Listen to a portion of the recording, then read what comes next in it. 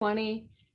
It's 1:07 p.m. and this is the third meeting of a subcommittee of the Rhode Island Coastal Resources Management Council that is considering a CRMC file number 2017-12-086 in the matter of Perry Raso.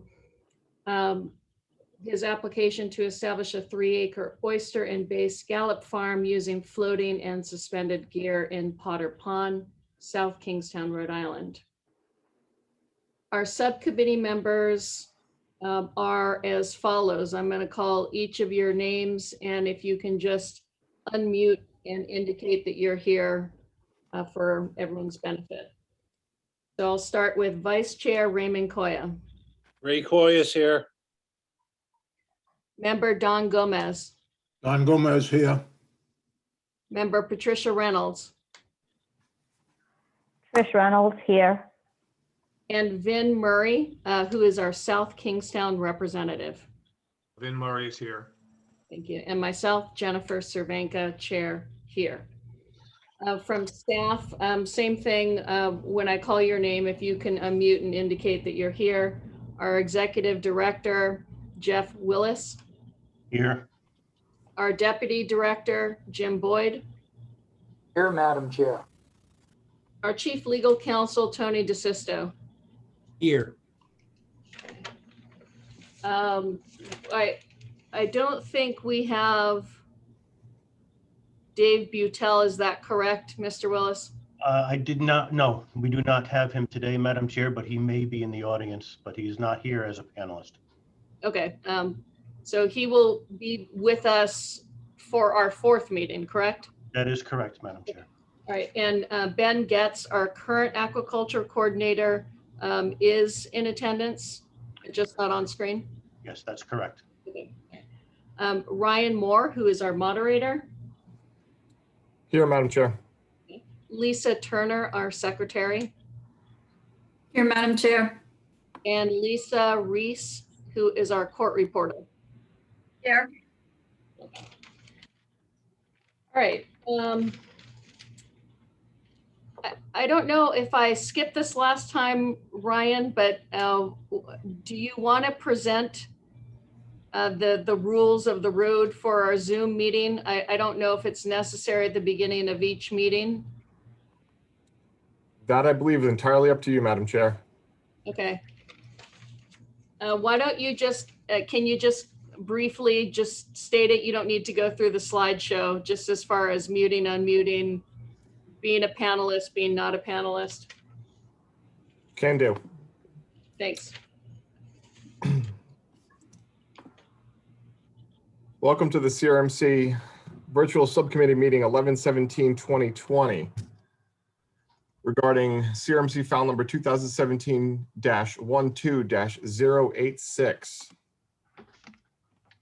Please be advised, this online meeting, including all audio, video, and names and comments are visible in the chat box, are being recorded. All members of the public who wish to comment, which I believe that comment period is closed now, correctly identify yourself before proceeding.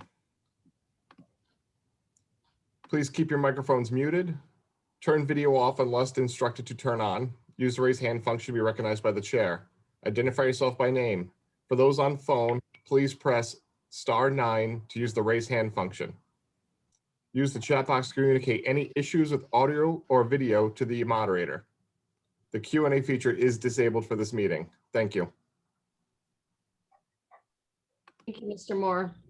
Okay, we've been together for 2 sessions so far. We're beginning our third meeting. We've covered about 9 hours. We have a little under 5 hours today. We are also scheduling, I don't know if the notice is out yet, but we plan to schedule a 4th meeting of is it 5.5 hours of duration, Mr. Willis? You're on mute. Yes, that's correct, Madam Chair. We are scheduling December 4th for a rather long last day of hearing that we anticipate from 11 a.m. to 5:30 p.m., assuming that we might need the first couple hours of that meeting as a carryover from today. We will work the public comment period in the rest of that day on December 4th. We have also scheduled a workshop for the subcommittee on December 8th to do your deliverance after the hearing has been closed. And with respect to the public comment, we have a final list that was closed as of the end of last meeting.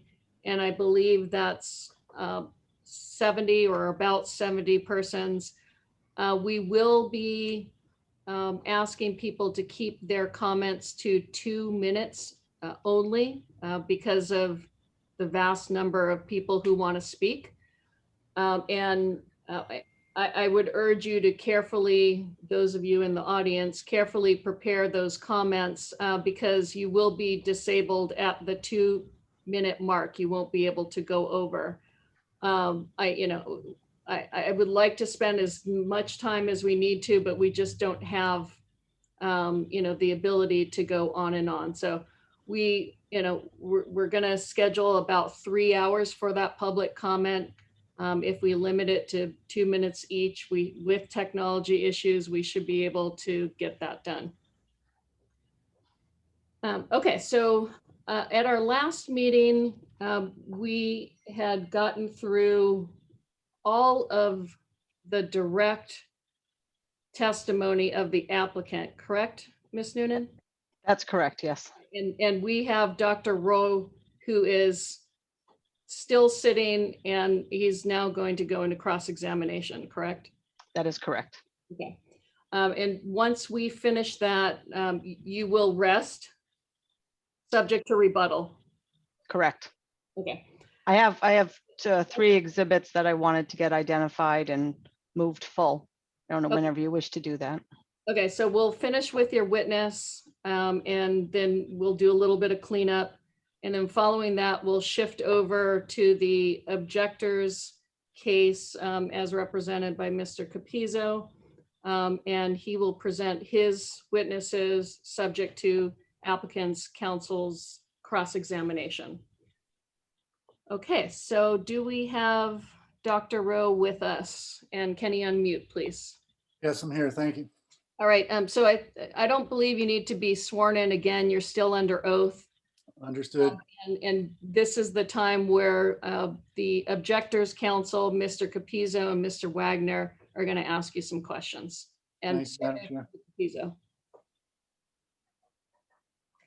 Thank you, Madam Chair, and good afternoon, members of the subcommittee, Executive Director Willis, Deputy Director Boyd. I want to thank you all for the time over the last 2 days, Thursday and Friday and today, to hear testimony from both sides.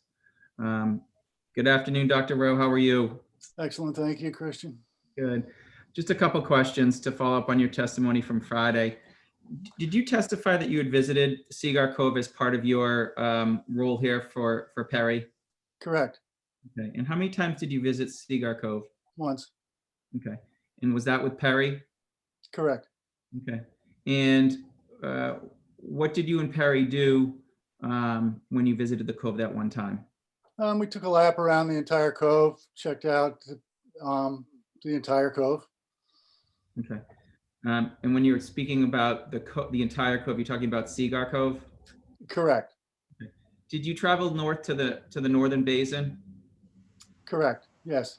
That as well? As well. Yes. Okay. And the area where Perry has his current operations, did you travel there as well? I've been there many times. Yes. Okay. And other than visiting Sycamore Cove with Perry on this occasion, had you have an opportunity to visit the cove on any other occasion? No, as I said, just that once. Okay. Based on that one-time visit with Perry, I thought you testified that this was a perfect spot to squeeze in aquaculture. Is that correct? It was my opinion that that particular spot that he has selected off to the side is a low impact site that should have a minimum of conflict with the various users.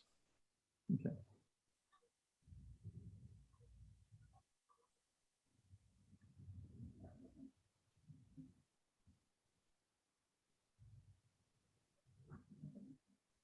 And what time of the year, what do you remember what month it is that you visited the cove? Yeah, it was just a few weeks ago. Okay. And was that your first involvement with this case? Other than reading about it, yeah, And then participating on the Shellfish Advisory Panel, which you had testified to? correct. Okay. I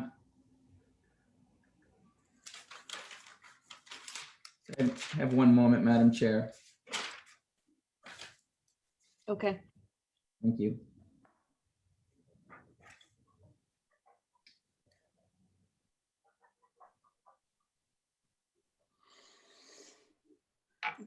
Dr. Roy, I heard you testify as well that I know you've been involved with aquaculture for a long period of time, and have seen, I think you said, hundreds of different aquaculture operations. You had testified that, at least on your prior operation, you could water ski over that operation. Is that correct? It has been done. Okay. I would not recommend it for a site that has floating gear, but we try and allow as much alternate and competing uses to occur as the project allows. Okay. So if you were to water ski over the floating gear, let's say, and you fell into that floating gear, what would happen? It would be a very poor choice. Let me just say, first of all, you would be within the zone of 200 feet from the shore, which is against the ordinance. But obviously water skiing through a bunch of floating gear would be very ill-advised. If you were to fall into it, injury would likely occur. Okay. And then when you're talking about the ordinance, you're talking about the South Kingstown ordinance that has been testified to? Exactly. Okay. Say, I guess the other question would be, I think you testified that you can paddleboard over these types of operations, again, floating cages.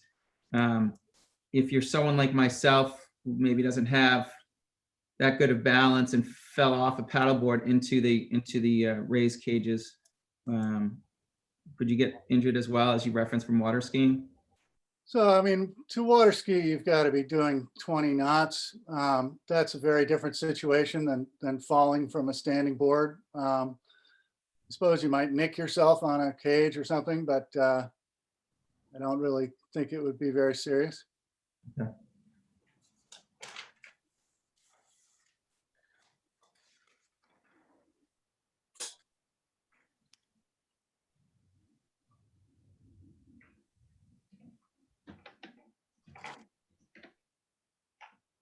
I think you also testified to minimizing visual impact. Low, I think you said is it low profile cage? Is that what it's called, low profile cages? Yeah, in all cases, we advise applicants to try and minimize the visual impact, to try and avoid aesthetic concerns. Yes, these cages that Perry is developed and is working with are what we call a low profile. There are other floating gear that have a much larger float that sticks up off the surface and is more visible. But these floats are relatively low impact from a visual standpoint, especially when you're low on the water. Can you elaborate on that a little more when you say from the water standpoint, it appears lower on the water, is that correct? Sure, it doesn't project off the surface of the water as much. But my point was that if you are standing down at water level, as opposed to standing high on a bluff, the appearance of the lease is slightly different. Okay. Would you agree that if you were on the water, the visual impact is also minimized? Correct. Okay.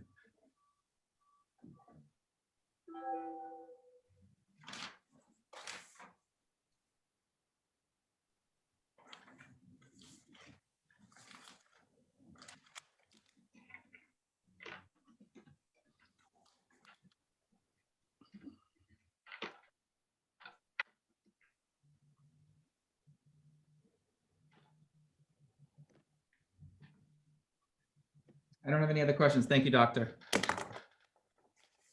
Oh, actually, Doctor, I do. I'm sorry. I did forget to ask you something. If I may, Madam Chair, I apologize. Okay. Doctor, would you agree that, at least in Rhode Island, it's the social carrying capacity that determines how much aquaculture can be put in one location? Certainly, this is a consideration. And so, you know, in terms of what society is willing to accept, this is a balancing act. And so, yes, the social carrying capacity. I would caution you, though, that the science of social carrying capacity is not well settled. It's one of these social sciences that's very difficult to measure. And when you read the literature, it's quite daunting, I must say. Fuzzy logic is involved. It's not like you have solid metrics that you can work with.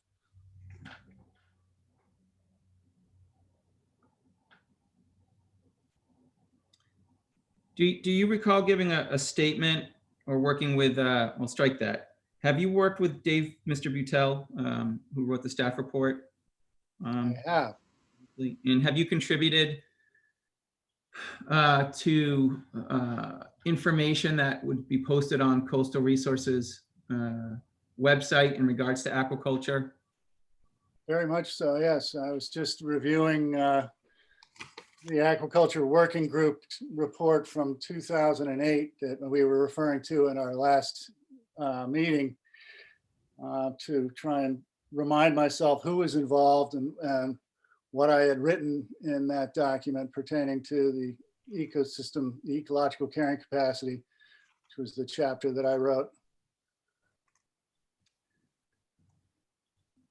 I want to show you, Madam Chair, and Ryan, if I can share my screen.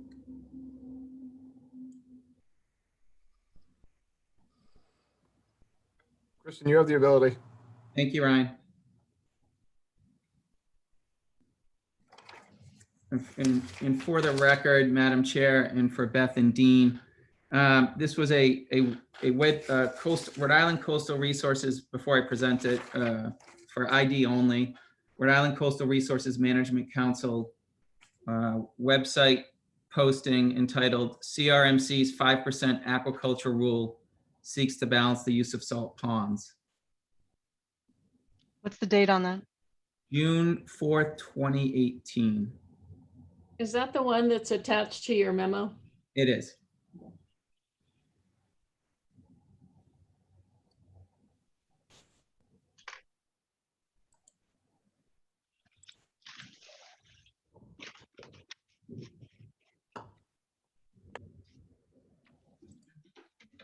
Doctor, can you see what's on the screen? Can. Okay. And what does that say? You want me to read the entire page? No, sir, just the title, just for the record. Thank you. CRMC's 5% rule seeks to balance use of salt ponds. Okay. And do you recall being quoted in this article? I do not. Okay. I want to draw your attention down. Scrolling down. Do you see your name there, sir? According I to do. is that you, Dr. Excuse me, to Robert Rowe? That's me. Okay.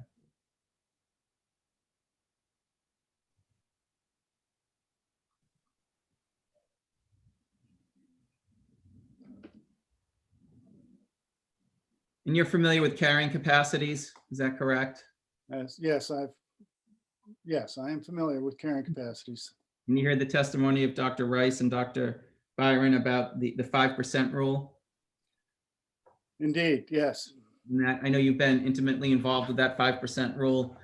That 5% rule, would you agree with me, is one of the carrying capacities that's considered in addition to the social carrying capacity? So it was a first level attempt at defining the ecological carrying capacity based on the best available science at the time, which we were later able to revise based on the studies of Dr. Byron, which revealed that according to her food web model, the actual carrying capacity for our waters was much higher. But that 5% hasn't changed, correct? That is correct. Right, and that 5% capacity, would you agree, solely has to do with the ecological carrying capacity? The intent of the initial definition of that 5% was to describe the best available science at the time. It was a ecological carrying capacity estimate, yes. Okay.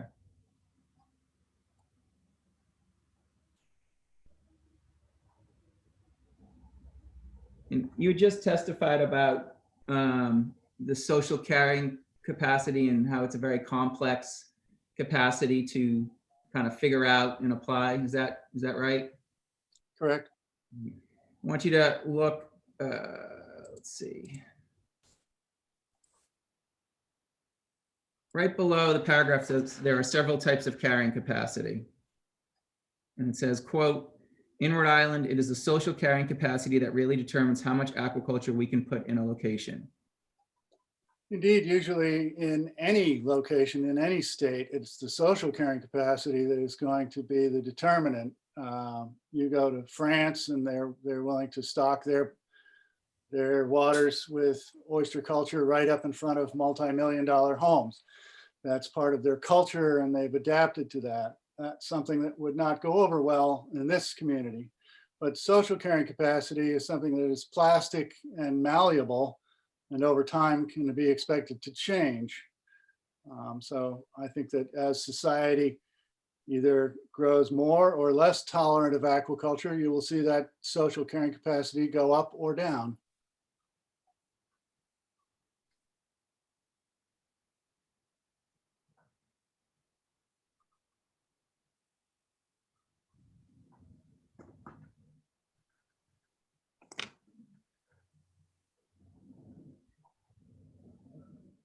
I also want to draw your attention to page, for the record, 3 of 4 of the same document. First sentence.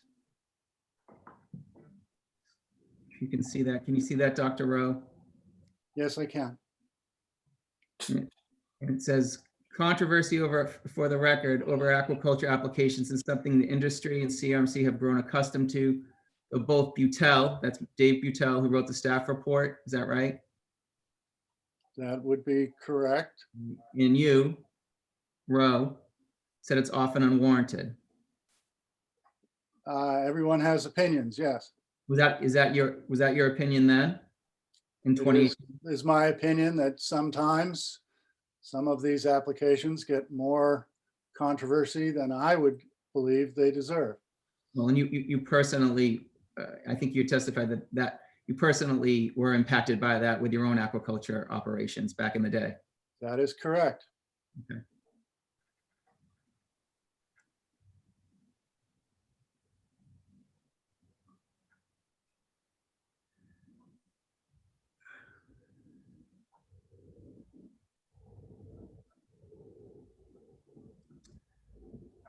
One last thing I wanted to ask you about regarding your testimony, it had to do with a statement you made about the Northern Basin.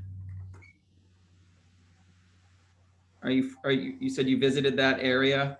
I've been to the Northern Basin many times, yes. Okay. Is that because of your relationship with Perry, or is that just because you were, well, why were you up in the Northern Basin? I've been on the pond, on Potter's Pond several times, usually with Perry. Okay. I thought you had mentioned back in the day that there actually was an aquaculture. You remember there being an aquaculture farm actually in the Northern Basin. Did I hear that correctly? Dr. Rogers was one of the first to try growing oysters, and he had a lease up in that area. Probably up until, I think it was about 1985 or 6 that he took that lease out. Okay. And did you have any of your aquaculture operations in Potter's Pond at all? I do not. Okay.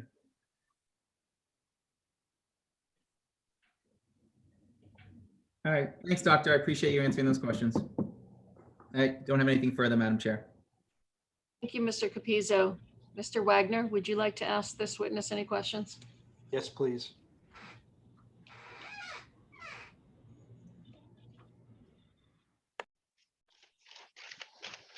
Good afternoon, Dr. Rowe. Good afternoon, Mr. Wagner. That last round of questions should remind you to be careful when the lawyer says he has one more question. You owned a large shellfish farm, right? I owned a very small 13-acre operation. Okay, and that was that Moonstone Oysters? Yes, sir. And that you owned that operation for over 20 years, right? Yes, sir. And you are currently the executive director of the East Coast Shellfish Growers Association? Yes, sir. And the Matunic Oyster Farm is a member of the East Coast Shellfish Growers Association, right? He's one of my 270 grower members. Yes. Okay. The website for that organization says that you are a passionate industry advocate. Is it fair to say that you are a passionate advocate for agriculture? Aquaculture? Yes, absolutely. And I think you testified that you've known Mr. Raso for some time. That's correct. Now, you are an alternate member of this Shellfish Advisory Panel? That's correct. Is that called the SAP or the SAP or? Yes, sir. So when the primary aquaculture representative is unavailable, he calls me and sees if I can go and sit in his stead. Okay. And in this case, this SAP made a recommendation to the Marine Fisheries Council on this application, right? That is correct. And when the application came before the Fisheries Council, the vote was a 3-3 tie. That was the response of the SAP, yes. Okay. I don't know. Now, the Fisheries Council is responsible for assessing whether or not the proposal is consistent with other competing fishing-related uses in the area, right? That is correct. The Fisheries Council doesn't consider recreational uses like water skiing or tubing or sailing, right? That is their charge. However, having sat on the Marine Fisheries Council and attended many meetings, I would offer that they tend to stray from their charge and often consider other aspects, especially when there's a bunch of people in the room drawing their attention to perceived conflicts. Is it fair to say that the primary concern of the Fisheries Council is commercial and recreational fishing? That is their charge. And in this case, half of the Fisheries Council members found that the proposal was inconsistent with competing uses of the fisheries, right? That is the way they voted. However, I don't agree that they were restricting their comments to their charge. Okay, but in any event, half found that it was not inconsistent. That is what the record shows. I was not at that meeting. Okay. Do you recall whether Dr. Rice, who testified last week, I think he was one of the votes in favor?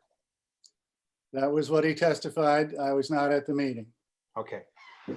And at some point after that vote, you were asked by Mr. Raso or his representatives to provide testimony on his behalf before this committee, right? Yes, as soon as, well, I don't know the chronology, but it was a month or two ago when this meeting was originally scheduled. I was approached to be a witness. Okay. And you were provided documents to review in preparation for your testimony? Obviously, the application and the Mr. Butel's report, and then subsequently, in preparation for my testimony, we got the package of materials that we went over at great length the other day, involving your engineer's report, et cetera. Do you know if you reviewed the entire CRMC file? I believe that what I was given was all of the documents that were in that file. However, there has been reference to an extensive list of objectors' letters. Now, those were probably in the file, but that was not in the documents that was provided. Okay. Did you do any independent investigation or research? I did go back yesterday, and I went back to go back and look at the Aquaculture Working Group report, the 88-page report that we put together in 2007 to remind myself, who were the 38 attendees who were involved in that consensus document. Okay. Did you read the staff report? I read the staff report. You had no involvement with the preparation of the staff report, right? None whatsoever. Do you speak with Mr. Butel? I see him on a roughly quarterly basis to drop off newsletters, say hi, see what's going on, make sure that I understand what the industry's up to and what's going on. Did you speak with Mr. Butel about this application? I don't recall. I don't believe so. Okay. Now, you gave a number of opinions related to some of the Category B requirements relating to the ecological impacts of the proposal, but I want to focus on your opinion regarding whether the proposed farm will significantly conflict with existing uses and activities. Before rendering an opinion on whether the proposal would result in significant conflicts, you need to understand what uses and activities actually take place on Sycamore Cove in the area in question, right? That would be true. Okay. Did you review the 147 letters of objection? I already said that I have not. Did you review any of the letters of objection? Some of them were referred to in some of the documents that I reviewed. Did you contact any of the people who wrote letters of objection? I did not. Did you contact any of the people who live on Sycamore Cove? I did not. Did you interview any fishermen who fish on Sycamore Cove? I did not. Did you interview any recreational boaters who use Sycamore Cove? I did not. And I think you testified that you visited the cove once. Exactly once. Yes, sir. Doctor, would you agree that the opinion that you gave to the committee last week, specifically with respect to the conflict issue, is only as accurate as are the facts that you base your opinion on? I would agree that my opinion is based on decades of recreating on many water bodies, on watching water skiers, on having been a water skier, on having been a sailor, on having been a farmer, having spent 30 odd years working on the water. So yes, my opinion is not necessarily based on solely my experience in that cove, but my experience on many such water bodies that are quite similar. Would you agree that the people who actually live, work, and recreate on that cove are in the best position to inform the committee as to what activities actually occur on Sycamore Cove? I would agree. I don't have any further questions. Thank you. Thank you. Ms. Oh, Noonan, would Thank you, like Doctor. to vote? Yes, some redirect, please. Dr. Rowe, good afternoon. In light of the questions that Mr. Wagner just asked you, how are you able to opine on the conflict of uses if you do not have sort of this firsthand input from people who live and recreate on Sycamore Cove? Well, as I say, I've spent my entire life working on the water, recreating on the water, and I'm intimately familiar with Rhode Island waters. I've also heard descriptions of the activities on that pond, the tubing, the water skiing. Certainly, I've heard a lot about paddleboarding and kayaking on the pond and all of these things. And I look at that particular site, and what I try to evaluate is, okay, where are these activities going? How would this farm impact those activities? So if you're water skiing or tubing, you might have to go 50 or 100 feet out of your way to avoid the farm. If you're trying to get to that beach, what would be the impact of your, on your navigation? Can you get around the farm? What is the draw to get to that beach? Are there other beaches? Have we impacted the riparian interests of the landowners? Can we manipulate the location of the farm to minimize those impacts, as I believe the alternate B was an attempt to achieve. So I've read the report, I've heard about the fishing, I've heard about the depths and the impacts on clamming. I've heard about all of the various uses of the pond through, the various documents that I've reviewed. And in my mind, it looks like, okay, it's not like there's no impacts. There's no place where you are going to have zero impacts. But when I look at the various alternatives, this is relatively low impact. And when I look at the numbers of people who are impacted and the degree of their impacts, in other words, if we said you can't go water skiing, well, no, you can still water ski, you can still tube, you can still do these activities. You just have to do them over here. So in my mind, in my opinion, it seems like this is a good site because I think that the nature of these conflicts are relatively minor. Obviously, other people will have a different view. Thank you. In terms of the carrying capacity, in light of the fact that it is 5% for Potter Pond, but in actuality, this farm, if allowed, would only take up 3% of the farm, correct? Of the ponds, I'm sorry. So the aerial coverage, this is, certainly for the ecological carrying capacity, we would be well below the 45% that was determined to be the actual ecological carrying capacity for the pond. So we can be very confident that the ecological impacts of this pond are not going to be negatively impacting other parts of the food web. And that's the definition of an ecological carrying capacity.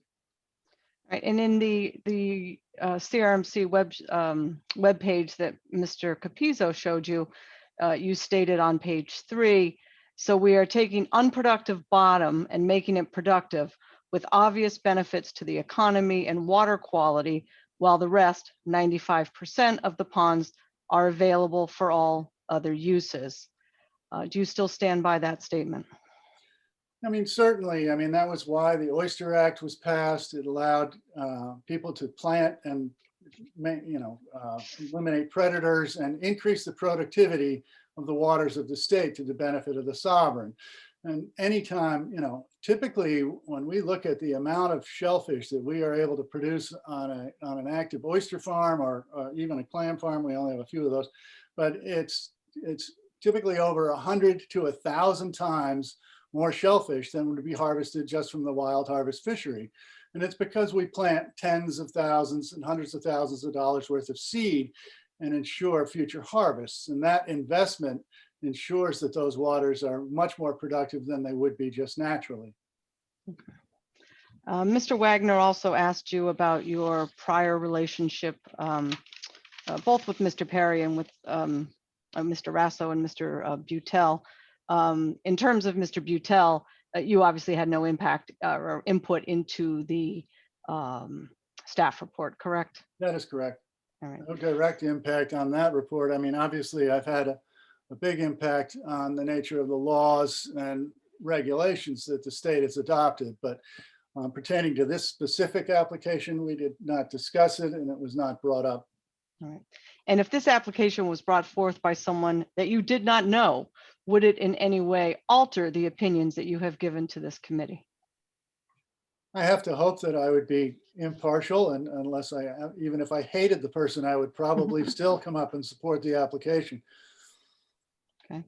And so in light of all of this, and do you still stand by your prior opinion that the proposed farm will not result in significant conflict, will not result in significant conflicts with other water dependent uses and activities?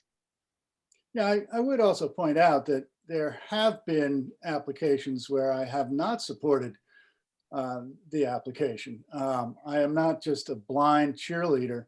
I actually do review these projects, and when I believe that there will be a negative impact on the state or on significant impacts on other users. I am not just a cheerleader for this industry, but I do believe that this is a project that has a minimum amount of impact, a tolerable amount of impact, if you will. And that the state, you know, in its task of balancing the multiple uses, can do so in this case without, you know, unnecessarily, in my opinion, obviously, harming the rights of the others to pursue their activities. So again, not rising to the level of a significant conflict with other water dependent uses in this application scenario, correct? That would be my opinion. Obviously, these are judgment calls. Thank you, Dr. Rowe. I have no further questions. Thank you, Ms. Noonan. So that completes your witnesses, and I think you said you had 3 additional exhibits you wanted to have. Yes, thank you. From the witness list that we submitted most recently, there are 3 exhibits that we've identified that I would like to have moved full. 2 are exhibits, let's go with exhibits 8 and 9. These are letters that are in the CRMC file and are statutorily required to be submitted to CRMC for aquaculture applications, specifically the Rhode Island Department of Environmental Management letter to CRMC dated January 23rd, 2018. I would ask that that be moved full. Any objections? No objection. And no objection. Okay, so moved full. Exhibit 9 in the same vein is the Rhode Island Historical Preservation and Heritage Commission letter to CRMC dated January 10th, 2018, indicating that there were no historical concerns, and I would ask that that be moved full also. No objection. No objection. Okay, that's full. Thank you. And then finally, there were letters of support that were submitted. Again, these are part of the DEM, I'm sorry, the CRMC file, and we would ask that those be made full.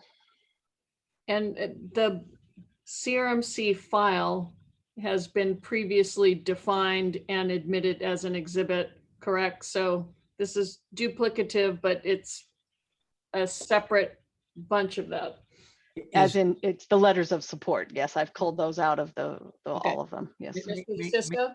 May I ask why, if the CRMC file is part of the file and it's part of the record, why, and I've said this at the last meeting, why would you need to have specific items that are already in the file to be moved as full exhibits? They're already in the record. My only concern, Mr. DeSisto, is in us referencing those letters. I don't have any pagination on the record yet, so we'd have to go through and identify them and paginate them if we're on appeal.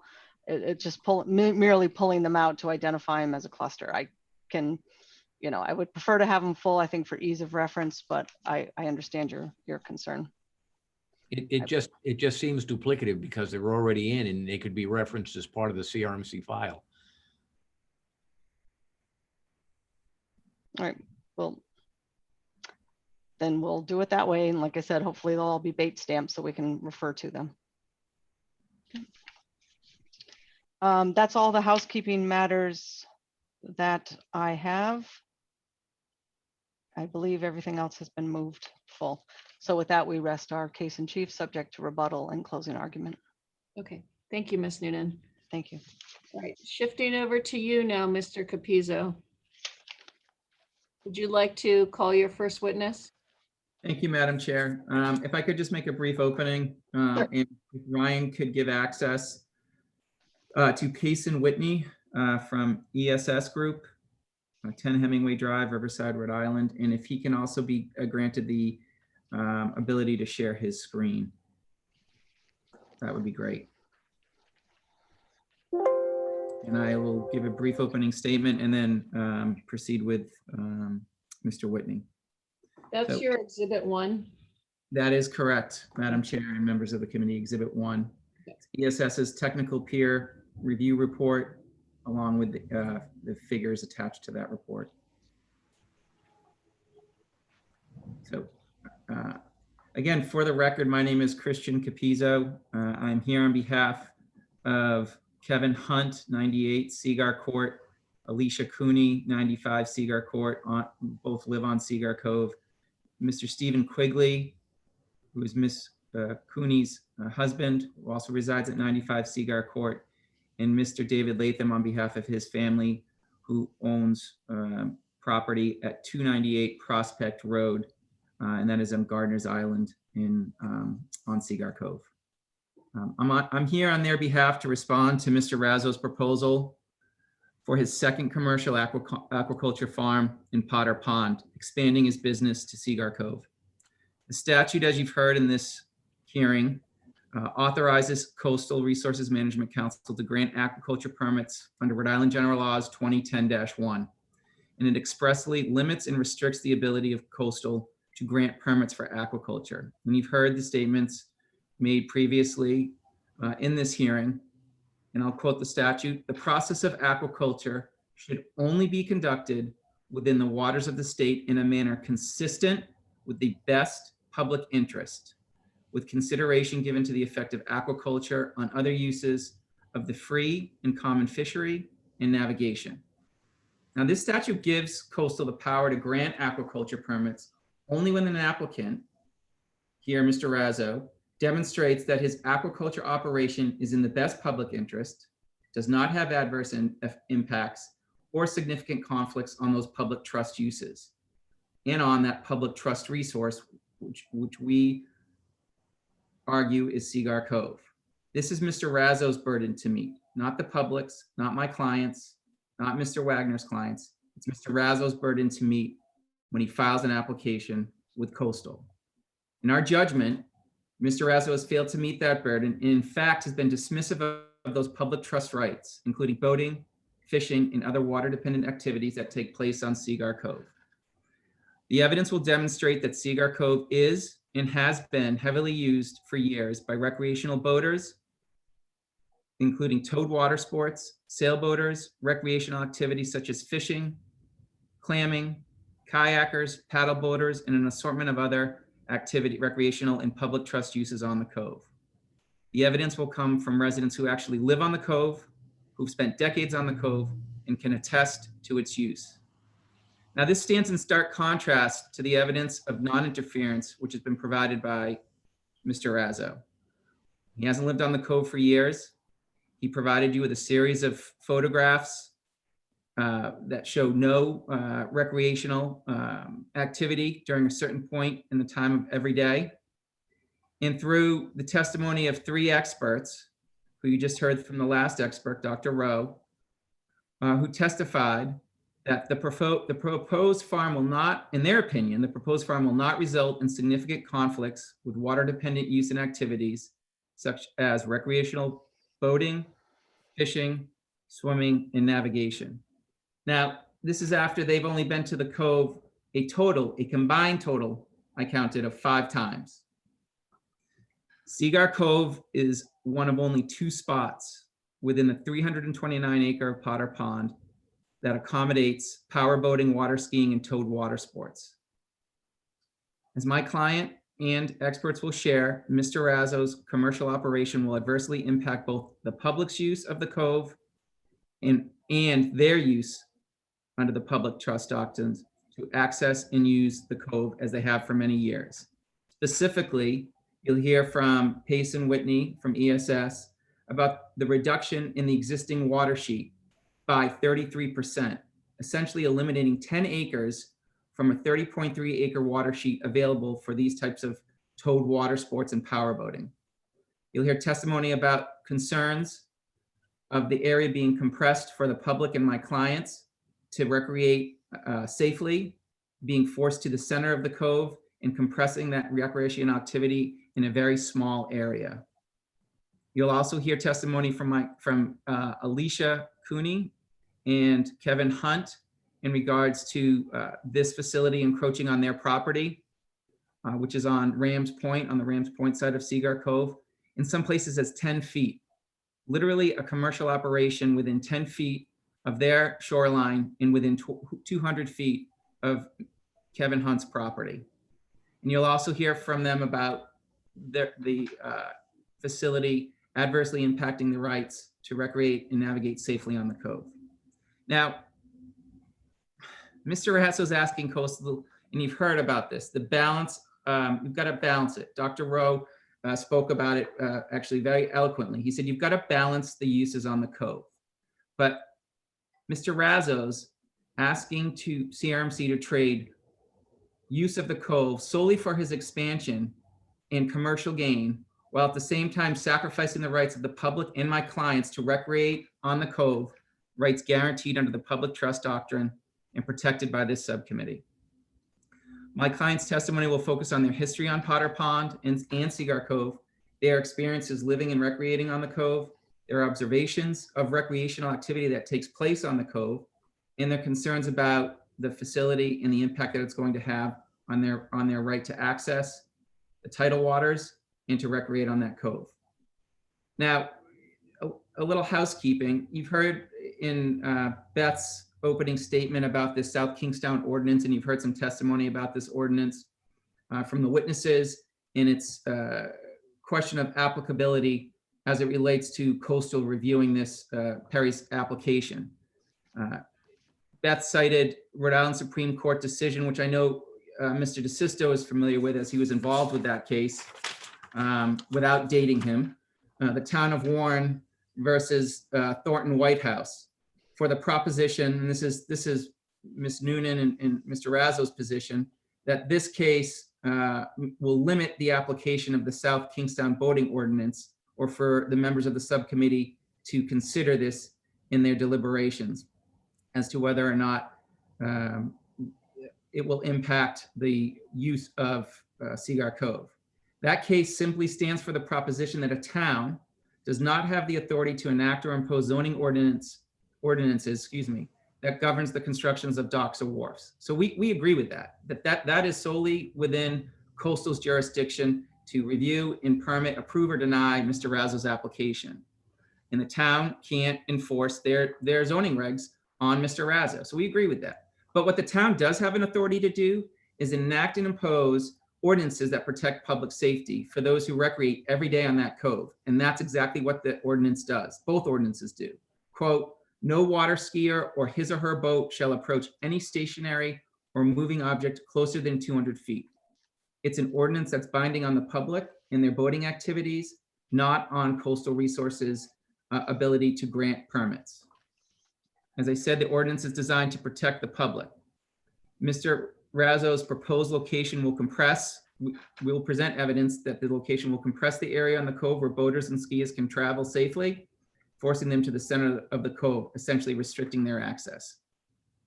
In balancing the best public interest, not just public interest, Coastal must consider this ordinance. It's relevant as it limits the exercise of the public trusts. The evidence will show that if Mr. Raso is allowed to locate his facility in this location, it will result in significant user conflict with the water-dependent uses and activities such as recreational boating, fishing, swimming, navigation, and commerce, as it's regulated and protected by this subcommittee. This level of conflict and interference could never be found to be in the best public interest. There's one other housekeeping matter I want to discuss, and it was raised in Beth Noonan's opening statement about riparian rights. And it's argued in her memorandum. And I just want to clarify something about riparian rights, as we were asked by Coastal to, if we were going to be raising riparian rights, that we address it in a legal memorandum. Beth has argued that Coastal is without jurisdiction to hear testimony from interveners about the impact of proposed projects and the exercise of their riparian rights. So as that pertains to Kevin Hunt, Alicia Cooney, and Stephen Quigley. For this proposition, she cites the Enabling Act, which grants Coastal the authority to, quote, enforce and implement riparian rights in the tidal waters after a judicial decision. So we agree with that.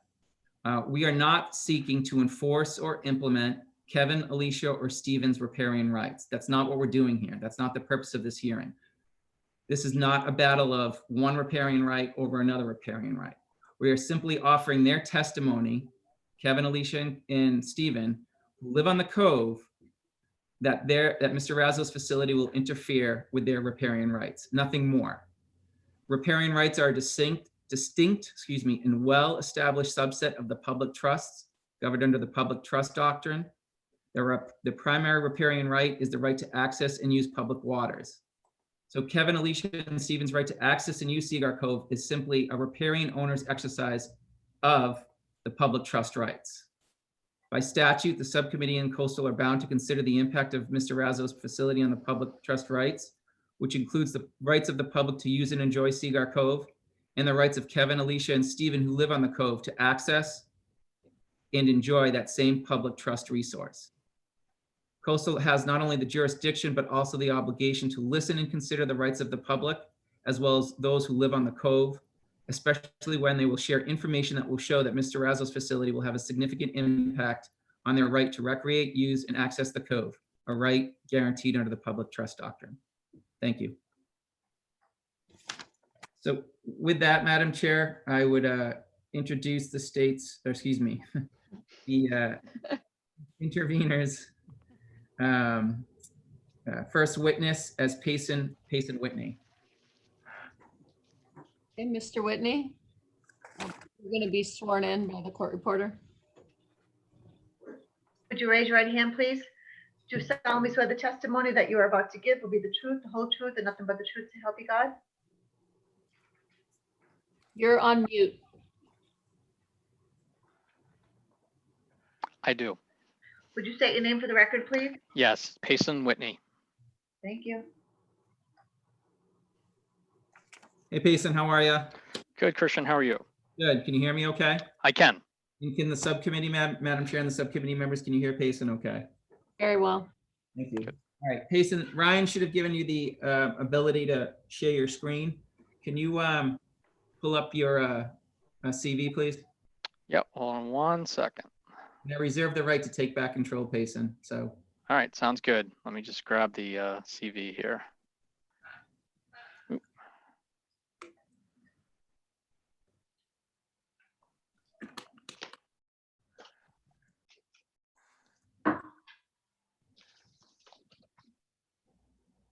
Payson, while you're doing that, can you tell us who you're employed by? Yes, I'm employed by ESS Group Incorporated. You know what, Payson, I can do, because I already have it up if it's easier. Actually, I just got it right here. Okay. Share. Can everybody see that? There we go. Okay. I'm getting a thumbs up from Deputy Director Jim Boyd. Madam Chair, can you see that? Thank you. Yep. Okay, Payson, so who are you employed by? I'm employed by ESS Group Incorporated. How long have you been employed by ESS? 22 years. Okay, and in what capacity have you been employed by ESS? I started out as a staff level engineer, and I have risen through the ranks, and now I'm vice president and chief operating officer. Okay, and I note on your CV on the second line, it says you have experience as a civil and coastal engineer and project manager. That's correct. Yep, okay. That's correct. What are your responsibilities over the course of the 22 years in regards to civil engineering, civil/coastal engineering? I've worked on a wide variety of projects that include both design, construction, a lot of permitting expertise in there, as well as overall project strategy, technical peer reviews such as this. Okay. And what, looking at your CV, where did you get your civil engineering degree from? Lehigh University. Okay, and what professional engineering licenses do you have and where? I have licenses in 6 states, Rhode Island, Massachusetts, Virginia, New Hampshire, Maryland, and Maine. Okay. And are you a member of any organizations that involve engineering?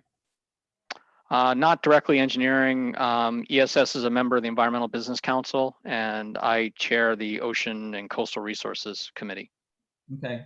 And previous affiliations, at some point, were you the chairman of, what is the BCCES, Waterways, Ports, and Coastal Ocean technical group. Yes, I was chair, yes, long time ago now, but that was the Boston Society of Civil Engineers. The time was a standalone engineering society. It actually predated the American Society of Civil Engineers.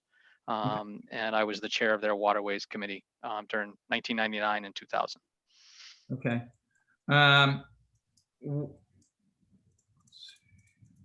Can you describe your experience in working with, strike that, in the course of your work, have you had the occasion to work on projects that require you to assess a project's impact to navigation?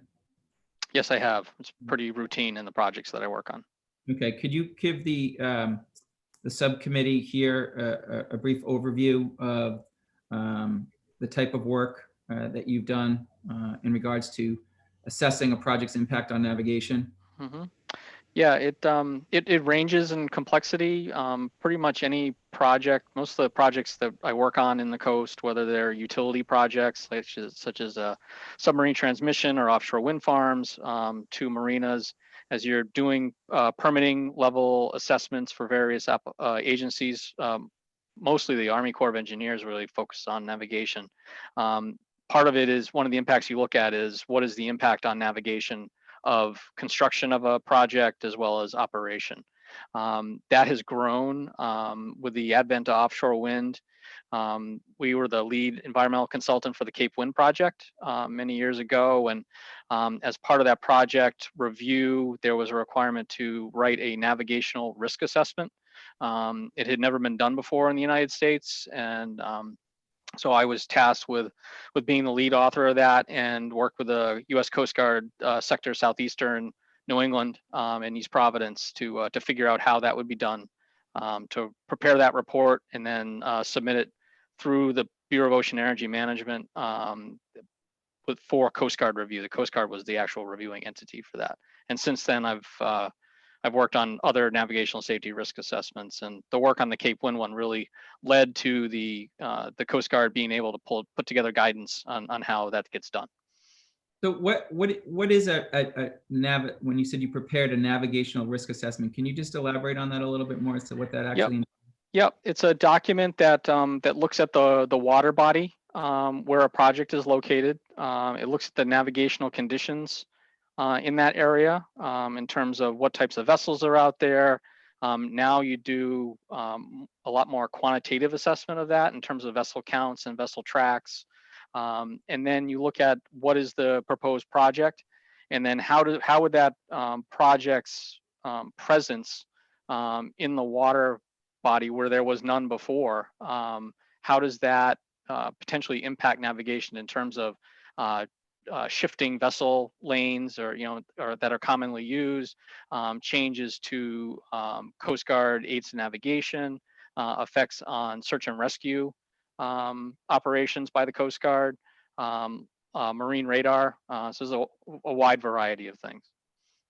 And was that navigational risk assessment submitted on behalf of Cape Wind to the U.S. Coast Guard? It was submitted on behalf of Cape Wind to the Bureau of Ocean Energy Management, who the Coast Guard is a cooperating agency to BOEM. So yes, so they ultimately received it through BOEM. Yes. And did I hear you mention something that what did that lead to for the Coast Guard? I think you had testified previously.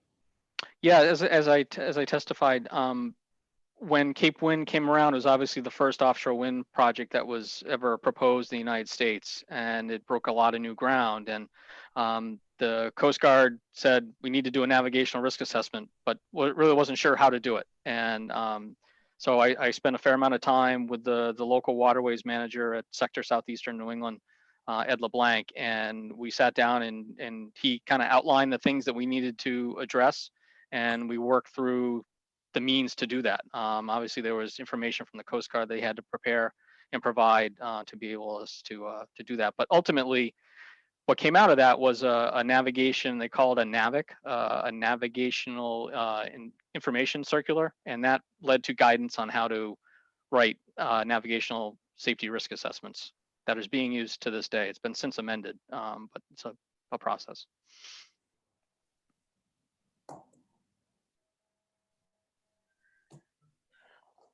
have you had the opportunity to work on or prepare additional navigational safety risk assessments for other projects?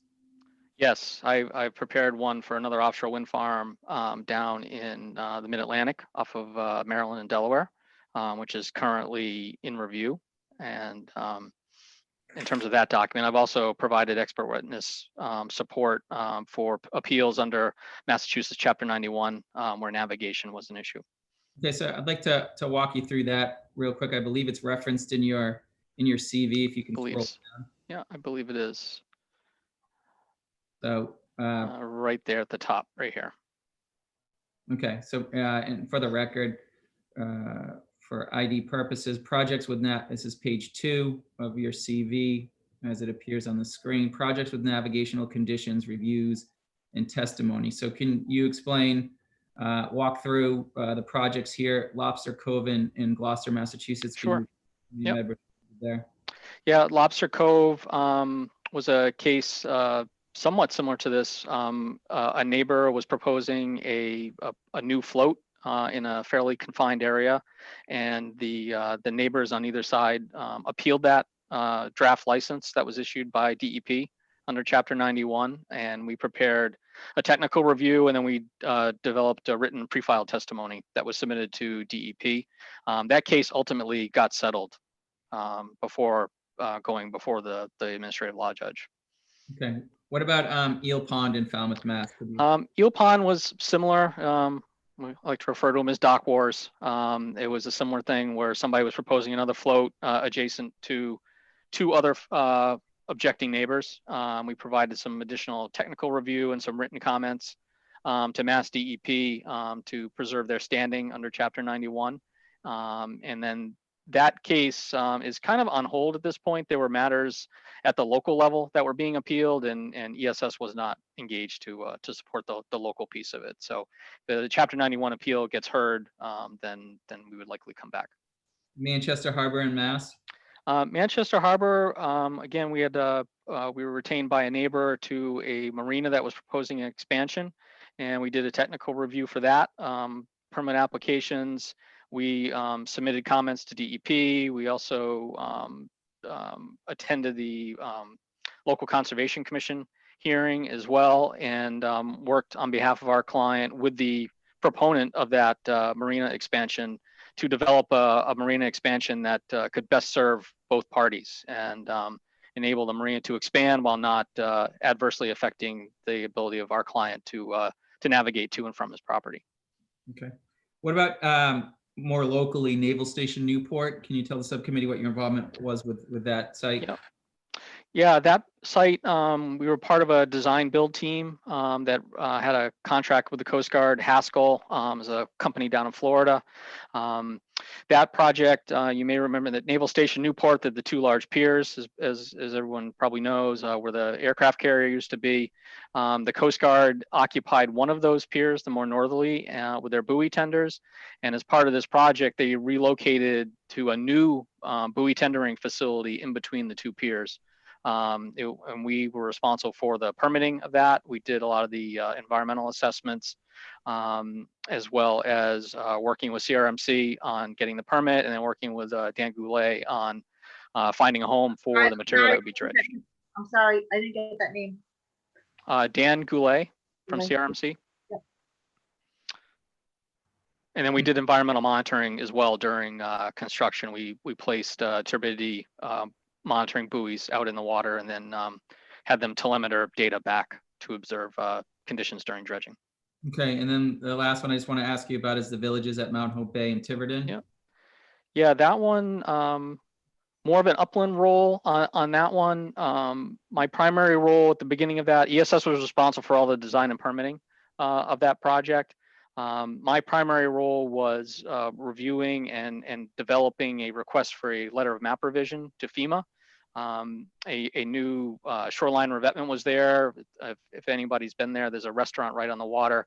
That portion of the shoreline was raised such that it was above the flood hazard zone, so the building could exist there without being flooded out. And we pulled together a technical analysis to go to FEMA, and ultimately a letter of map revision was issued and that building is no longer in the flood zone. So the projects that you're talking about, is it a combination of civil and coastal engineering that you're working with? Yes, yep, as well as permitting, yes. I want to talk to you about your navigational experience. I know you've testified about the navigational risk assessments that you performed for commercial projects, as well as you'd mentioned, a battle of the docks. Yep. In regards to navigation, on yourself and your experience, can you explain to the subcommittee what experience you have with navigation? Sure. Yeah, I've been around the water pretty much all my life. Grew up, my family's fortunate to have a summer home on the Connecticut shoreline, and spent my summers growing up learning to sail, teaching ourselves to sail along with my brother and my cousins and my friends, and spent a lot of time out there sailing growing up. And I've owned a power boat, a 19-foot power boat that I've used since 2003. I have just about 700 hours at the helm of that vessel, including water skiing. I've also water skied since I was probably about 15 years old. And now I'm had the fortunate to be able to teach my nieces how to water ski. And do you hold any I don't know if you call them registrations or certifications from the U.S. Coast Guard? No certifications. I have attended and I passed when I bought my boat, the U.S. Coast Guard Auxiliaries Boating Skills and Seamanship class, which does issue a certificate and teaches the proper way to navigate, and also provides a discount to your insurance as well for having done that. Okay. So it predated boating licenses. Massachusetts does not require a license for a boat operator. Okay. And did you apply your navigational experience over the years when, in addition to your civil and coastal engineering, when preparing the risk assessments, the navigational risk assessments for the projects that you previously listed? Yes. Okay. Madam Chair, I would move to introduce this exhibit as full, but also to move Mr. Whitney as an expert in civil and coastal engineering and navigational risk assessment based on his testimony. Okay, is there any objection? Hi, Beth Noonan here. I do not object to him being listed as an expert for civil and coastal engineering. However, based on his own CV, he did not do a navigational risk assessment in this case. So I don't believe it would be appropriate or germane. I'm not questioning that he knows how to do it, but he did not do it. In this case, he only did a navigational conditions review. And that they're broken out differently on his CV.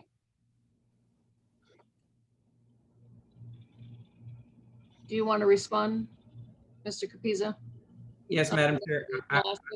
I would argue that he is more than qualified based on his experience, based on his testimony, based on the projects that he's worked on, and based on his background, that he's more than qualified to be qualified as a navigational risk assessment expert.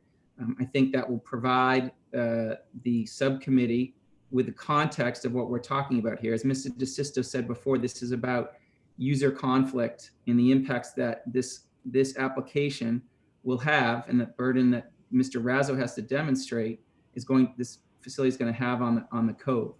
I think that he certainly qualifies also for having written the first navigational risk assessment for offshore wind, that he's more than qualified and should be qualified as a navigational risk assessment expert. Okay, yeah, I'm just looking at the CV. I see there's both projects with navigational risk assessments and projects with navigational conditions reviews. I don't know exactly what the difference is. Can you explain that? Yeah, Mr. Whitney, can you explain what the difference is between the two? Yeah, I think a navigational risk assessment, it's a prescribed, as I testified before, it's more of a prescribed document that the Coast Guard requires in the case of offshore wind.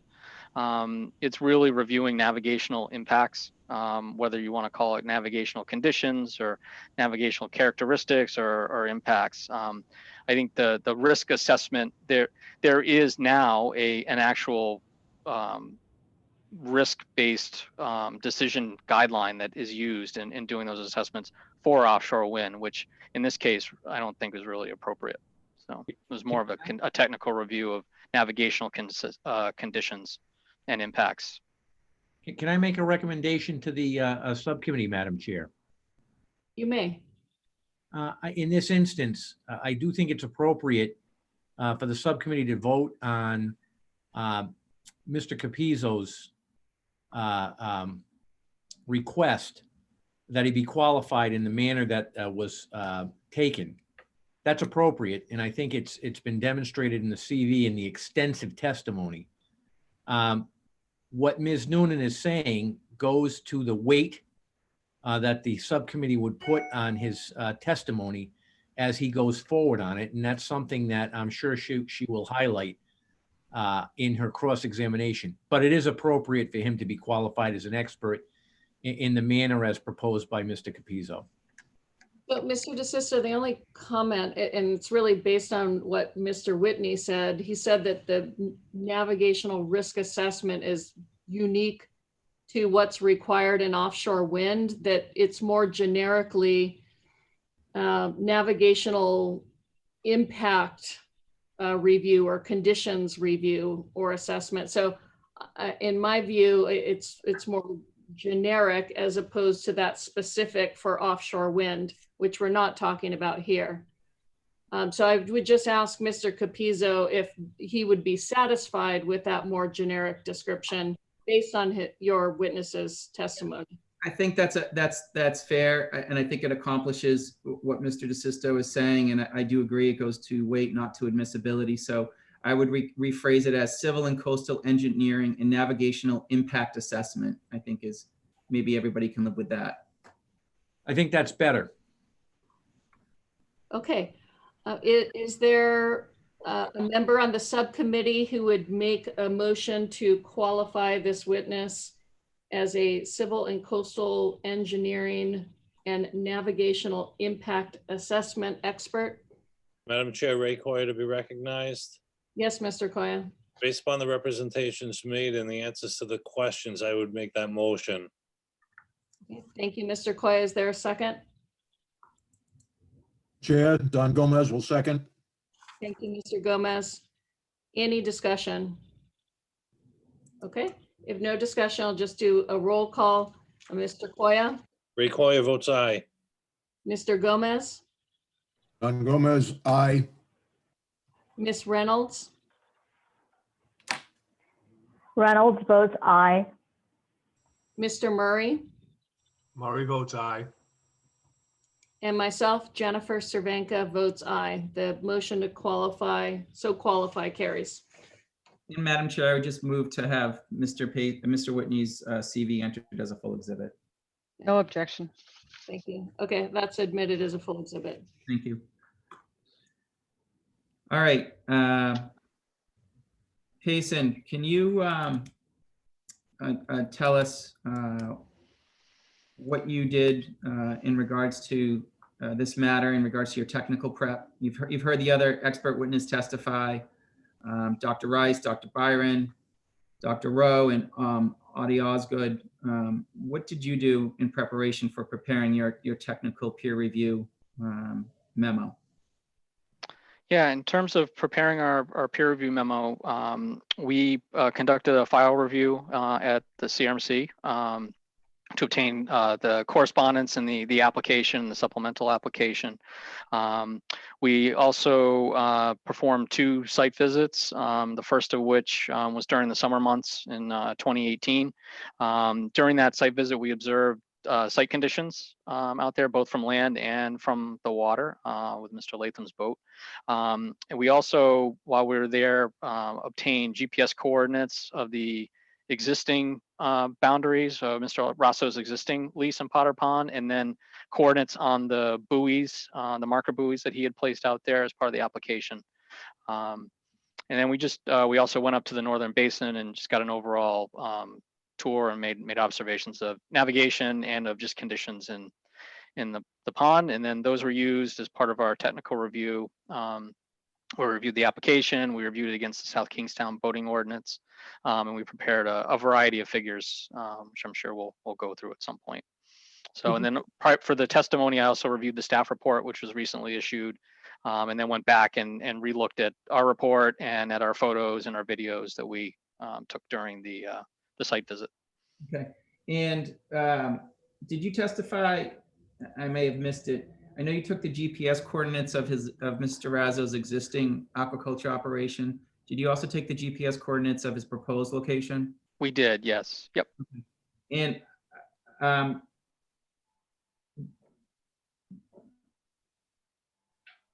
did you reach out to Coastal Resources in regards to whether or not any new information had been filed on this matter since you last reviewed the file? Yes, I reached out to Mr. Getz and spoke to him just a few weeks ago, and he confirmed that nothing had been added to the record after the staff report, or actually prior to the staff report. I'm sorry. Beyond, I think he had said there was one objector who restated their objection. And our last file review before that was December of 2019. Okay, and when you say Mr. Getz, that is the new aquaculture director for Coastal Resources, is that correct? That's my understanding of his position, yes. All right, and what was the, you mentioned a site visit. What was the purpose of that site visit? The site visit was in June of 2018. It was really to observe conditions from the land and the water, and to speak with our clients, the Hunts, the Coonies, and the Lathams, to understand how the pond gets used from their perspectives, and just to be able to see it for ourselves. We were able to observe other boats navigating. Some kayakers were out there as well the time we were out there. If memory serves, I think it was the weekend before 4th of July, that Friday before at the end of June, just before 4th of July, that we were there. Okay, and what did you specifically, I know you said you specifically, did you go to each Mr. Latham, Miss Cooney, and Mr. Quigley's property and Mr. Hunt's property? Yes, we did. I actually did not get up onto the Cooney property beyond the dock. I was out on the boat while we were doing that. Okay, and did you access other areas of Potter Cove other than Potter Pond other than Cigar Cove? We did. We went, like I said, we went past Mr. Raso's existing lease. We went into the Northern Basin. We also went into Sycamore Cove, which is on the other side of the Hunt's property, if I recall correctly, the name. And you had mentioned that you were on a boat in Cigar Cove. What, if anything, did you do specifically as it relates to Cigar Cove as part of your technical review with the boat in the area of Cigar Cove? We did a couple things. Like I said, we took a variety of pictures and made observations. We also placed the boat at the various marker buoy locations. I think one marker buoy was missing. We used one of Mr. Latham's floats and the GPS to reestablish that position there. And then we put the boat at each point and then while I was out on the boat, one of my colleagues was at the various properties taking photographs looking back, so that we could make we made some visualizations about at least where the boundary would be, because the buoys are kind of hard to see from a distance, so we could see proximity to the shoreline. We did that, and then we asked Mr. Latham. Mr. Latham told us that he does a lot of tubing, if I recall correctly, there, and we asked him to show us how the loops that he would make typically when he does that tubing activity, and we did that with a video camera on board, and we also had a GPS running, and charted the path, and we asked him to do that in a couple different, counterclockwise, clockwise, and then also asked him to pretend like the marker buoys were a lease and he would have to stay about 200 feet away from them. And then how would he drive in that scenario? And those are reflected in our report. I think it's figure 5, if memory serves. When you're talking about the marker buoys, which marker buoys are you talking about? There were orange marker buoys that Mr. Raso had put out there. It's a requirement, as I understand it, on the application, that the applicant put markers out there. I think Mr. Raso had testified earlier that he put them out there and they would disappear and he had to keep putting them back. So those were the marker buoys. They were lobster pot buoys, essentially, I think is what he put out there. And what were those marker buoys supposed to be reflective of? The proposed boundaries and the configuration that was out there the day we were there was the configuration that was submitted in March of 2018, which has been referred to as option B a lot during these hearings. Okay, and that's actually a good point from a clarification standpoint.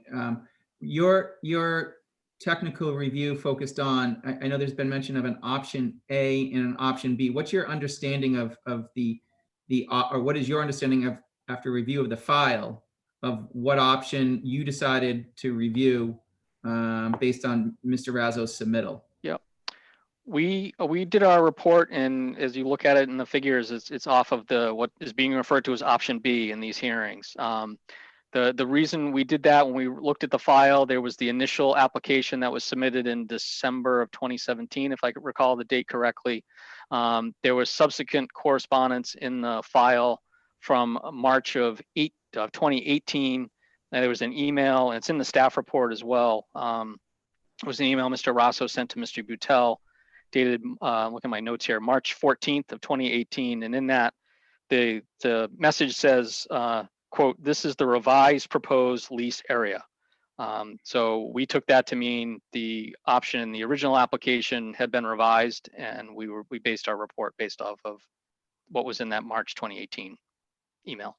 Okay, and how would you, just so we're clear when we're talking about option A and B, and I know it may already be clear to the subcommittee, but how would you describe the shape of option A? Option A was more rectangular. Okay, and option B? Option B had 5 sides, if I recall correctly. It's been referred to as polygon during these hearings. Yep. Okay, all right, and then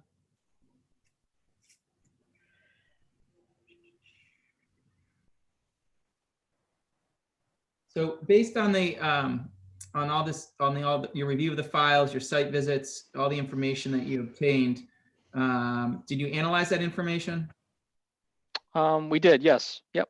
And what was the purpose of analyzing that information? What was the purpose of this technical peer review report? Yeah, we were engaged to do a peer review. So we viewed it as we were asked to look at an application, and we were asked to look at, when we do a peer review, we look at the requirements for submitting an application. Are the requirements being met? Were all if there's a checklist, or all the options, or the requirements in the application?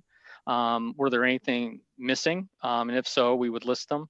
Was there any information that perhaps might be inconsistent or hard to understand? We looked at that.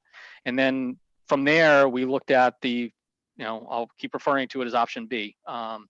We looked at option B with regard to the effect on navigation, primarily under the South Kingstown Boating and Waterways Ordinance, in terms of its effect on personal watercraft and water skiing or towed water sports, which is really what those sections of the ordinance really pertain to. You recall which sections of the ordinance that you reviewed of the South Kingstown ordinance? Yeah, let me look up the number here. Oh, that's the wrong one. Hold on.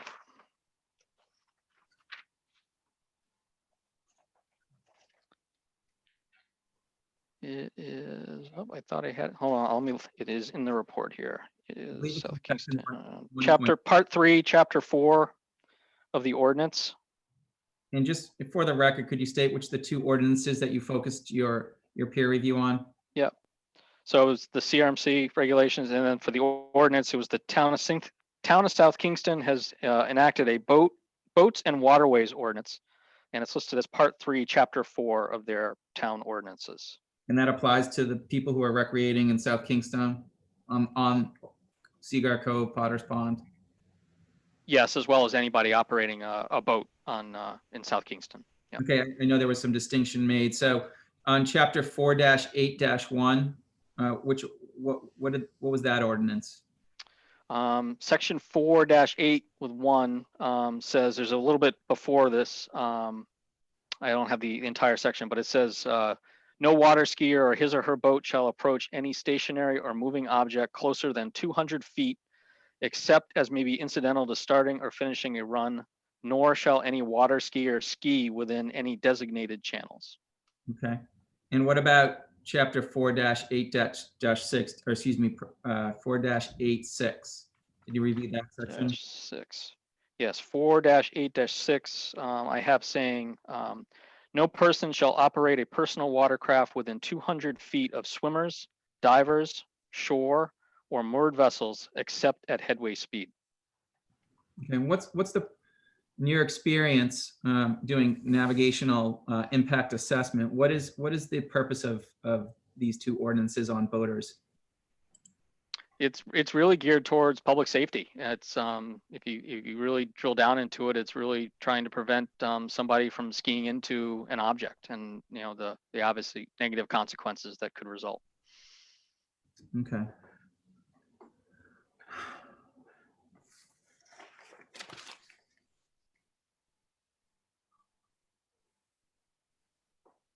Jason, are you familiar with the existing conditions of Potter Pond?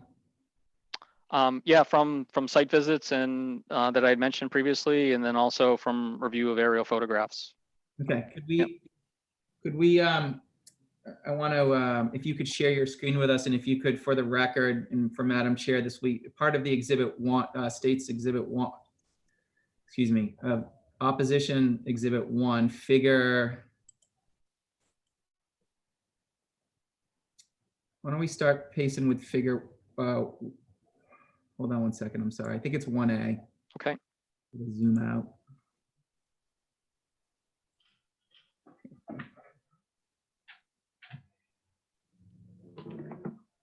Can everybody see that now? Jason, can you zoom that in just I know we might lose.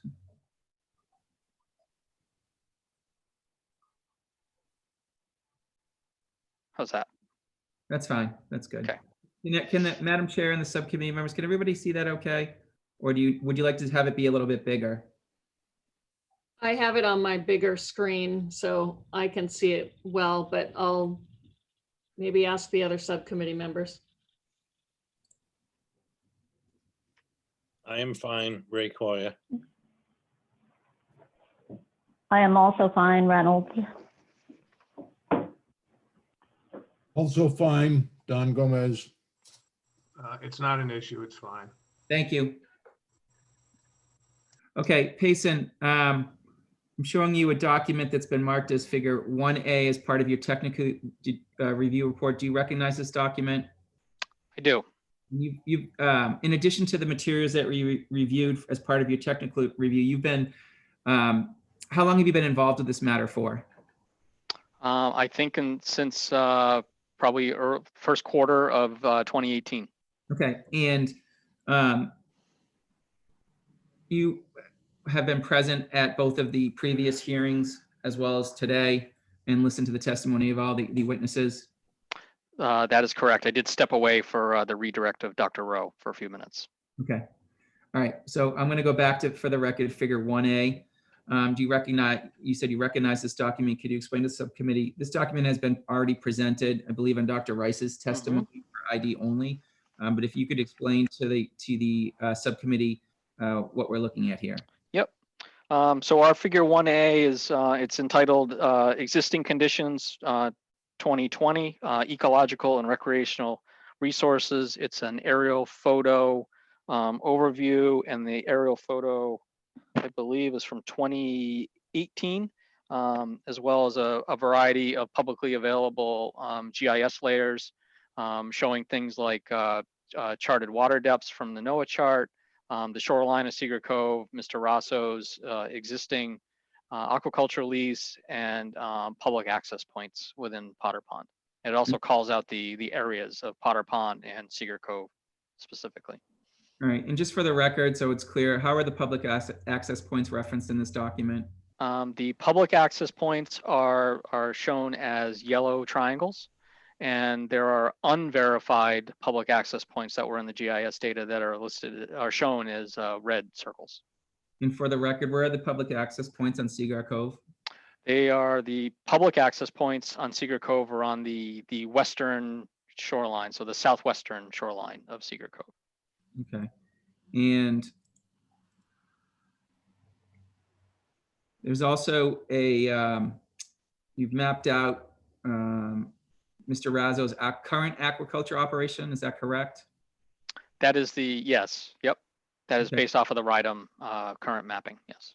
Okay, and that's not from the GPS coordinates that you took when you were out there, is that correct? That's correct. That's from the GIS data layers that were available in the spring when we rechecked all this. Yep. And when you say RIDEM, you're referring to the Department of Environmental Management? I am, yes. Okay. And the numbers that appear in Cigar Cove, what are those? I see several numbers. What are those numbers reflective of? Yep. So the in Cigar Cove, it says 53.5 acres. That's the measured size of Cigar Cove. And when we measured that, we drew a line from the tip of Gardner's Island to the tip of Ram Point to measure that area in GIS. And we also computed the percentage of Potter Pond as 16.3%. Potter Pond is listed in a variety of publications, and we verified it that it's about 329 acres in size. Okay. And how large did you say Cigar Cove is? 53.5 acres. And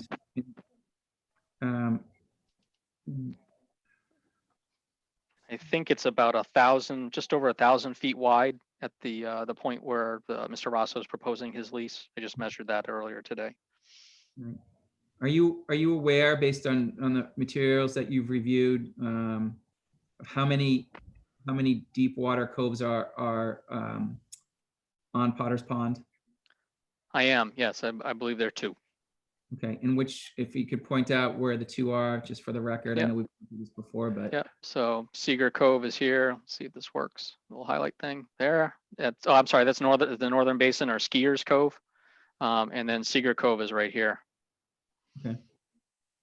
And there's also a notation in the below the green areas, and can you explain to the subcommittee? I know it speaks for itself. It's Yep. eelgrass, but can you tell us how you came up with that? Yes, there's on the Rhode Island GIS data portal, there's a layer called submerged aquatic vegetation with a date of 2013. Okay.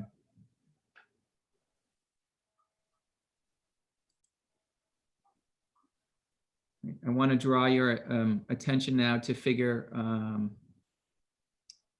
Actually, let's stay here for a sec, Payson. Payson, when you were on the cove for your site visit, can you show us the areas that you went to, that you observed firsthand? Yep. Yeah, so we Cigar Cove here. So we boated through this area of Cigar Cove. So really from the Cooney property down to about where the mooring field is in the southern end, about here. We went into, this is a Sycamore Cove, if I remember correctly. We went in here. There was a lot of eelgrass in there, as the thing shows. It's fairly shallow. We went around Mr. Raso's lease over here. And what would the depth over by Mr. Raso's lease? Remember? I don't really recall the depth. It was not that deep. You could see bottom when we were in the boat. It wasn't deep enough that you were afraid you're going to run aground in the small boat we were in, but you could see the bottom. Okay. Where else did you go? We also transited up here into the northern basin, or Skiers Cove. Okay. All right.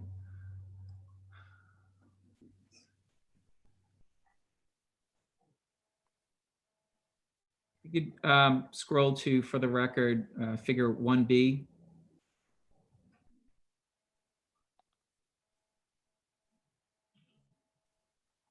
Make this bigger again. Yeah. Yeah, if you could, that would be great. Yeah.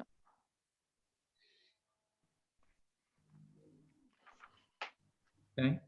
And what are we looking at here, Payson? Did you recognize this document? I do. Okay. Yep.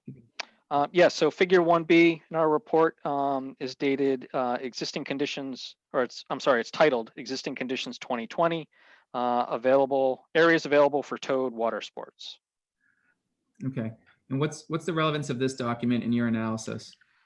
This document, what we're doing is illustrating the area that is available for towed water sports. The south has been previously described, and I described earlier. The South Kingstown ordinance has the 200-foot buffer off of stationary objects, of docks, specifically in this case. So what we did is we put in, and shorelines, we put a 200-foot buffer. I'm sorry, off of docks, which is the red indications in here. We also noted Mr. Raso's existing lease as being a stationary object as well, and there's a 200-foot buffer there. And then the green hatched areas are the remaining areas, or the area available, and that totals in Potter Pond, that totals 81.84 acres. That's available for towed water sports? In all of Potter Pond, that's correct, of the 329 acres. Yeah, so and just to confirm, what are those two areas that are available for water sports? That's the Northern Basin and Sycamore Cove. I should also note too, in the green hatched is based on water depth as well. There are areas that are not shown in red that are not green hatched either, and those are the shallower areas, or Sycamore Cove, which has a lot of eelgrass close to the surface where you couldn't really ski. Okay.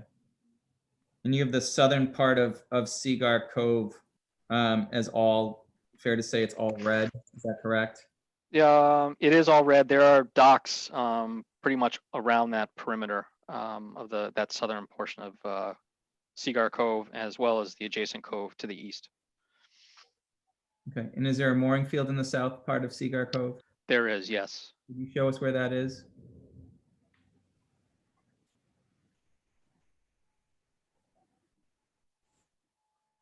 Did I lose you, Payson? Nope, I'm still here. Yes, did you not hear? Yes, I'm sorry. there is a mooring field in the southern part of Sycamore Cove. That's correct. Could you show us with your cursor where that area is, please? Sure, it's right about here. Okay.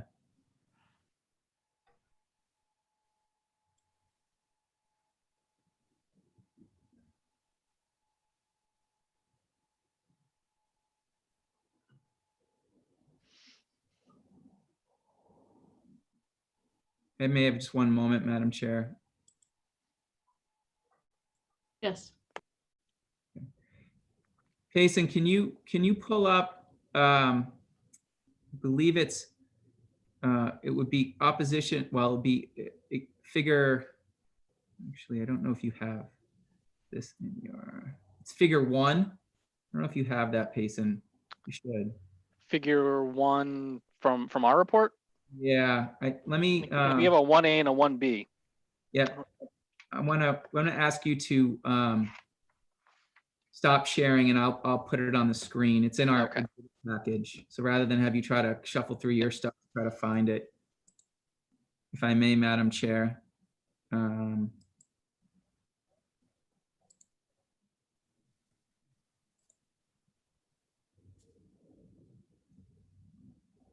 Can you see that, Payson?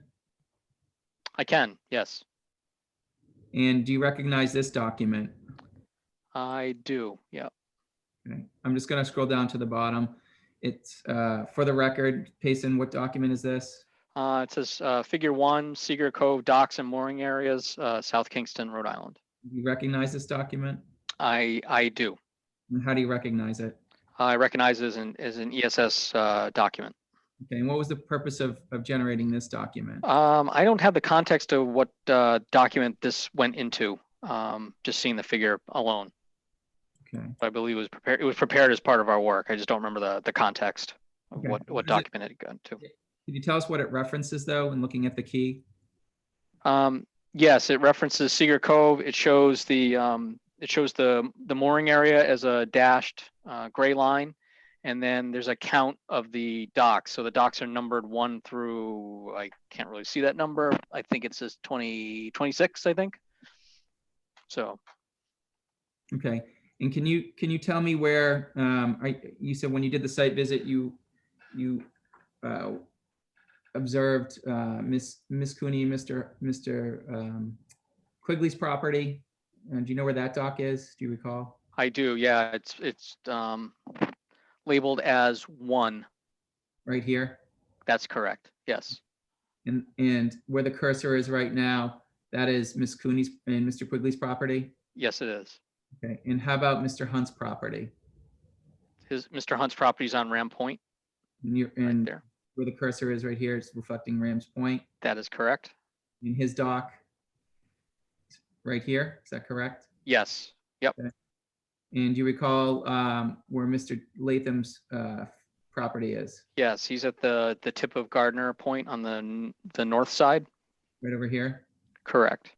Okay. And this is reflective of the mooring field as well, is that correct? That's correct. While we were doing this, we requested the layout or the map for that mooring field from the harbor master. Okay. I believe that was done in 2018, but I'd have to go back and look to verify the date in our files. Okay. I'm going to stop sharing, Payson, and ask you to share again, please.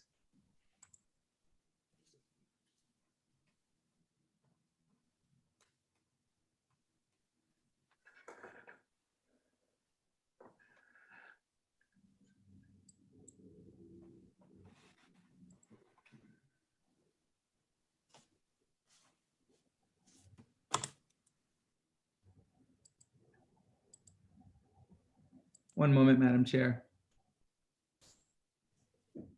Ethan, I'm showing you, if you could go to 4A, please.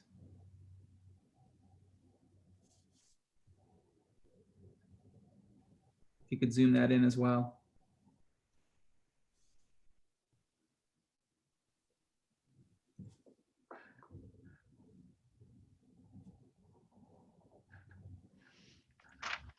You recognize this document, Mr. Whitney? I do. And how do you recognize this document? This is a document that's in our report. It's entitled Figure 4A, originally proposed aquaculture lease, water sheet available for towed water sports in Sycamore Cove. Okay. And can you explain to the subcommittee members what the purpose of this document, what preparation of this document is? Yep. So similar to the document that we were just looking at, this focuses in on Sycamore Cove itself.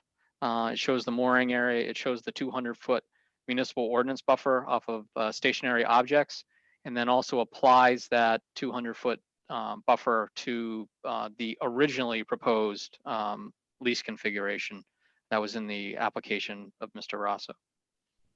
And when you say the original, that's the one that's been referred to as, is it A? I believe it's, yes, A. It's the rectangular configuration is shown. And just so we're clear, in the center of that, where the area available for towed water sports, I know Sycamore Cove says 58.3, but you've got it in the green that the area available for towed water sports is what? So Sycamore Cove is 53.5. The area in the green hatch is the remaining area available for towed water sports, and that is 20.2 acres. Okay, and that would be all the green area right there, correct? Correct. Okay.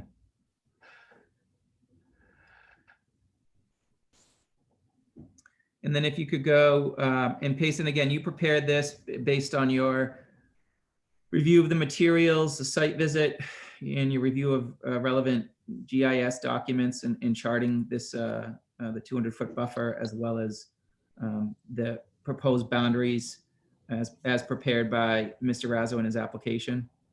That is correct. And I'll just qualify, I did not physically prepare this figure. It was prepared under my supervision. Okay. So just for.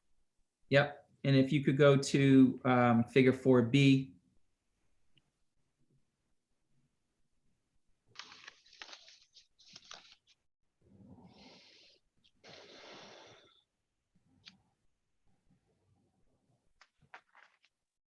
Okay, and if you could, for the record, this is figure 4B ESS group, modified proposed aquaculture lease areas available for towed water sports in Sycamore Cove. Is that correct? That is correct. Were you involved with the preparation of this document? Yes. Yep. Okay, can you tell us what we're looking at and what went into the preparation of this document? This is the same context as the figure we just looked at for A. The difference here is that it shows the what is being referred to in the hearing is option B, the polygon shaped lease configuration that was the subject of the March 2018 supplemental application, the revised lease area that Mr. Raso submitted. So this is his proposed aquaculture facility that's been being referenced as B, is that correct? That's correct, yes. Okay, and what are the proposed aquaculture site is in orange for the record? It is, yes. Where did you get those coordinates from? The coordinates were provided in the application of Mr. Raso. I believe there was one coordinate, I think somebody else had testified to this earlier, that was a duplicate. And I believe, I don't remember if we inquired, but we were able to straighten out what the correct coordinates were by review of the record or inquiries with CRMC. Okay, and it's a fair and accurate representation of Sycamore Cove? Yes, yeah, it's all based off of GIS data and aerial photographs, so yes.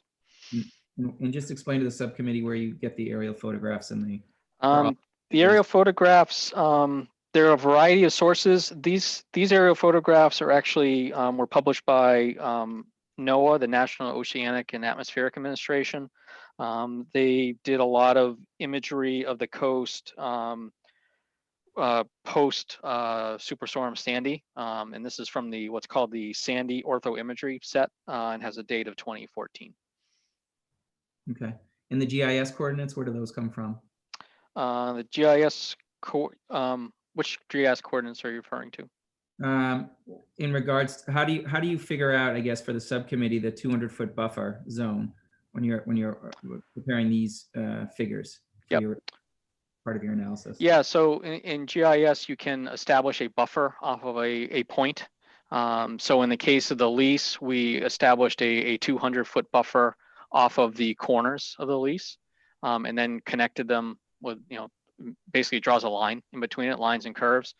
For the docks, we, using the aerial photographs, we pointed the selector or the cursor at the end of that dock in the aerial photograph, and then drew a 200-foot radius buffer around that dock. And so with docks being along, a shore perpendicular object, you get a circle at the end, and you get a line going back to the shore that connects it. Can you show us the corners of the lease that you're basing the 200-foot buffer off? Yep. Yeah. So this is the southeastern corner. This is the southwestern corner. We'll call this the western corner. And then this is the northeast or northwestern corner. The boundary's coming off the west side of the proposed facility, correct? West and south, yes. Okay. Okay. And in regards to the GIS coordinates and the NOAA aerial photos, those were used as part of your analysis in each of the figures that we presented so far? That's correct. Yep. You were involved with the preparation of these figures as part of your technical review? Yes. Okay. Payson, can you go to, let me ask you this. Are you familiar with Mr. Raso's existing aquaculture facility? Yes, from review of photographs, and then from the time we spent on the boat, just being around it.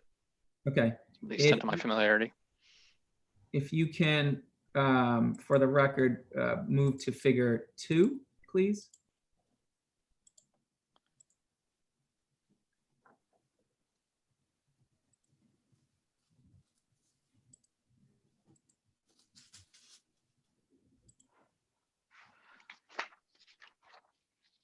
Okay. And Payson, can you describe for us what we're looking at here and what you prepared in this figure? Sure. This is figure 2 from our report. It's entitled Evolution of Potter Pond Aquaculture Lease. So it shows Mr. Raso's existing lease in the southern end of Potter Pond. There's an inset in the bottom left-hand corner showing the location within Potter Pond. And as the title states, it shows the evolution of Mr. Raso's lease in two regards. One, it shows the authorized lease boundaries from various CRMC ascents that lists the corners of those boundaries, and we use the latitude and longitude coordinates to plot those in GIS. And then we also looked at various aerial photographs that are publicly available from the times subsequent to those authorizations, and we measured the boundaries of them based on what we could see in the aerial photograph. You can see in this photograph here, you can see the rows of the various cages and the various pieces of his farm from the aerial photograph. This aerial photo, again, is from the 2014 NOAA Sandy set. Okay, so can you walk us through Mr. Raso's first aquaculture farm in Potter's Pond? Just use the cursor to show us where that is. Sure. So the first one is the 2002 lease, denoted by this yellow line here. It's also noted 2002. And that was authorized at 1.33 acres. When we looked at aerial photographs, it looked like it was a little bit bigger than that, and it was about 1.63 acres measured. 2004 is the red dashed line shown here. As I trace it. The 2004 ascent authorized the lease area to be 3.8 acres. When we reviewed aerial photographs, we measured it at about 4.98 acres. The green boundary is the 2007 ascent coordinates. I'm sorry, yeah, the green. That is shown here.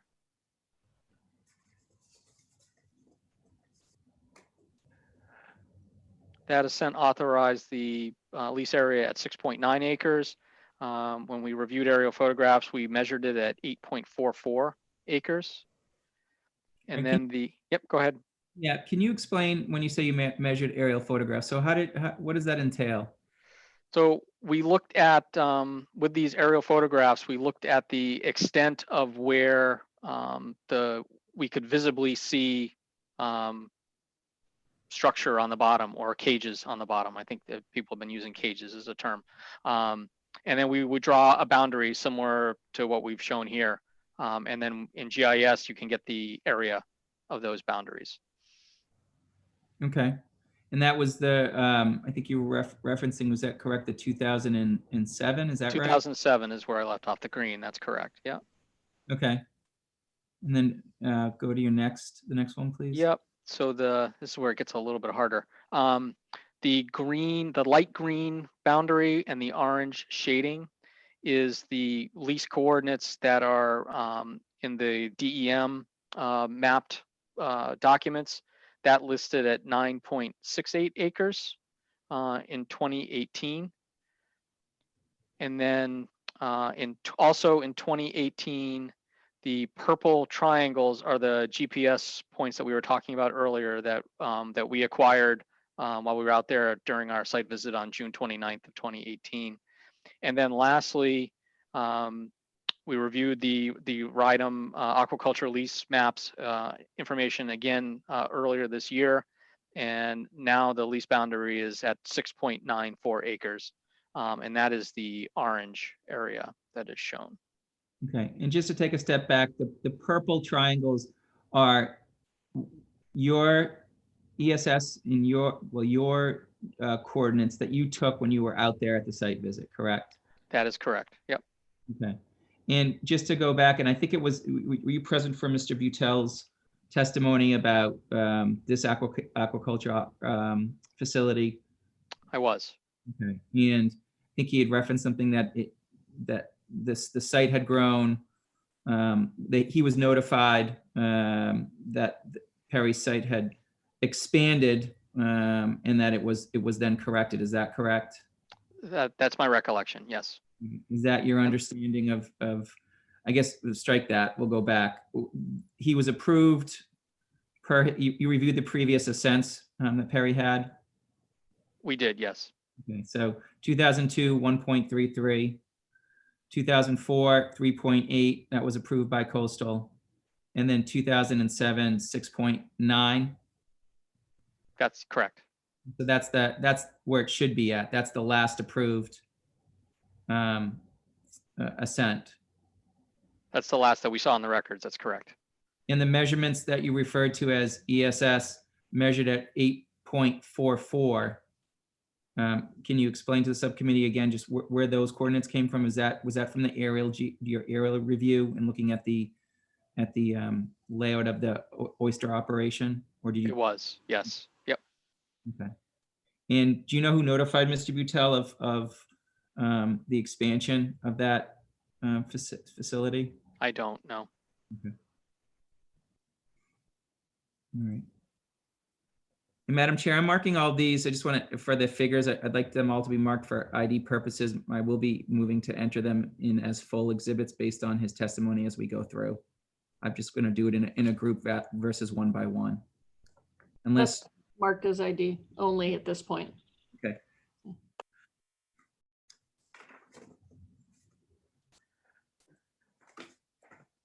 Payson, are you familiar with the type of operation that Mr. Raso has at this location? Primarily from listening to his testimony earlier, and then just observations that we made that day during the site visit. Okay. Now I want to take you to the site, your review of his application. You said you reviewed the application that he submitted. Yep, we did. Okay. And what's the purpose of that review? As I was testifying earlier, there was part of our technical review. We looked at the contents of the application and then looked at it in terms of the South Kingston ordinance.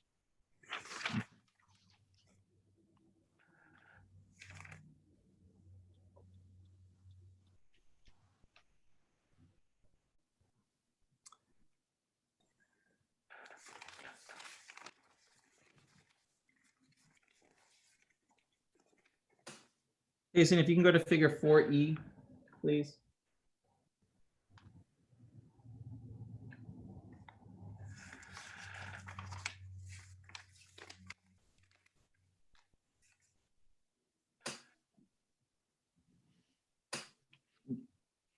Jason, do you recognize this document? I do.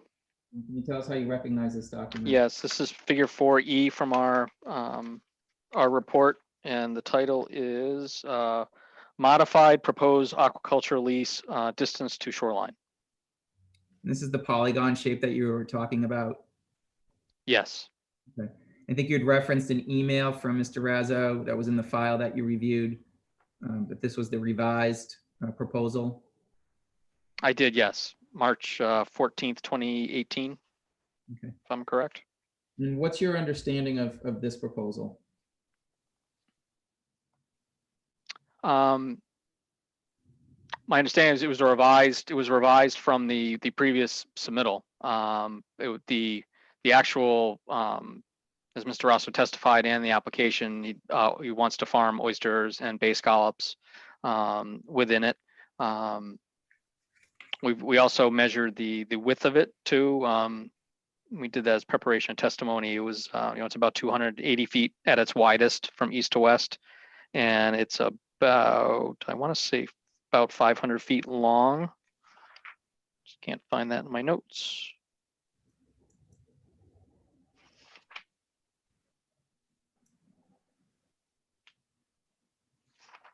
Take your time. Yep. Hold on.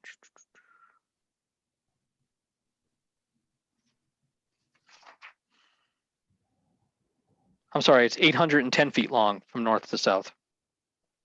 So can you show us out with your cursor from north to south?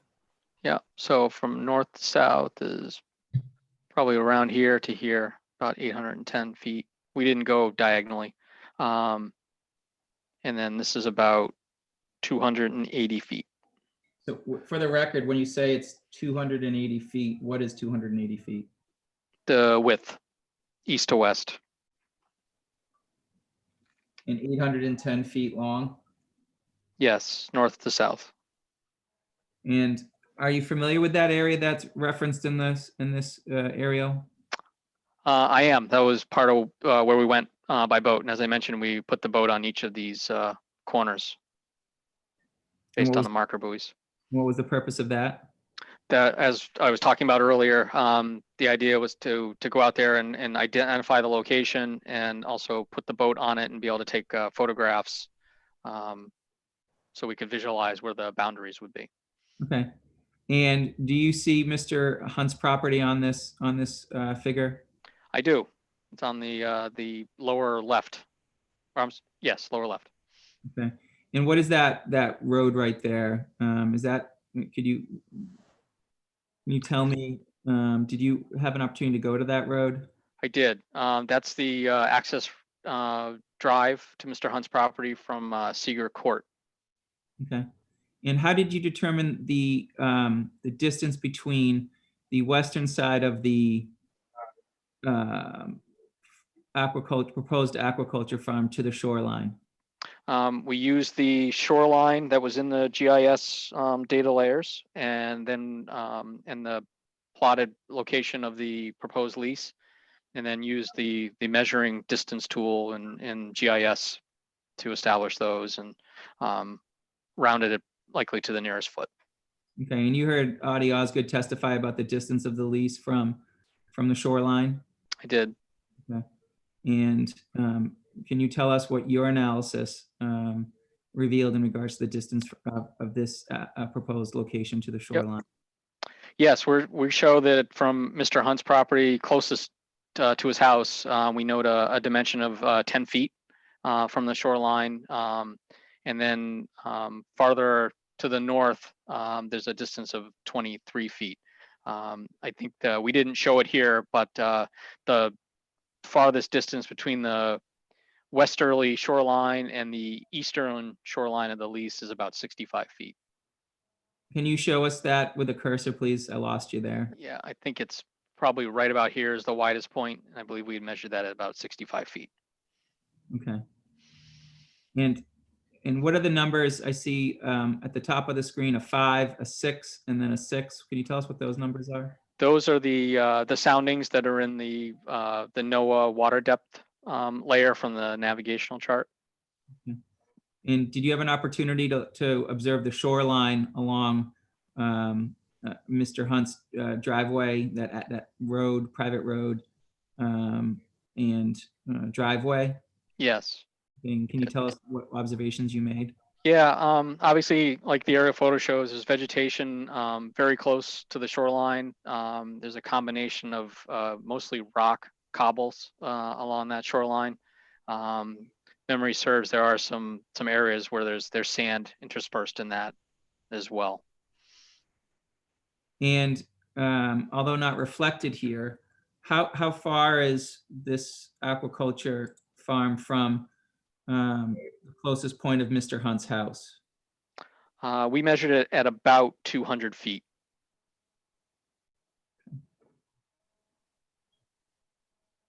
And the closest point to the shoreline? Would be 10, from the lease would be 10 feet. Okay. And just correct me if I'm wrong, did you say it was 810 feet that this runs along the shoreline? No, along the shoreline, it is 900. No, hold on, let me get my number on my notes here.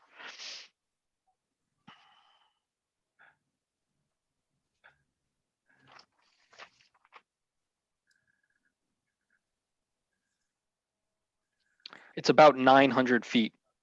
I think it was just over. Can you show the subcommittee what that 900 feet encompasses, please? Yeah. Thank you. It would be here from the southeastern corner to this easterly corner to the, what we were calling earlier, the northwesterly corner. You'd mentioned 810 feet. What was that reflecting? That 810 feet was a north-south length. Okay. Yeah.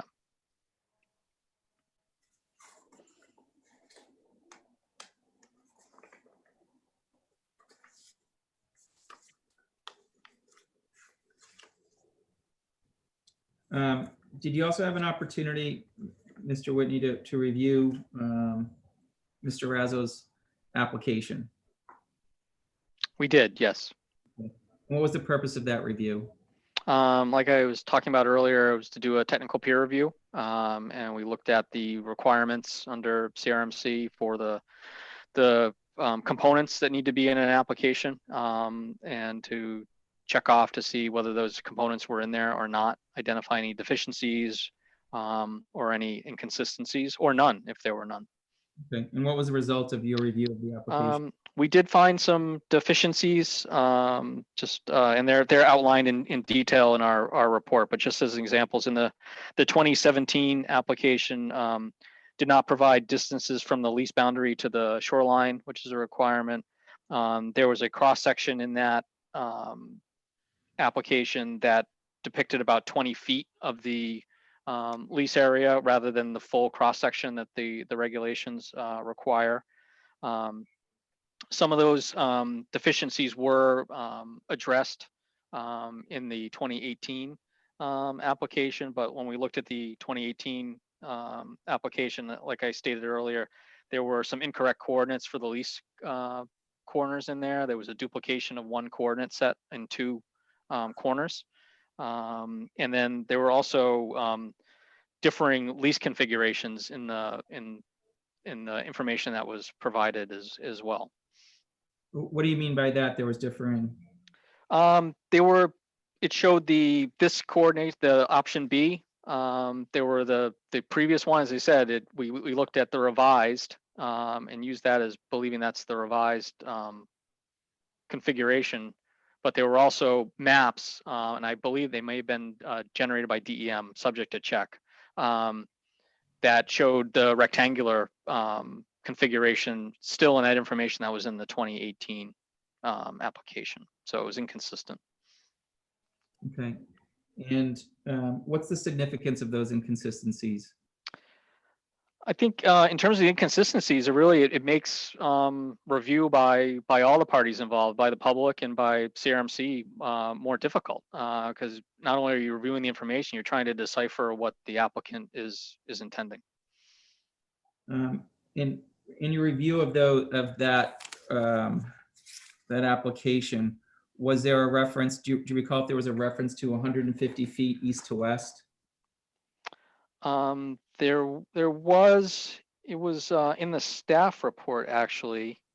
There was an email in the staff report that talks about 150 feet west, and in the staff report, there's an email attached to there. It's a February 26, 2018 email that was responding to objections, is how it's described, from Mr. Raso. I believe went to Mr. Butel. And in that email, there's a statement in there, and I have it quoted here in my notes here. It said, narrow the area for skiing by approximately 150 feet from east to west in the center of the area proposed. And there's a parenthetical C attached. But we did not see anything in that email that was an attachment. So we're not quite sure what that's referring to in terms of the attachment. It seems like it would be a map of some sort, but we never saw it. Okay. And was that an accurate, this information was provided to Mr. Butel? It's in his staff, and you reviewed his staff report, Mr. Butel's staff report? I did. You were present for Mr. Butel's testimony. I think he'd referenced Mr. Raso attempted to address the objections or concerns of the residents. Yes, I did listen to Mr. Butel, and he did make that statement in his testimony as well as in the staff report. Are the numbers that Mr. Raso provided in that email dated February 26, 2018 to Dave Butel, were those numbers that he provided to Mr. Butel accurate? That 150 foot width is, or reduction, narrowing, those are the words he used, of the area of water ski is not accurate. As I testified earlier, we've measured the width east to west of the lease area at 280 feet. And can you show the subcommittee where that 280 feet is on this map? Again, it was from the easterly boundary over to the westerly boundary here. So it's the width at its widest point, I guess you could say? Yes. Okay. Okay.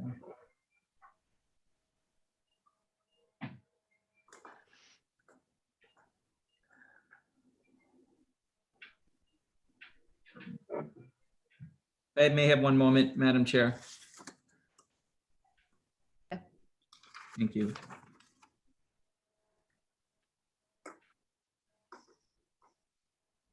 All right, Payson, in regards to, let's talk about Mr. Hunt's property.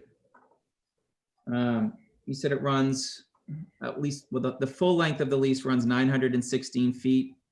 913. 913, I'm sorry, 913 feet. And the closest point is 10 feet to his shoreline. That's correct. In your opinion, if this aquaculture facility was here, can you tell us how that would impact navigation in this area? But for the Objection foundation. He hasn't spoken at all necessarily about recreational activities to date. He's just given us measurements of diagrams. Madam Chair, I think he's testified as to his familiarity with this area, site visit. And I didn't ask about recreational activities. I asked about the navigational impact that this would have, which he has been qualified as an expert to discuss. I'll allow it. Does that mean I can answer? It does. Yeah. Yes. Can you just repeat the question? Lisa, can you read that question back, please?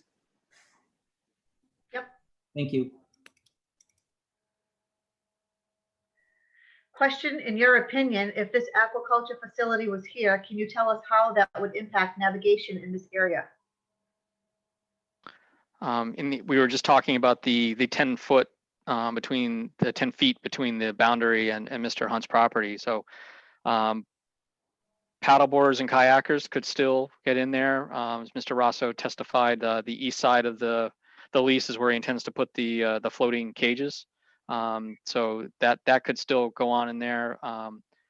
Potentially, maybe if the winds are correct, a very small sailboat.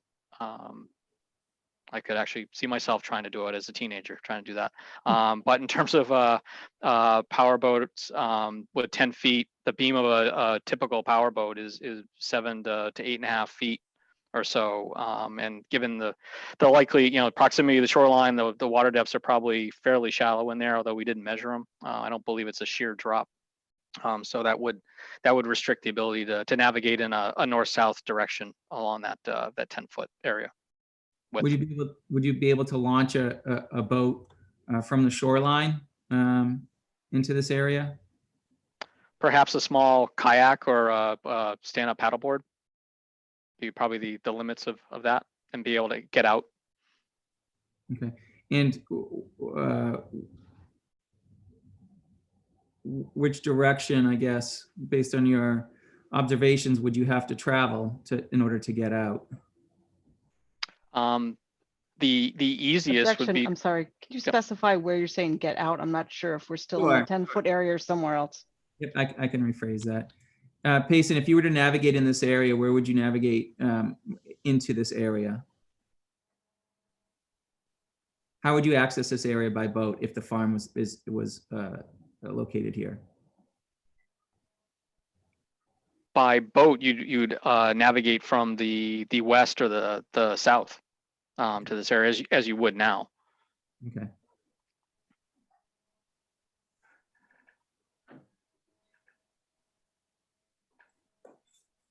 Payson, did you also, as part of your review the noise ordinance for the South Kingstown? We did, yes. I did not personally do it, but a member of ESS did. But did you review the results of that person's review? I did. And what was the purpose of that review? That review was, again, we were knowing that an aquaculture facility does generate some level of noise. We felt it was appropriate to look to see if there was a noise ordinance in town of South Kingston, and there is. It's under section 507 of their ordinances. Okay. And what type of operations in your review of Mr. Raso's application, what type of noise would be generated at this facility based on your review? Based on our review, we were envisioning the use of tumblers or pressure washers. People obviously who are working all day tend to sometimes have a radio, and that was what we believe may happen. Obviously, talking as well. People talking back and forth across a large area, maybe doing that at an elevated voice level. So. Okay, and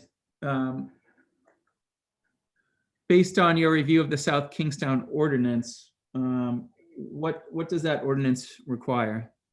The ordinance regulates noise, and it basically regulates noise from, and I'll quote the ordinance says, any new commercial and industrial use and proposed source of sound to be located anywhere, unquote, within the town of South Kingstown.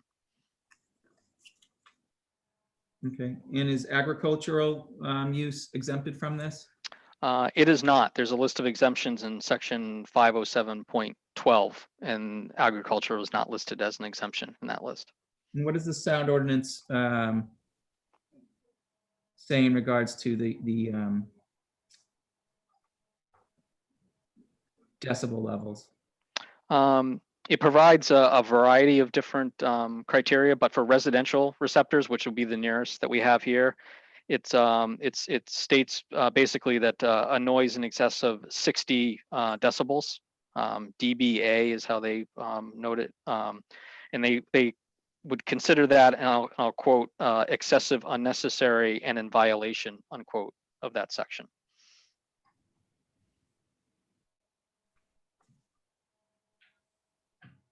Okay. And did you read, you said you read Mr. Vitel's staff report? I did. And do you recall him testifying about several of the objections that he received, and one of them being noise? Yes. Okay. And did you agree with the statement that Mr. Butel made that aquaculture activities generate noise, as does boating, water skiing, and tubing? Selecting which noises are tolerable and which are not can only lead to hypocrisy. I would agree with the first part about generating the noise. I think the other part's his opinion, so I'm not going to comment on that. But I will note, as we were just talking about, some noises are regulated fairly tightly, some are less regulated, and some noises are not regulated at all. Okay. And do you have an opinion of whether or not the noises at Mr. Raso's aquaculture farm would be fall under this this ordinance? Objection.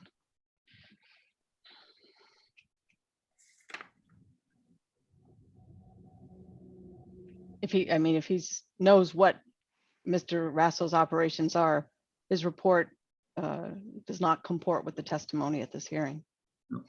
I would argue, Madam Chair, that he's said that he's observed Mr. Raso's operations, that he indicated what type of equipment would be used at this proposed facility, and that he listened to Mr. Raso's testimony as to what type of equipment would be used, and that he reviewed the noise ordinance as it relates to these types of activities.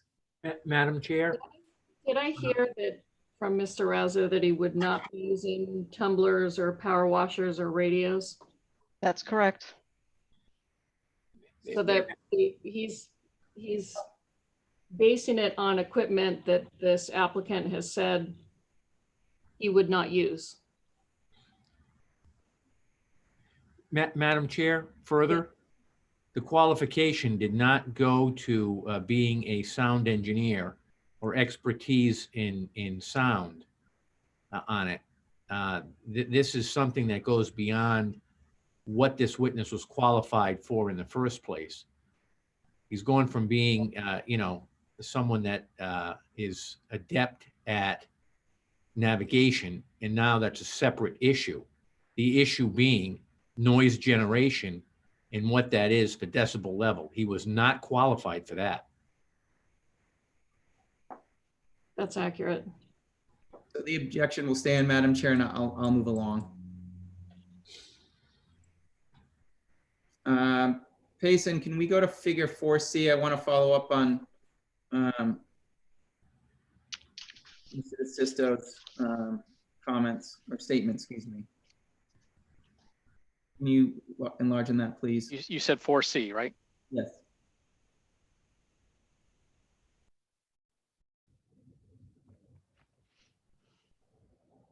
Do you recognize this document, Mr. Whitney? I do. Could you explain to the jurors how you recognize this document? Yep. This was part of our report that was submitted. Okay. And ESS prepared this document? We did. You were involved with the preparation of this document? I was. Okay. Can you explain to the committee members what we're looking at here and what the purpose, first, what we're looking at? Yeah, so figure 4C is entitled Modified Proposed Aquaculture Lease Areas. I'm sorry, Modified Proposed Aquaculture Lease Areas Available for Towed Water Sports in Sycamore Cove. Okay. And this is similar to what we looked at before in other figures. The red areas are the buffer zones that the 200-foot buffer, applying the 200-foot South Kingstown ordinance buffer. Is that correct? That is correct. Okay. You have indicated a work vessel that has not appeared in previous figures. Can you explain explain why you put that in there, please? Yes. The ordinance, as we were discussing earlier, talks about stationary objects, and a stationary object could be a moored vessel. In observing Mr. Raso's existing lease, when we were out there, he has that, I think he testified earlier, is a 30-foot pontoon boat. What we did is we put a rectangle for a work vessel. I'd have to check to see the exact length. We may have estimated the length of that vessel a little bit longer than what Mr. Raso testified. But the point of this figure was to put that vessel at various locations along the boundary of the lease, where it could potentially be sitting. It could also potentially be within the lease, but we looked at the boundary to see how far that would push out the 200-foot buffer, since someone operating a boat or somebody skiing or tubing behind a boat would have to maintain that 200-foot separation from that quote unquote moored aquaculture vessel. Okay. And you heard me ask Dr. Byron, Dr. Rice, and I think Mr. Osgood about stationary objects and whether or not you believe that this proposed aquaculture farm is a stationary object. I did hear those questions, yes. And what is your opinion as to whether or not this aquaculture farm is a stationary object? I believe the cages and the floats are stationary objects, yes.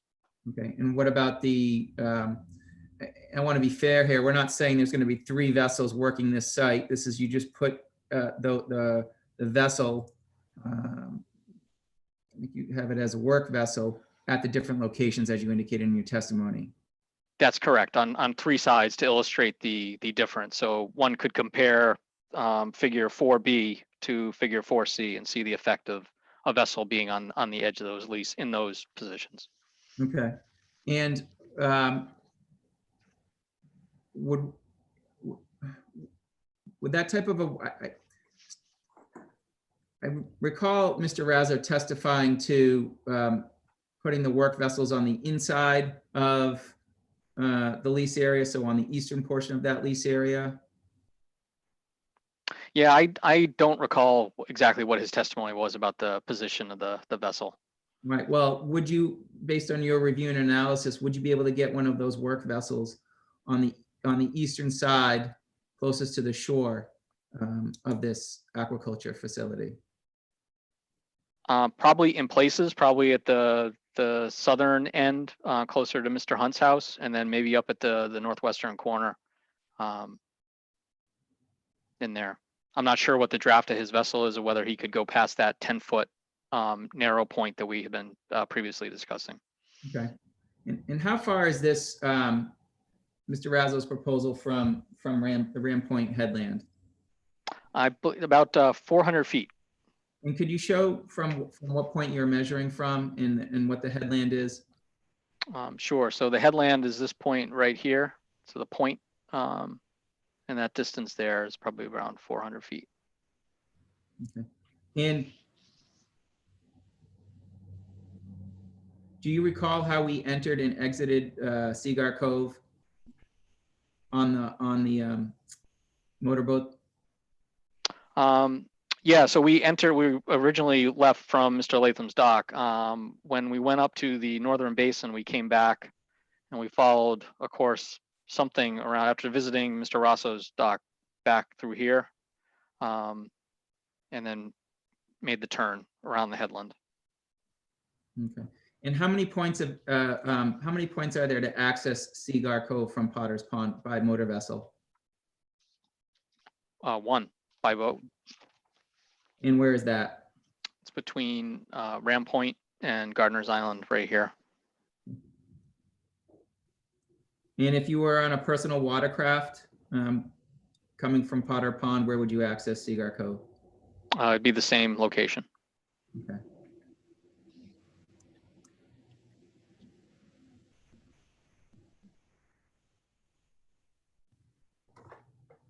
So Payson, walk me through, you said you did a simulation in this area. Can you show us, when I say simulation, you were on a power boat with Mr. Latham, who was doing his water or showing you the route that he would drive if he were to be water skiing, or as you referenced, tubing. Could you show us where you did that, please? Sure. To do that, I'm going to switch to another figure. It's figure 5 in our report, and I have this in 2 ways, and if the subcommittee can let me know which one they can see best. Figure 5 in our report is a side-by-side comparison. Is that big enough for the subcommittee? We also I have this separated into figures of the same size that we were just looking at as well. And we can just look at them one at a time. So whatever best for the committee. I can see it, but again, I've got a larger screen kind of behind me, but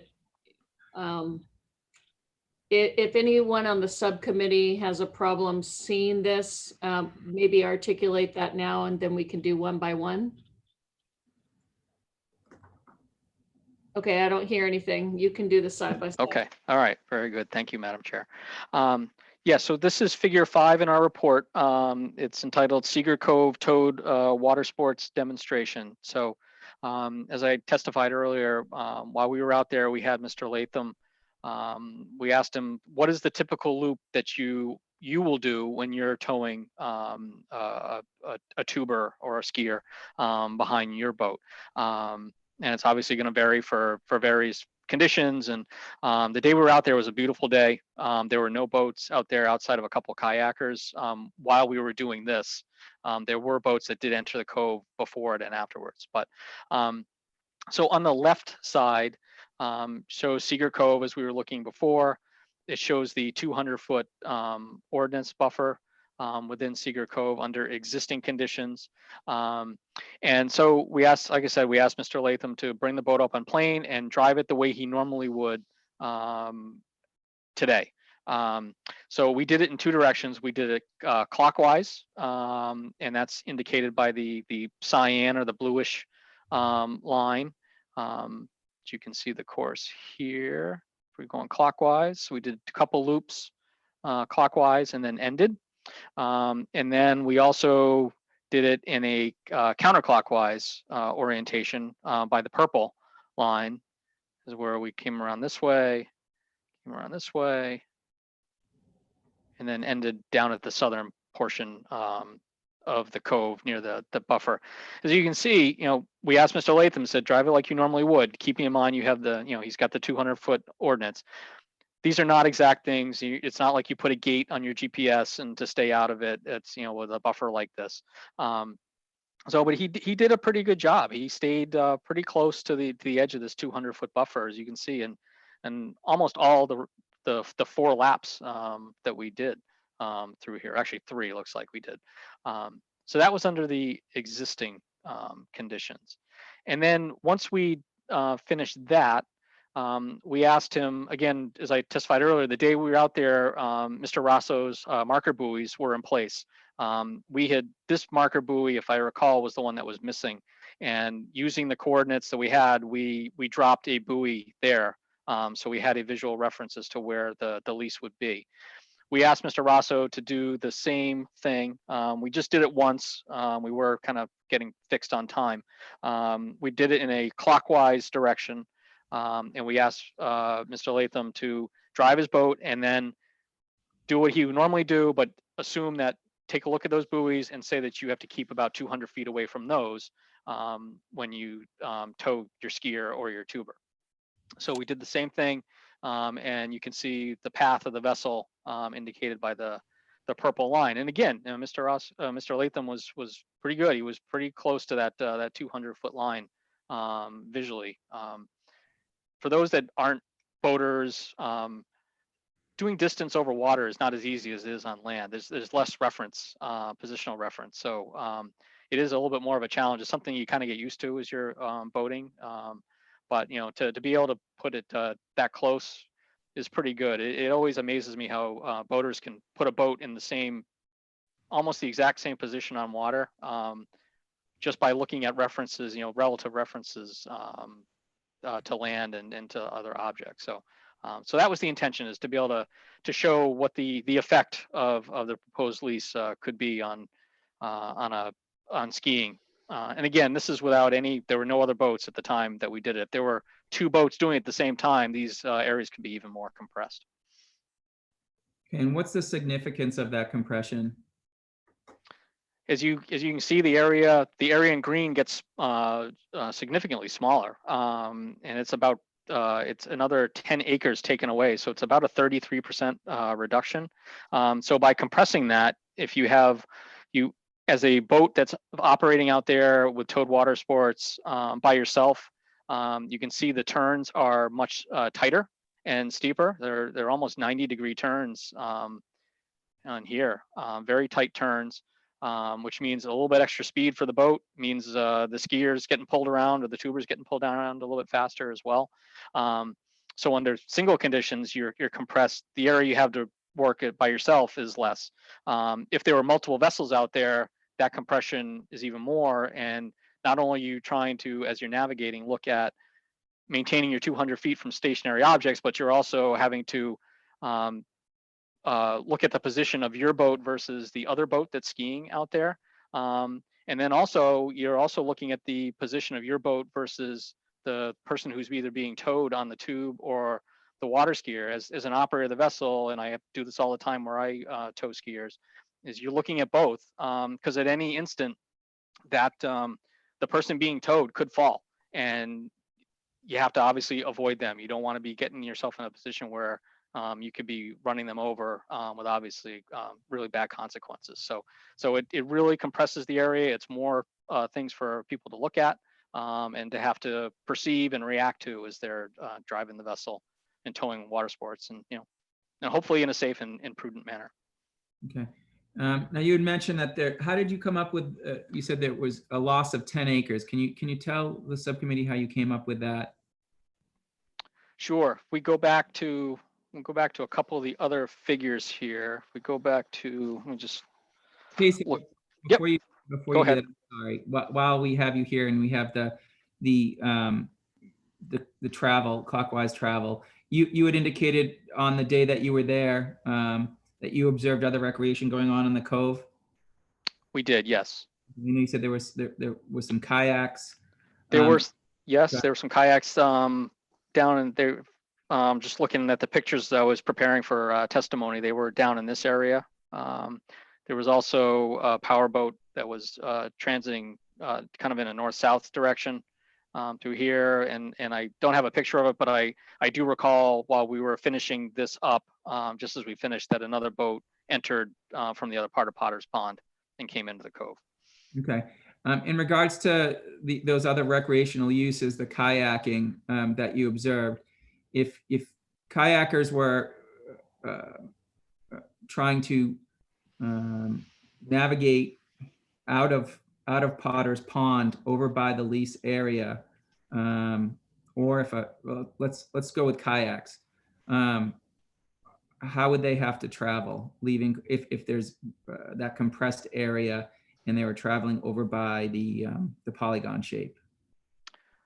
Well, I think a kayaker has a lot more leeway. I think they would only really be compressed by the lease area itself. And I think as part of what the earlier testimony was, is that the floating cages were going to be in the easterly side of the lease. So a kayaker would be certainly less constrained. They would be able to kayak through based on the testimony, through the lease area itself, just avoiding the buoys that would be in the westerly side where the lantern nets would be. So a kayaker could go down go to the west of the lease area, could go through it, potentially could go to the east if there's enough room for the paddle to be able to paddle through it. What about personal watercraft or other personal watercraft not water skiing on the cove, or motorboats not skiing on the cove? I know you said there was one on the western side of the cove, but what about on that eastern side of the cove, trying to exit the cove?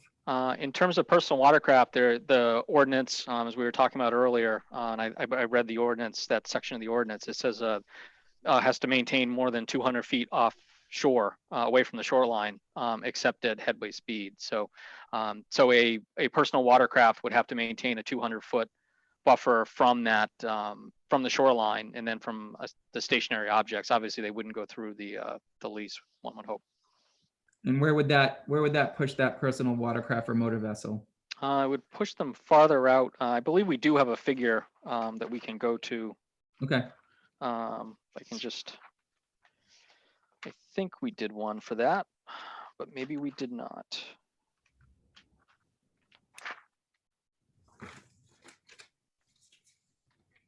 Hold on.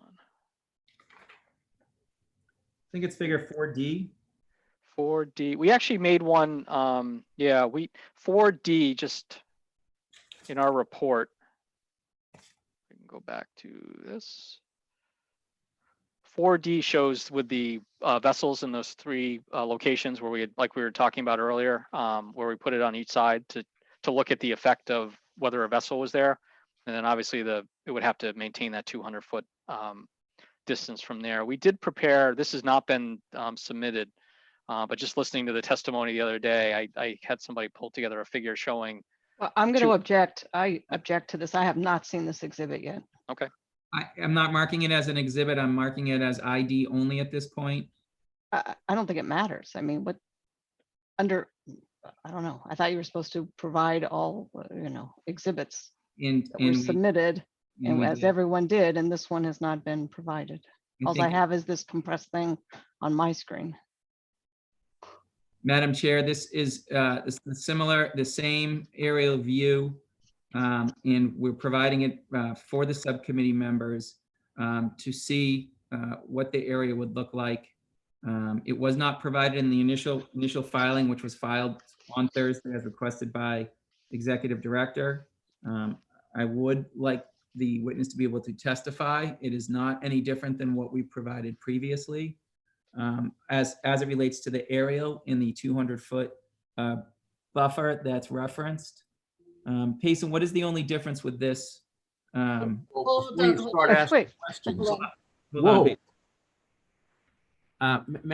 Chair, to me, this is a new one. And while I understand that it might be similar to others that were submitted, I'm wondering why the others that were submitted can't be used to prove the truth of the matter asserted on this one, as opposed to this new document, which is going to be used for identification purpose only, but I assume won't be submitted afterwards as a full exhibit. So that's regular. So what I'll do is Payson will take that off and we'll go back to 4D. Thank you.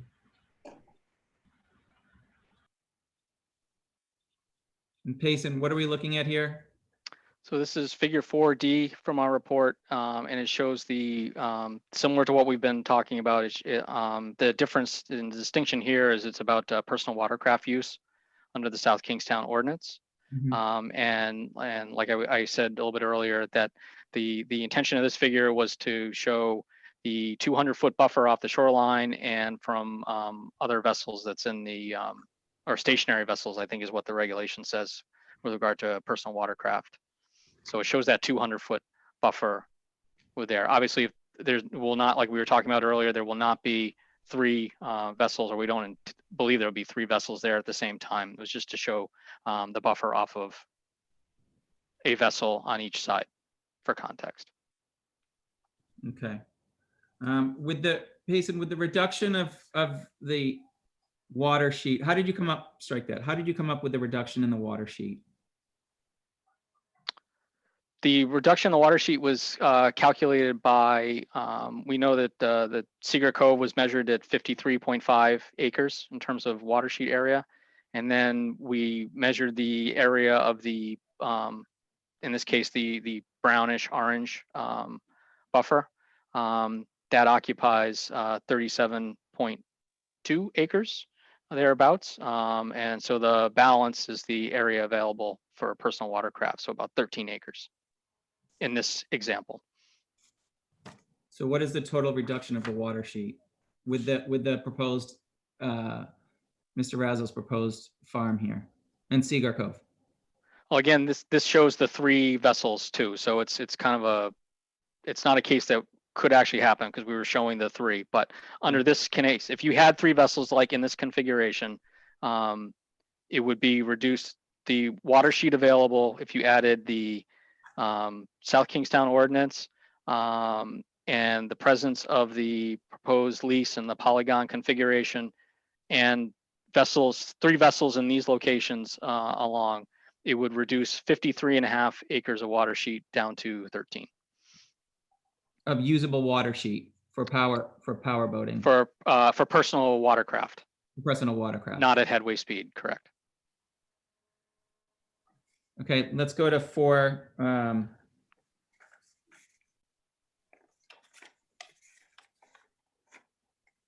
4C. And when you say personal watercraft, can you explain to the subcommittee what that is? In parlance, like a jet ski, Ski-Doo is another brand. So it's a single or double. There are usually 1 or 2 people that can ride them. They're almost like motorcycles on the water. Okay. And do you need a license to drive a personal watercraft? I believe in all states you do, yes. Okay. Yeah. They can go quite fast. Okay. How fast do they travel? I don't know the top speeds off the top of my head, but they go faster than most powerboats. Okay. And they accelerate very quickly. Okay. Can you go to 4? Are you on 4C? So the difference with this one is this is not personal watercrafts. This is the towed water sports section of that ordinance. Okay. And what's does the water sheet change, the available water sheet change in this figure?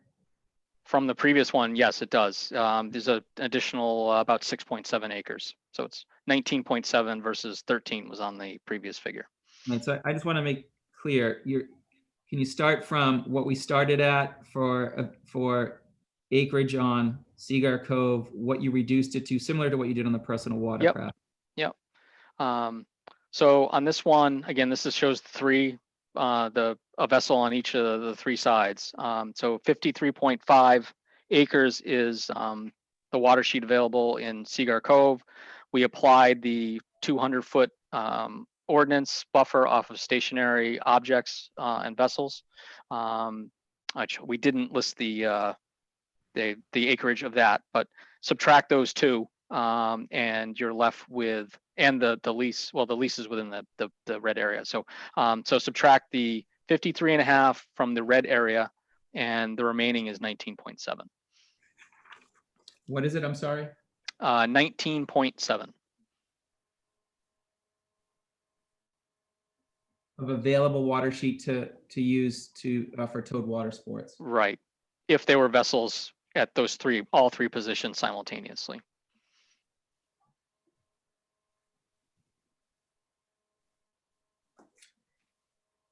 Let's do, when you say simultaneously, you're talking about the 3 work barges? Yes. Okay, let's, I think that's the extreme, I mean, the extreme version. Let's go to 4B with no work vessels. Can you So run- yep. So this is figure 4B. And doing the same math, we have the 53.5 acres of Cedar Cove area, applying the municipal ordinance as applies to towed water sports, to the docks, the mooring field, and then the proposed polygon lease area. That occupies 33.2 acres. So the difference, the area available for towed water sports is 20.3 acres. And what is All that? right, can you repeat the number? I just didn't hear it. 20.3. That's available for towed water sports. That's correct. And that includes the center area of Cigar Cove that's in green with green lines. Yes. Okay. And would you be able to, in your opinion, would you be able to water ski based on your observations in the northern portion of Cigar Cove?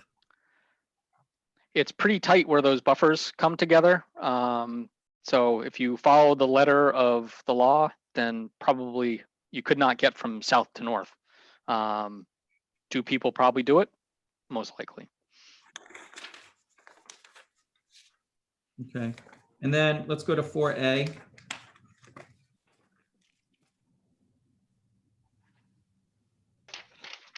And can you run through that same analysis that you just ran through for the other 2, please? Sure. So again, this 4A shows the configuration that was in the original 2017 application, the rectangular configuration. So 53.5 acres of total water sheet in Cedar Cove. Subtract the 200-foot buffer as applied to the docks, the mooring field, and the rectangular configuration. That's 33.3 acres. And the balance, the available area available for towed water sports is 20.2 acres. So it's a 1/10 of an acre difference from the previous one we were just talking about.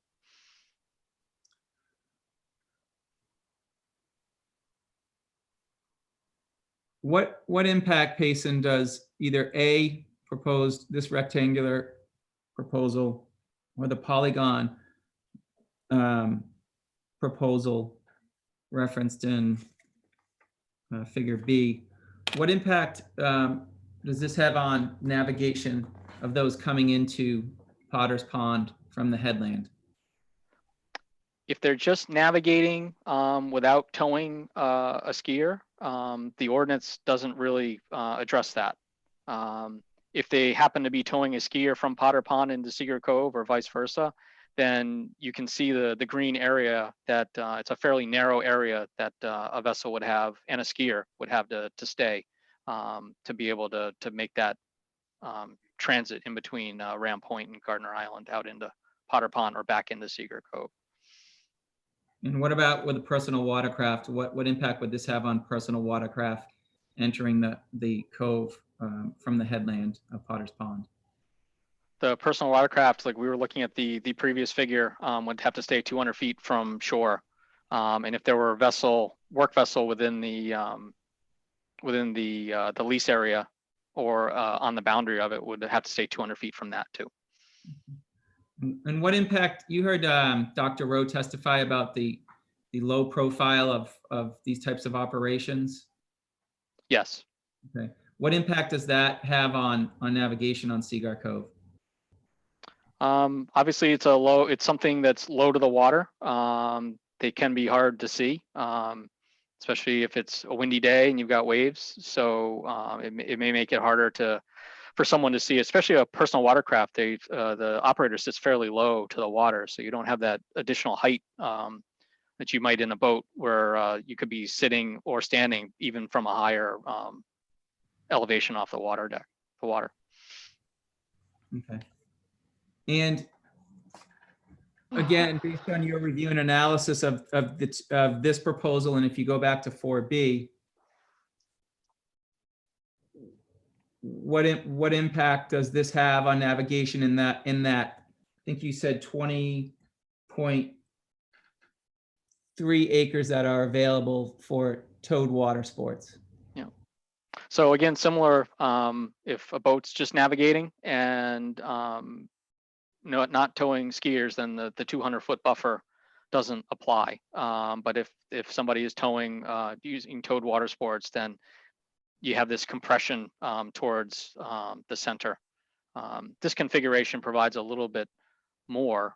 It's not strictly north-south on the adjacent because of the configuration of the polygon.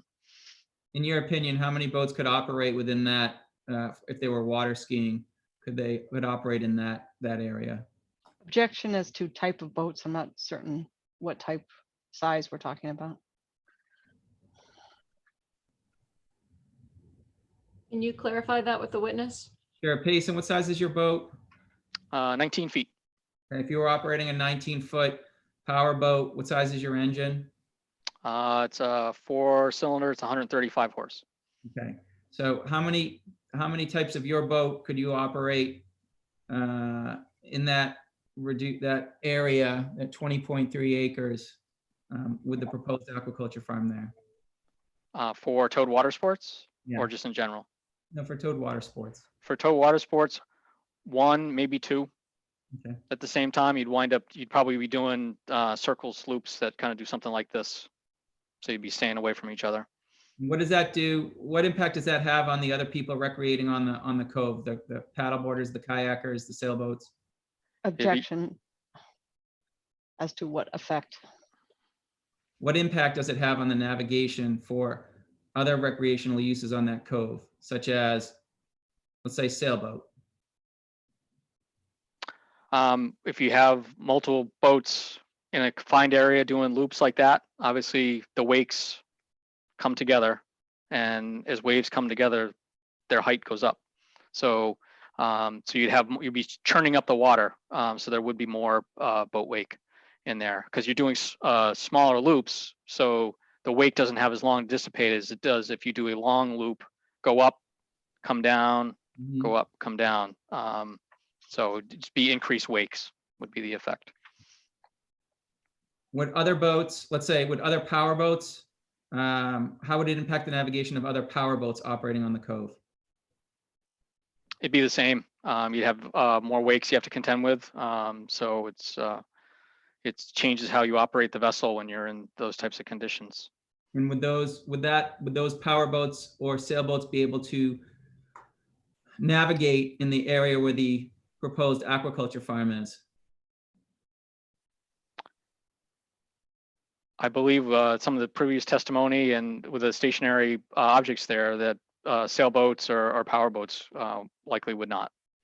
Okay. What about personal watercraft? Personal watercraft potentially could, and except for where the floating cages are. Okay.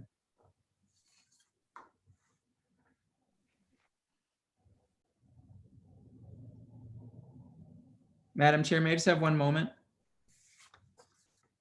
Yes, are you getting close to wrapping up your direct? I am. Okay, because I'm going to take a break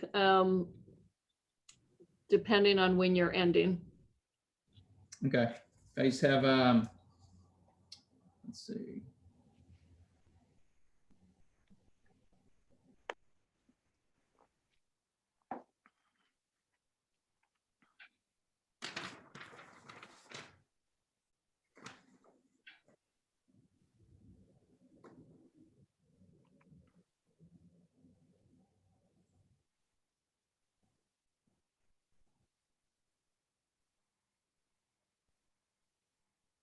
Just one more moment.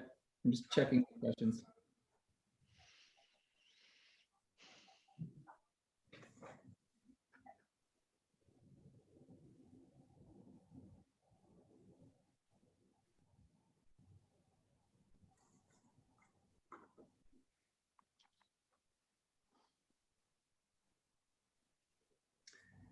Payson, based on your experience and review of the materials and testimony of the proposed location of Mr. Raso's farm, do you have an opinion on on whether the farm would impact navigational or have a significant impact on the navigation of power boats, towed water sports, and personal watercraft on Cigar Cove. I do. I believe in terms of towed water sports, it would have a significant impact, as we talked about and have shown with these figures. We've got a significant reduction in the amount of water sheet available for those sports, just based on the presence of the lease and the required buffer, so that it changes how the operations would happen. I think it compresses it into the center, as we were talking about earlier. And I think with personal watercraft, there's an effect as well. I think it's probably a lesser effect than it is in terms of towed water sports. Okay. And again, what does that compression do to those navigating in that area? What are you referring to by navigating? When navigating within the area, the compressed area that you're talking about, what impact does that have on those navigating in there? So if we take other, like we were talking about a little bit ago, in terms of if there are other boats in there, there's increased wake in a compressed area because the wake doesn't have as long to dissipate. So it has effect on other vessels navigating, be they kayaks, powerboats, sailboats, even personal watercraft may actually like it because they like to jump wakes. So it compresses that area. It compresses the area that they have to operate as well. And some may decide that they're not going to ski or do tow water sports there and go elsewhere where they may not have otherwise. They may go up to the northern basin where they may have saved the time and the transit speed to go up to there rather than and stay in Cigar Cove. Based on your review, you've heard testimony from all of the experts about the regulations. Are you familiar with the coastal resources regulations? I am, yeah. I don't think I could quote them, but I know where to look them up like any good engineer. Okay. Yeah. So section 1.3.1 that was introduced as part of as an exhibit for Mr. Raso's case, the category requirements. You've heard those, and you heard the testimony of Perry's experts as it relates to whether or not Mr. Raso has demonstrated that the alteration will not unreasonably interfere with, impair, or significantly impact existing public access to or use of the tidal waters in the shore. You heard that, and you reviewed that requirement. I did hear the testimony, and I reviewed the requirements, in the regulations, yes. And then you also did you also review the requirements as it relates to the same category B requirements for the record, section 1.3.1, that Mr. Raso must demonstrate that the alteration or activity will not result in significant conflicts with water-dependent uses and activities, such as recreational boating, fishing, swimming, navigation, and commerce? I did, yes. So as it relates to that section, subsection J, based on your experience, review, and analysis of all of the materials and the testimony, have you reached an opinion as to whether or not Mr. Raso has demonstrated that the aquaculture farm that he's proposing will will not result, in significant conflicts with water-dependent uses and specifying recreational boating and navigation? Yes, I have an opinion, and based on what I've reviewed, I don't believe that demonstration was made by the applicant. I think we've quantified it in terms of a 33% reduction. That was not in the application or the compressing. Like I said earlier, there was some conflicting information in the application as well, like that statement about the reduction of 150 feet of skiing. So I would not say that they have demonstrated that. And based on your experience in review and analysis of the materials and the testimony, have you reached an opinion as whether or not Mr. Raso has demonstrated this farm will not unreasonably interfere with, impair, or significantly impact the use of the tidal waters? I think similar to what I said, I don't believe he has. The application doesn't really address compression of the skiing in the middle. That's in that section. That's a use or navigation, or it's also recreation, which is cited in that that section of the regulations, which I'm looking at right here in my notes. There's certainly been some testimony in that, but I don't think that the application demonstrated that. Okay. And Madam Chair, I actually have one more exhibit. Do you want me to, that I have to take testimony on that I'd like to introduce to this witness? So I don't know if you want to take the break now. It'll probably be no more than 10 minutes. Yeah, I'd rather just finish your direct and then take the break. Okay. Give me one sec. Let me unshare my screen here.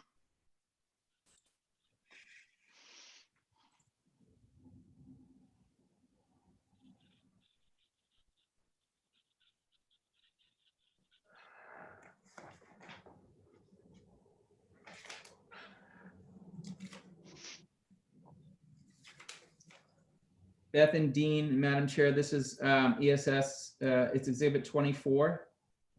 ESS visual simulation, existing conditions, aquaculture lease boundary.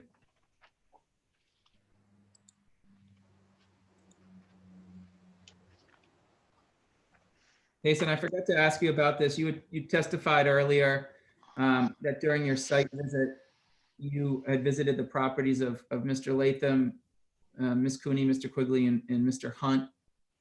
Do you recognize the figure entitled Figure VS1, View from Latham Property? I do. And how do you recognize that? These were figures that ESS prepared based on our site visit. Okay, and can you identify the house you can see across on the right-hand side behind the boat? Yeah, that's the Cooney family house. Okay, and this photo was taken from Mr. Latham's property? That's correct. Okay. And the boat in the water, can you explain to the subcommittee what that boat is doing there? Yes, that is Mr. Latham's boat, and that boat is at one of the buoy locations, the marker buoy locations that Mr. Raso had established. Okay, and what was the purpose of having the boat there?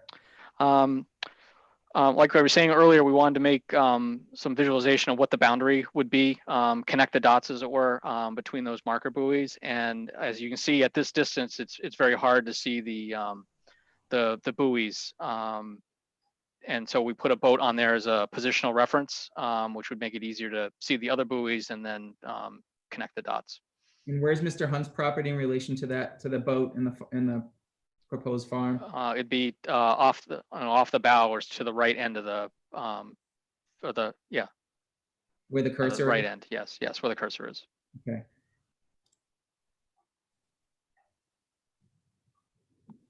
VS2, can you explain to the subcommittee what you did here, Payson? Yep.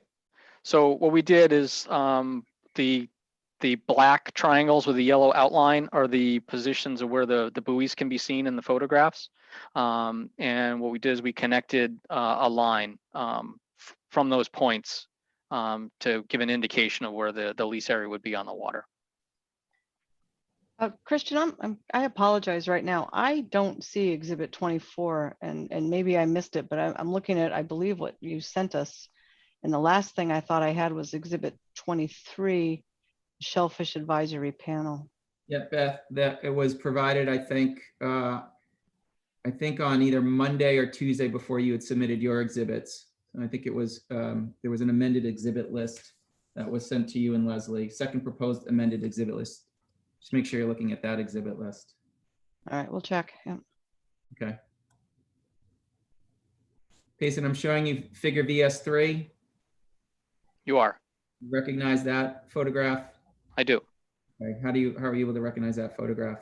Again, that's a photograph that ESS took from the Cooney property.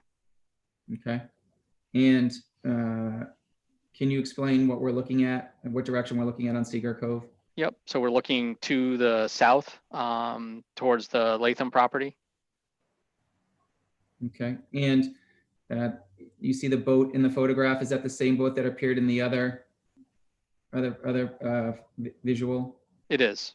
Is it in the same or a different location? It may actually be in a different location. It looks like it's more towards the easterly boundary of the easterly buoy there. Okay. And again, what was the purpose of having the boat in the photograph? Again, so provide a positional reference to the lease boundary. In this area where the cursor is, that is the mooring field, is that correct, of Cigar Cove? That's correct, yes. And can you explain to the subcommittee what we're looking at here? Yep. Yes. So again, Go ahead. okay. Again, similar to the figure VS2 that we looked at, the black triangles with the yellow outline are the locations of the buoys, the marker buoys for the edge of the lease, and the black lines connect the dot to illustrate the lease area. And that's what the proposed Plan B for Mr. Raso would look like with those coordinates? Correct. Yep. Yep. Based on the buoys that were there. Yep. Okay. Showing you VS5 for the record. Do you recognize that photograph? I do. Okay. How are you able to recognize that photograph? That's a photograph that we took from the driveway that we talked about earlier to Mr. Hunt's house. Okay. It's that, I think we said that access road that runs along Rams Point. Correct. Yes. Yep. Right. And again, purpose of having the boat in the photograph Was to again to provide a positional reference to the buoy. I think the buoy is actually probably right under where your cursor is right now. I think I can see it in that photo. Right here. I believe that's the buoy. Yes. It's kind of hard to see. It's small screen. And that buoy is reflective of what? That's one of the marker buoys. It's probably the northeast corner Of Mr. Raso's proposed location? I believe that it would be, yes. Yeah. Okay. And then again, can you explain to the subcommittee, excuse me? Yep. What we're looking at here? Yep. So similar to VS2 and 4, the black triangles with the yellow outline indicate the position of the marker buoys at the corners of the lease, and then the black lines show the or illustrate what the boundary would be of that lease.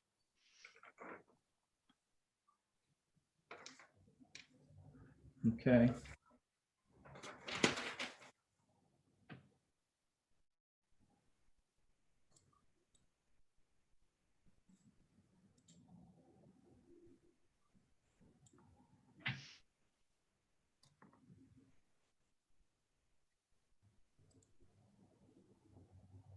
Mr. Whitney, Exhibit 26, South Kingston Boats and Waterways Ordinance. Is this the ordinance that you reviewed as part of your preparation? Yes, Chapter 4, yes.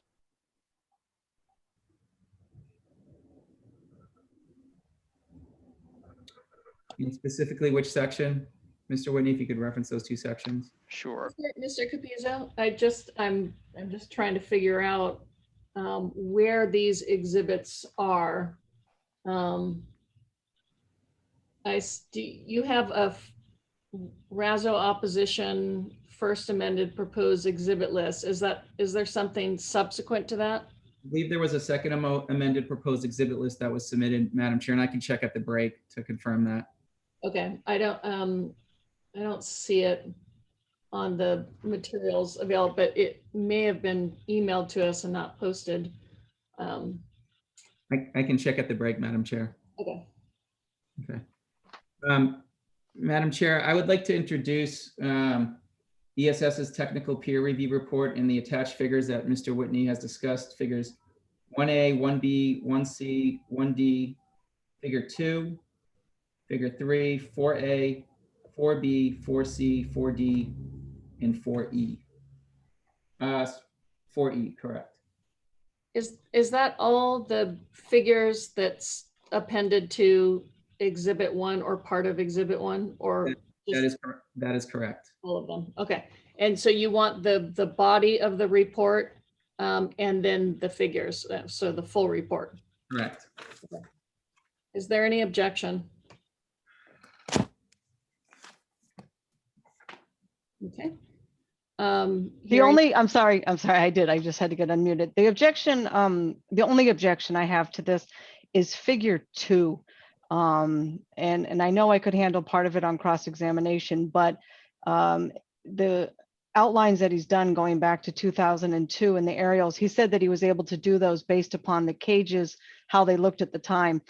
As I understand this photo, it actually is the cages as they were in either 2018 or 2020. So I don't think there's sufficient foundation to even question them on the propriety of those. For that reason, I would ask that exhibit or figure 2 be excluded from exhibit 1. That's my only objection.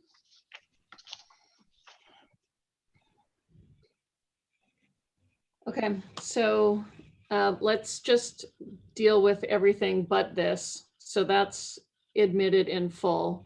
And then with respect to figure 2, I guess I give you an opportunity to lay further foundation, Mr. Capizzo, if you'd like. And Madam Chair, if I may, Yeah. it seems to me that what Ms. Noonan said is correct.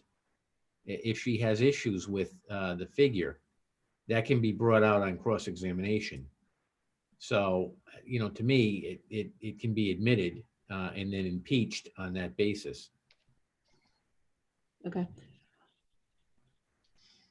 Mr. Capizzo, do you want to lay any further foundation, or do you just? I mean, I believe, Madam Chair, I'm sorry, I didn't mean to interrupt. I believe Mr. Whitney did lay the proper foundation as to how he determined the coordinates. I do agree with Mr. DeSisto that it goes to weight, not to admissibility. I believe, Mr. Whitney, correct me if I'm wrong, you testified that those coordinates were based on aerials provided by NOAA, and you use the coordinates from, you basically, well, I'll let you say it, Payson. How did you figure it out? You figured it out from NOAA aerials, correct? From aerials, they may have been NOAA, they may have been other sources as well, but publicly available aerial photographs. Okay.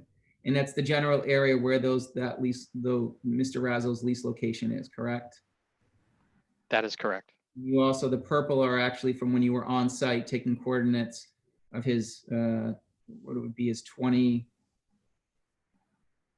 what would be his last approved ascent, which is 2007, correct? That's correct. Those are the coordinates that were out there at the time. Okay. We were there. So again, Madam Chair, I think in his initial testimony, I think we set aside the foundation. I believe it goes to weight, not to admissibility. Okay, I will admit that in full, and Ms. Noonan can deal with that on cross-examination. And then the only other, Madam Chair, is I'll reserve up to move that ESS visual simulation. I will check to make sure that that was filed with Coastal, obviously beforehand. If we could take that subject to me. Is that the exhibit 24? Yeah, I'm going to object to that. I don't have it. The last thing I have from you, Christian, on the 9th was the first amended exhibit list resent to us. That was sent to us around 11:57 a.m. and that's, as far as I know, Okay, everything we've gotten. So I'll double check that, Madam Chair.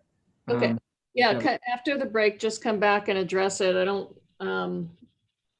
yeah, we're not showing it, but I want to know if there was a mistake in not getting it posted. Fair enough. And then I would just ask that the subcommittee take judicial notice of exhibit of the South Kingstown Boatways and Ordinance, which I have as exhibit 26, but I would just ask that they take judicial notice of that. And I don't know if we took judicial notice of it previously, but we have been talking about that ordinance, which is applicable legal authority. So yes, we can take judicial notice of it. And the last one I would ask, and I appreciate the time and everyone's patience on this housekeeping, the exhibit 2 referenced as Sycamore Cove docks and mooring field prepared by ESS.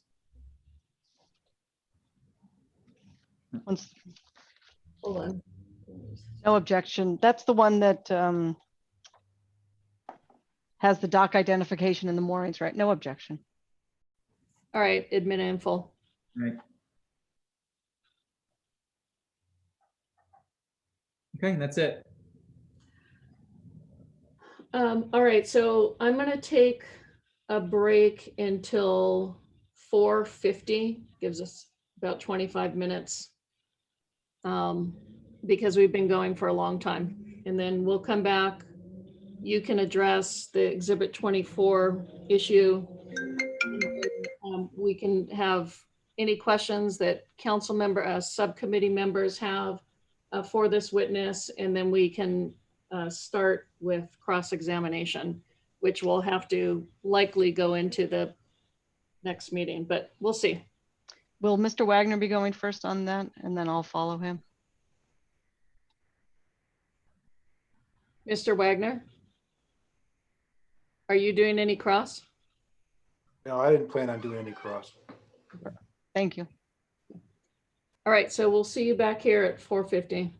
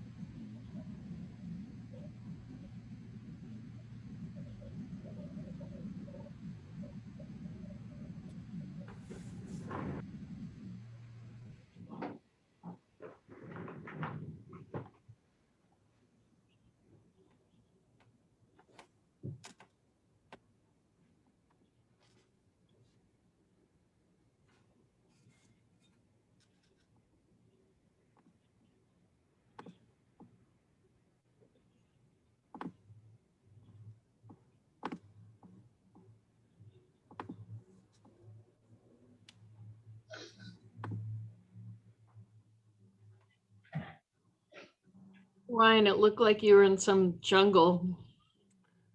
Yeah. Was that a background you're trying to use? It was. I was playing around because I was displaying the timer. Okay, all right. Yeah, that was helpful. Thank you. You're welcome. Patricia, are you there?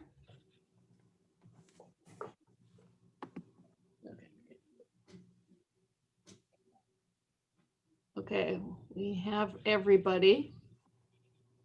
Good to go, Mr. Moore? Good to go. Okay, all right.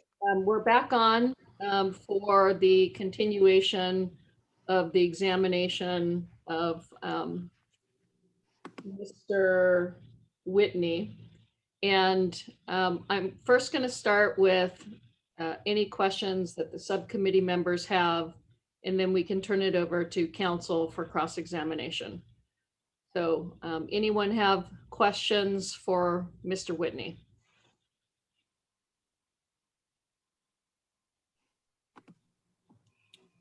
Mr. Murray has his hand up. Oh, I'm sorry, who? Mr. Murray. Okay, oh, sorry. All right. Madam Chair, I have a couple, if I may. Mr. Whitney had indicated he did 2 site visits to the Cove. I thought That's correct, Mr. Murray, yes. And one of them was in June of 2018. Yes. I think it was the 29th based on the visual simulation note. That's correct. How about the second one? I went this February and just looked at the Cove and Potter Pond from Mr. Hunt's property. It was a brief site visit. Okay. And I only asked that because it was questions some other witnesses were asked how many times you were there, just in terms of providing some kind of a balanced context in terms of the inquiry. The navigational risk assessment that was talked about in your resume and experience, I presume that what was done for the Cape Wind project was a considerable more depth than what was done here. It was, yes. Yeah, it covered a much wider variety of topics. Yep. Right. But I would kind of look at it as sort of like a traffic study. Yes, yeah. Yeah. Yep. So again, because and a lot of your report seems to be sort of in that vein, although water-based. In that regard, were any boat traffic counts or done, or any accident data reviewed? For this proceeding or for the Cape Wind? No, but for this proceeding. Okay.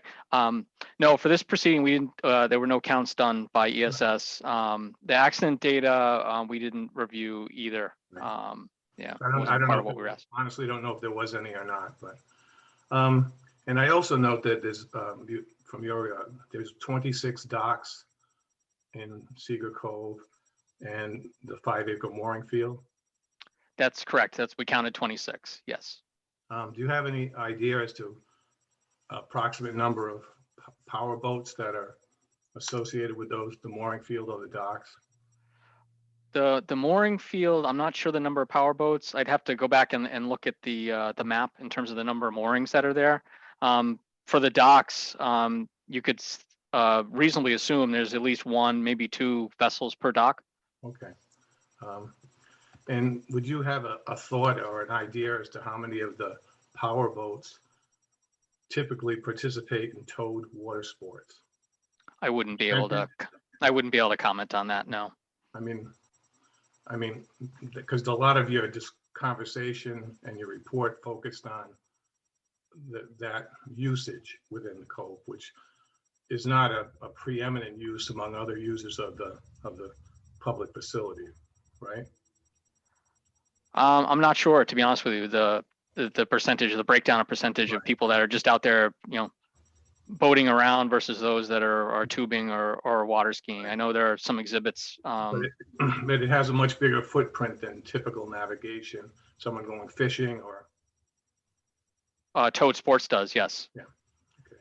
And I guess the last question I would ask is, a lot of your calculations were based on GIS. That's correct. I want to make the point that that's not a survey. it's reasonably accurate, ballpark accurate, but not survey accurate, right?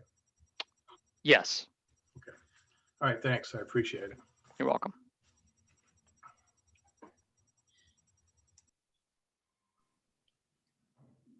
Madam Chair. Oh, you're Sorry, I muted. was on mute. Go ahead. Hey, you fell in the trap, right? You, I have one question, if that's okay. It seems that a lot of your testimony is based on the 200-yard ordinance, or the 200-foot yard ordinance, I believe. And the question is really, did you interpret the proposed oyster farm or the proposed aquacultural farm as a hard point that would initiate the 200 feet from the limit of the farm? Or is that, to me, it was, you made an interpretation, and I'm not sure that's exactly what the ordinance specifies. And I thought also that the 200 feet came from the shoreline out along the pond also. And I do think that the staff report shows it that way without going back to it. But I remember that the 200 foot in the staff report did not include the oyster farm. It went through the oyster farm to some extent. So it did. The oyster farm was 200 feet, a portion of it, but the 200 feet didn't start at the end of the oyster farm to the water side. It started from the shoreline coming out. So there's a conflict in I guess, the two interpretations. You initiating the 200 feet from the outside of the oyster farm, the water side, and the staff report seems to have initiated it from the shoreline out, which still means that the farm encompasses some area outside of the 200-foot limit. So maybe you had a comment on that? Yeah, sure. Yeah, a couple comments. I think I didn't go back and look at the staff report, but I think they're two different buffers that we've been discussing here. There's the 200 feet from for water. So for the towed water sports buffer, there's the towed water sports buffer, which is section 481 of the South Kingstown ordinance, and that is a 200-foot buffer. No skier or his or her boat shall approach any stationary or moving object closer than 200 feet. So that would be a stationary object. And you're right, we use the edge of the lease as the stationary object. We can't know exactly where the various cages or the buoys would be. So a buoy that's anchored to the bottom would be a stationary object in the water under that regulation. The next piece is you're referring to the 200 feet from shore, and that is for section 486, and that pertains to personal watercraft, where it says no person shall operate a personal watercraft within 200 feet of swimmers, divers, shore, or moored vessels.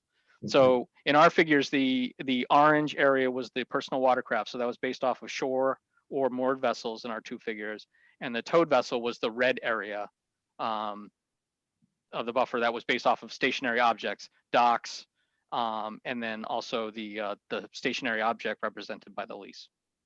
Okay, yeah, I need to think on that a little bit. I hadn't, you clarified it for me to some extent. Good. And just a point of interest on and I know we dismissed you as an expert on the sound analysis, but if you wrote the ordinance correctly, then certainly the water seers are exceeding that. So maybe there's a problem there. But at any rate, we don't need to get into the acoustics, I guess. But my thinking's, where is the 200 feet? And I think you've helped me. Thank you. You're welcome. Any questions from Mr. Koya or Ms. Reynolds? Madam Chair, I do have a question having to do with the sort of the shape of those water skiing diagrams. So I'm not a water skier, but it seems to me part of what's important when you pick a route is probably geometry and the shape of the cove in the area in order to give you enough room to turn around. And I know in talking about the two areas in the pond that are good for water skiing, the northern cove, which is called actually Skiers Cove, is the preferred place, probably because it's bigger and has a geometry. When I looked at the diagrams that you have of Cedar Cove, even without the oyster farm, it already appears constrained geometry-wise for water skiing. And there didn't seem to be a huge difference to me between the oval and the flattened oval of the impact of the farm on that sort of geometry. And I'm wondering, do you feel that it's not a preferred cove right now because of this geometry, and does this really impact it very much? I don't see that there's a huge impact between those two shapes, and I'm wondering if I'm just reading that correctly. I think, you know, there are two locations within Potter Pond. So which is more preferred than the other? That's really, you know, I think some of the public or the local residents might be able to speak to that better than I can, just based on local knowledge. But in terms of the compression that I was talking about, you're going from 30 acres available to 20. So that's a 33% reduction. But the circles do get smaller, as we showed in that figure, but also the turns, if you look at it, the turns become much tighter. And so that means that you have to increase the speed of the boat a little bit. When you turn a boat, there's obviously more water resistance. So you have to maintain the plane of the boat, you actually have to put the throttle up just a little bit when you go into a turn. And the tighter that turn is, sometimes you have to put it up even more because the prop won't dig in as much, and it just slows the boat down. And the skier has the same thing. So it makes it harder to ski in a tight, you know, almost 90-degree turn. And you were right, you do have to, as you're operating a boat and skiing, you have to not only be thinking about the path of your boat in relation to things, but you have to be thinking about the path of your skier and relying on your spotter to tell you, is the skier inside the wake or are they outside of the wake, which they can, you know, a skier can go outside of the wake behind the boat. They just don't stay straight behind it. So you have to take all that into account when you're operating the boat, because you're responsible for the skier safety, and the skier themselves have to take that into account too. That, you know, they shouldn't be zooming out of the wake towards, you know, a moored vessel or something that, you know, they could hit, because if they lose control, you know, they could wind up hitting it. So hope that helps. Okay, thank you. Mr. Whitney, I just have a couple of questions related to your concluding opinion. Your opinion on the significant, you know, whether or not there's a significant impact on other water dependent uses. Is it tied to Cedar Cove specifically, or are you saying that it's with respect to the entire Potter Pond? Cedar Cove, that 53 acres, and then the 30.3 acres of water sheet that goes down to 20. So I would say that 33% reduction is a significant impact. Okay, and the what remains, I guess, is that reduced sheet plus the, I can't really see it, but I'll say like 67.8 acres in the northern basin, the Skiers Cove. Correct. You have the two areas, right? But the Cedar Cove number size would go down, so the overall size would go down as well. So that's about 80 acres of area that would, if the proposed lease were approved and it did reduce the water sheet, the total acreage for water skiing would be about, do I have it right? Or it would be maybe 87 or close to 90, depending on what configuration you used and whether or not you had the anchored boats. I know there were different figures offered. Yeah, so it would actually be a little bit less than that. If in our figure 1B, we showed, which was the existing conditions of the entire Potter Pond. There are some docks in the Skiers Cove area. Okay. So there'd be 200-foot buffers off of that as well. I don't have a quantification of what the buffer is, the total acreage of those buffers in the Northern Basin. So, but it wouldn't be the entire 67 acres. It would be somewhat less than that. So in just looking, I'm looking at exhibit 1D.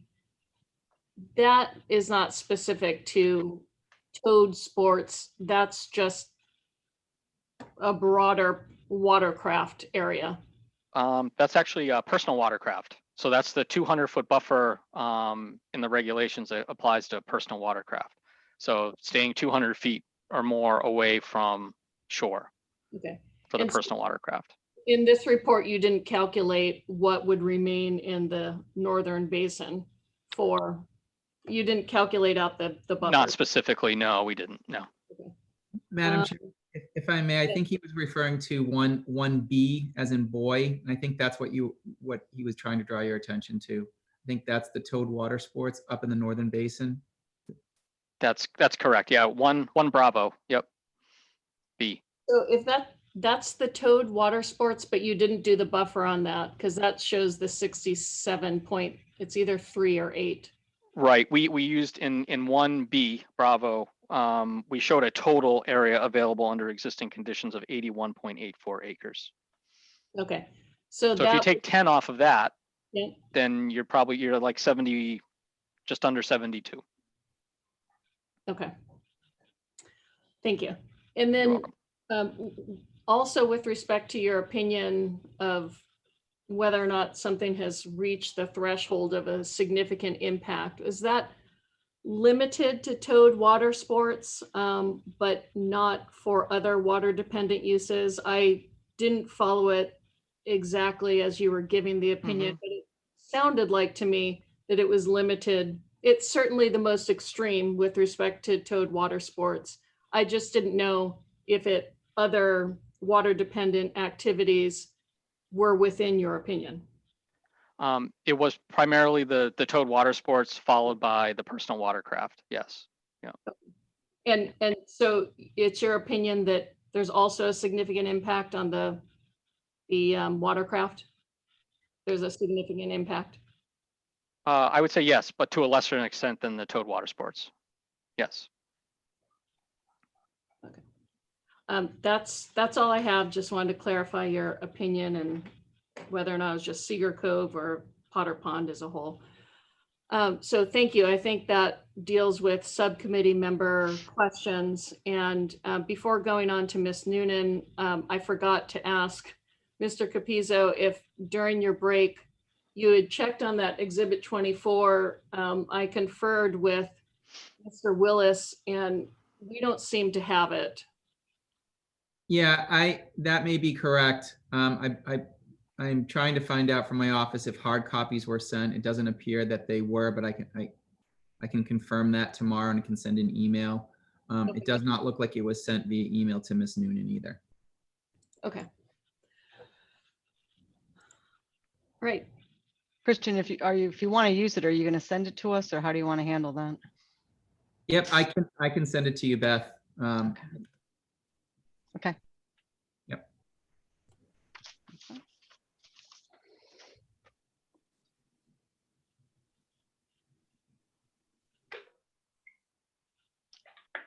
Am I up? Are you waiting for me or? I didn't know if I was up. Am I ready to go? Okay. All right. Thank you. You don't have much time, but let's say until 5:55 and then we'll deal with some administrative and then wrap. All right. Thank you, Madam Chair. I guess I'll say good evening, Mr. Whitney. How are you? Yes, good evening. I'm good. Thank you. Thank you.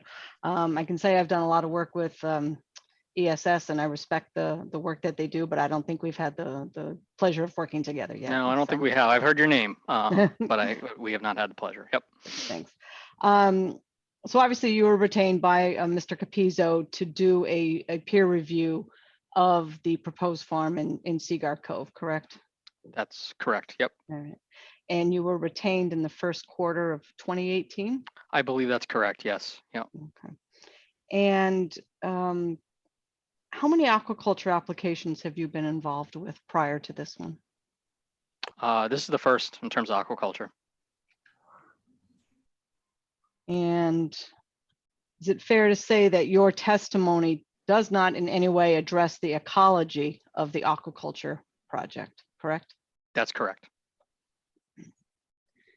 And you testified that you had a 19-foot boat. Dr. Rice chooses not to own one, but you have one.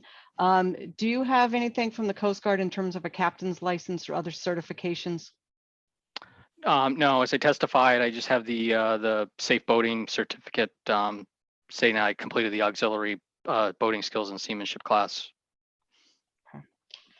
And in your curriculum vitae that Mr. Capizzo went over with you, which is Exhibit 3, on page 1 there, when you talk about your representative project experience, you talk about projects with navigational safety risk assessments. And then on page 2, you talk about projects with navigational condition review. Is it fair to say that what you've done in this instance is the latter, a navigational condition review? Yes, I would say it's more of a navigational condition or impact review. Yes. Okay. Yep. And the 3 matters that you listed, you did work for all abutters, correct? The 3 were what, Lobster Cove, Eel Pond, and I forget what the third was. I don't have the Manchester resume. Harbor. Yes, they were all abutters. That's correct. And Mr. Murray asked you a little bit about this, but in terms of navigational safety risk assessments, is this like there were concerns of fishermen, how they could get around the turbines and stuff? Is that part of it? That is part of it. Yes. Yep. Okay. And so like Mr. Murray, my experiences with traffic studies, you didn't do any vehicle counts or boat counts or anything like that, correct? Not in this matter, no. All right. You've only been out to this on the site on the pond once, right? That's correct. And the other time you were at Mr. Hunt's house. That's correct. Right. So you didn't have the opportunity to review or view any recreational use on the pond except for those 2 occasions when you were there. And I assume there wasn't much going on in February. That's correct. Okay. And again, in terms of sort of a navigational safety risk, strike that.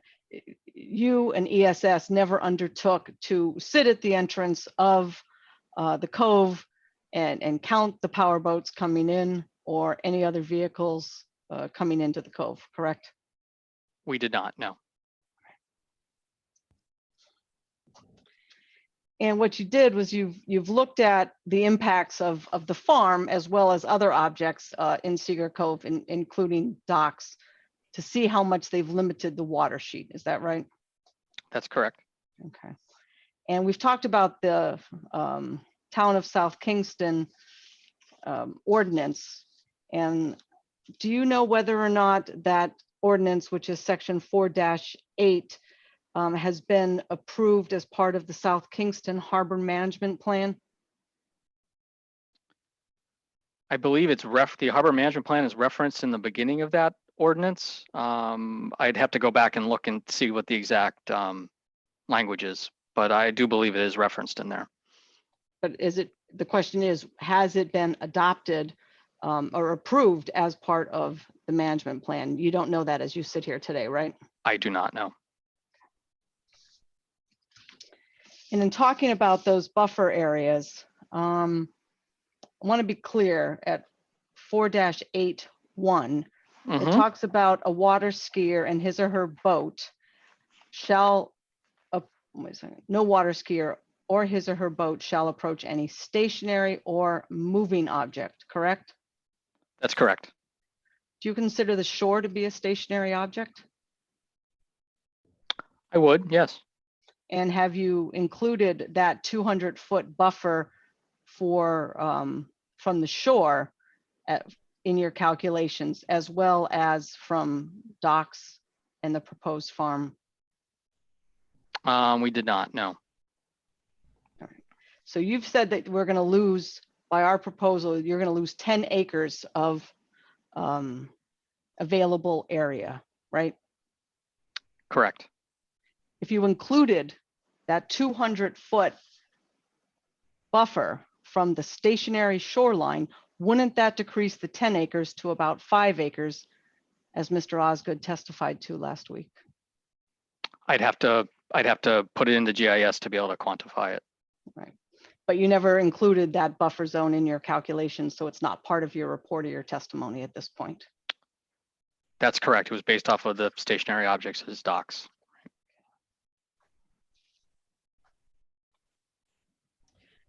Now, in terms of the category B ascent criteria that we talked about, or that Mr. Capizzo talked about with you,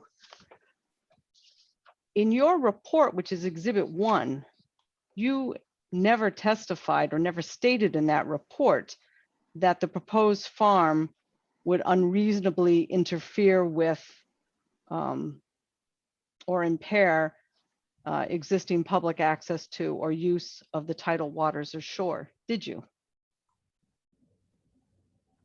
If I could just take a quick look at my report. Take your time, Mr. Whitney. Yeah.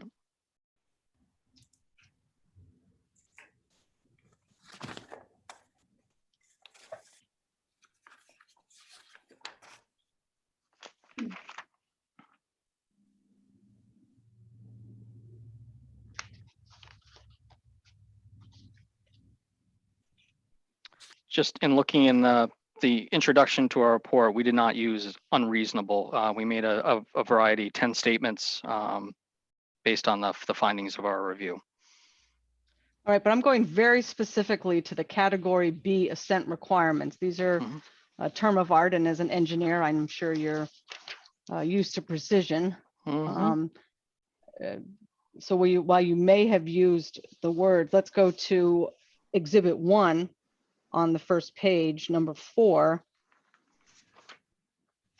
You state the position of the proposed strike. Are you with me, Mr. Whitney? I am, yes. Great. The position of the proposed 3-acre aquaculture facility near the shoreline would interfere with riparian access to approximately 590 feet of shoreline along Sycamore Cove with the original proposed configuration. You don't say unreasonably interfere there, do you? The word unreasonably is not there. And also going to the category B ascent requirements J, nowhere in your report did you state that the alteration or activity will not result in significant conflicts with water dependent uses and activities such as recreational boating, fishing, swimming, navigation, and commerce, do you? Could you repeat the question? I think there was a double negative in there. Sorry if there was. Okay. In Getting your late, report, 5:21. I'm not trying to trick you up here. It's 5:21 in the day, right? Me exactly. too. Okay. Going to item J of the category B ascent. In your report, nowhere do you state that there are significant conflicts with water dependent uses and activities such as recreational boating, fishing, swimming, navigation, and commerce, do you? I don't believe we use those words, no. And you understand those are the category B ascent requirements, correct? I do. And you're familiar with the CRMC regulatory scheme, I presume? Yes.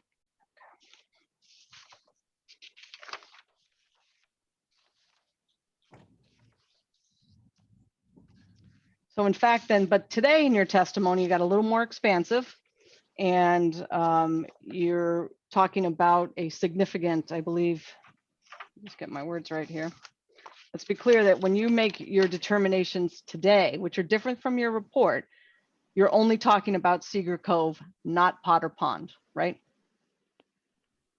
The questions that I was being asked were predominantly about Sycamore Cove. That's correct. Okay. And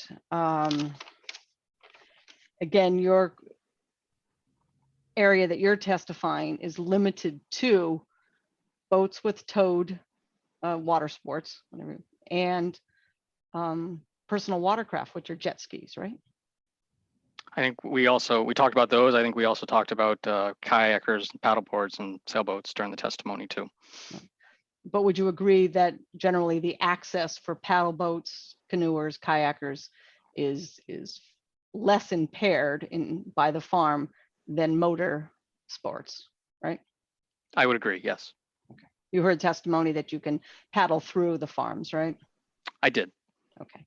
And in fact, though, going back to this, it's really an issue of navigation. And you talk about the other farm, the existing farm that's out there. You're able to navigate that, were you not? Or whoever was driving your boat? Yes, they were navigating. Yes. Okay.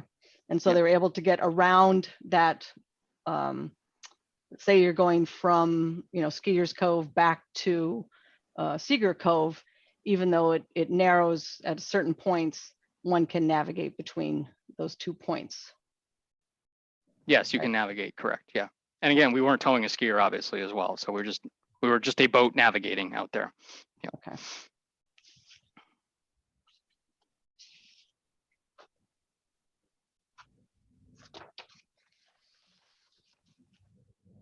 And in going through on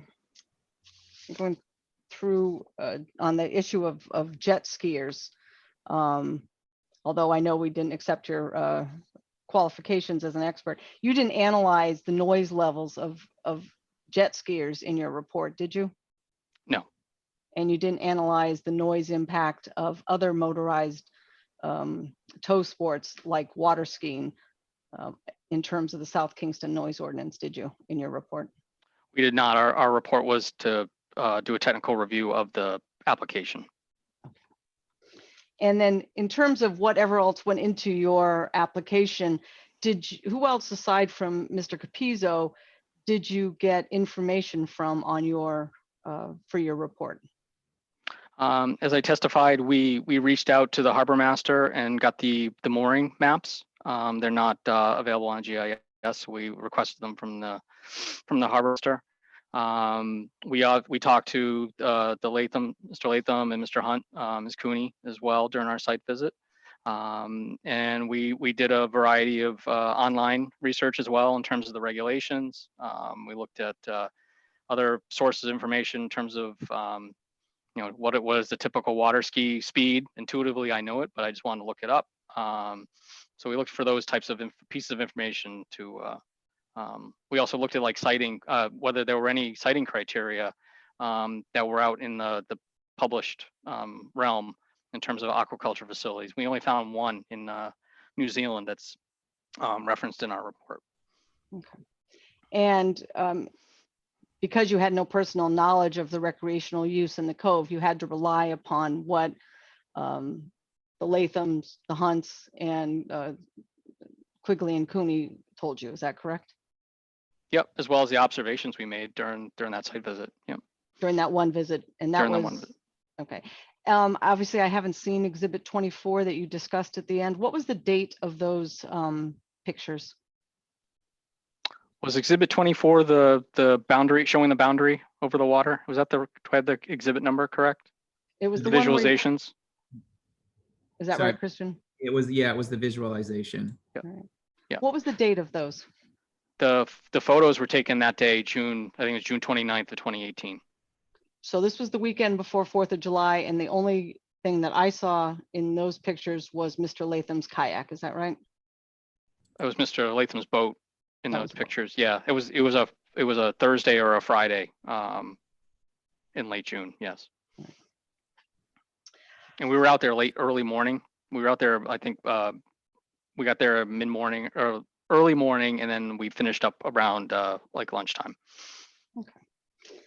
I'd like to, let me ask you, did you look at anything on the website in terms of Save Potter Pond? Are you familiar with that website? I have not looked at that website. Okay. I'd like to go into your report and sort of go through it. with you. Okay. We can start with that. And turning to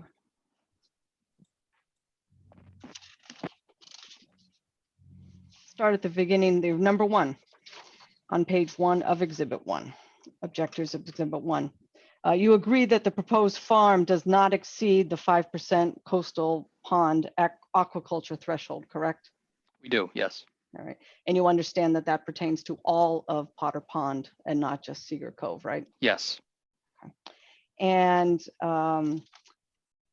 additionally, the farm would only occupy 0.9% of Potter Pond if approved, right?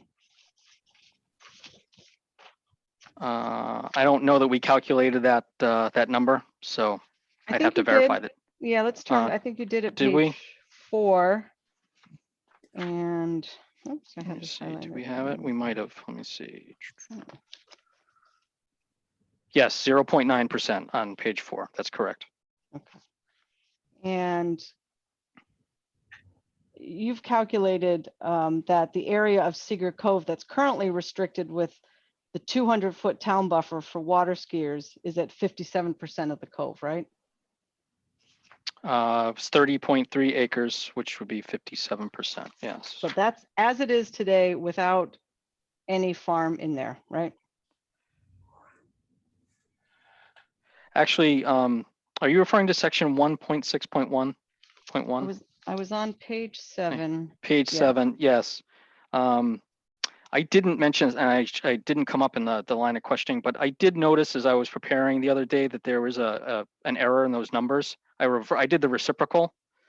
So in that line, it says in a loss, it currently says in a loss of 30.3. Can you hold on? Can you just so the Sure. committee knows where you are, just identify Yes. where you are. You're Yes. you're in Exhibit 1 and you're on page 7. Page 7, right. Section 1.6.1.1. It's Okay. right in the middle of the page. It's the Existing conditions. yeah, existing conditions. The 5th line down, it starts in the word in. Okay. And it presently says in a loss of approximately 30.3 acres, 57%.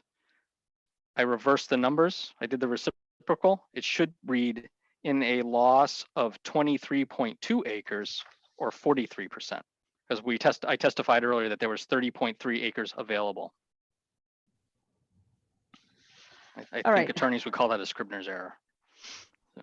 Well, big percentage change. I'm not sure if that's quite Scrivener's. John Boehner can weigh in on Scrivener's error for us. But if you applied that 200-foot buffer to the shoreline with this number, what would the area currently be that is not that is covered by the buffer areas, all the buffer areas? Do you have that number? I don't in front of me. No, I'd have to calculate that. What would it take for you to do that? Would you be able to provide that number? I would. I'd have to have somebody pull it up in GIS and do that. Okay. All right. And any other errors in your report that you have discovered that you haven't notified us or the committee of at this point? Yeah, just in section 1.6.1.2, just below it. Yep. The 20.2 acres should be 20.3. So you're And talking in the second paragraph of that section 20.2 on the third line should Yep, be in the third 20.3. line. Yep, yep.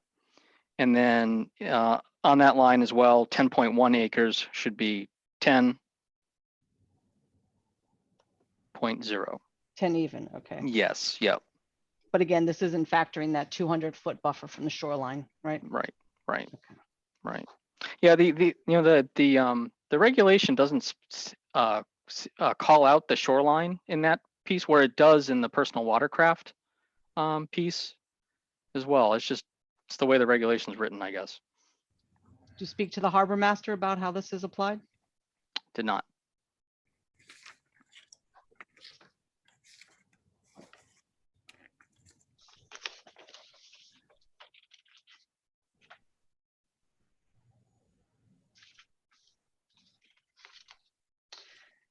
If there was a kayaker in the middle of the cove right now, without Mhm. the farm, would anyone that wanted to water ski have to stay 200 feet away from that kayaker? Is that right? That's correct. Right. It'd be a moving object or a stationary object if it's not paddling. Yeah. Depending, right? Depending, right? It's an Hopefully not- object, yes. Right. Yeah. But it falls under the ordinance, right? It does, yep. So if I lived on the pond and I wanted to go water skiing and I saw a group of kayakers, maybe one, maybe three, I'd have to be very cautious about how I went out there, if I even could. Is that right? That's correct.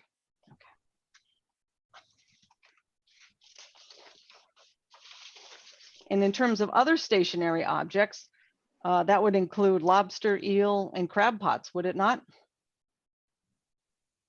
It should, yep. I would say that's a stationary object. Same thing. The float at the top would be a stationary object. So, or a mooring ball would be that way too, right? Right. Well, the mooring, we know the mooring is in the southern part of the Right. cove. But if someone else had those lobster, eel, or crab pots, those would have to be factored in with the 200-foot buffer also. Yeah, an operator would, under the ordinance, would be supposed to stay away 200 feet. And I think you said on some of these, maybe people didn't observe them. Is that fair to say? Just like any law, not everybody observes the laws. So it's sort of a rule that's observed more, that's followed more in the breach than the observance, right? I don't know what you mean by that statement, so I can't comment on it. All right. Let's go back to your report again, Exhibit 1 at page 10, I believe. Second paragraph. Okay. Just as this is structured so everyone understands, I think if I'm right, your summary at the beginning sort of is the highlight points 1 through 10, and then you go on to explain them a little more in depth in the following report. Fair to That's say correct. that's how you've Yeah. structured? Yep. Exactly. That's exactly how we did it. Okay. I've read a lot of peer reviews, so. Let's go to Exhibit 1, page 10, second paragraph. You state that the presence of the proposed 3-acre aquaculture facility in Sycamore Cove may lead some of those that use the cove for towed water sports to decide the reduced water sheet is not sufficient for total water sports, towed water sports, and lead them to move elsewhere for such activities. As a professional engineer, what is the basis for that statement? I did not make that statement as a professional engineer. I made it as somebody who understands navigation. And if an area is crowded and there's another area that is potentially less crowded, one would move. I think it's just human nature as well.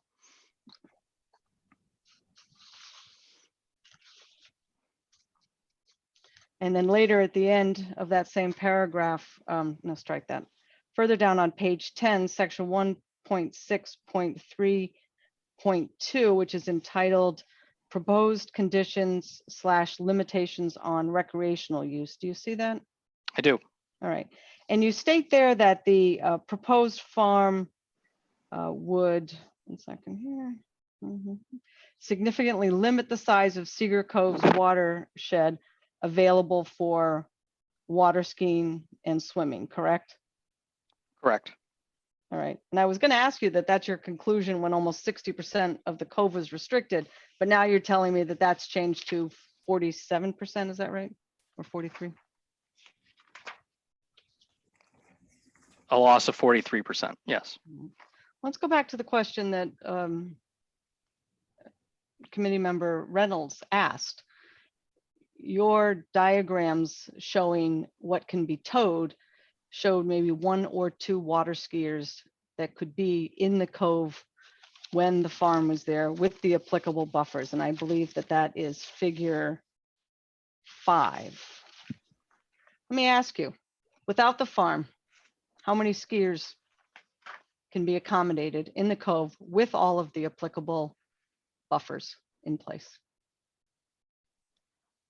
I think figure 5 doesn't show the number of skiers that could be accommodated. It's really, that was a simulation. So it's showing the path that was taken by a vessel on a day skiing. And that was simulating Mr. skiing. That was Mr. Latham, one of the objectors' vessels, right? That it was. And that was the same day that you took those pictures, the end of June 2018? That's correct. Yep. Okay. That's correct. Well, then forget figure 5. Again, committee member Reynolds, was talking about the geometry. So let me ask you, without the farm, but using all the necessary buffers that the town of South Kingston calls for, how many skiers could you have in Sycamore Cove safely? You could probably have 2, maybe 3 vessels in that area, doing small loops. All right. So that's 2 to 3 skiers with small loops without the farm. Got that correct? That's my opinion, yes. And 1 to 2 skiers with the farm, correct? Correct. And that assumes that there is no other stationary or moving object in the area when those skiers are around that would impact their 200-foot buffer, right? Correct. So we're come down to the impact is 1 water skier on this farm, if the farm's implemented. At a time, yes. Yeah. Okay. At a point in time, yes. Yeah.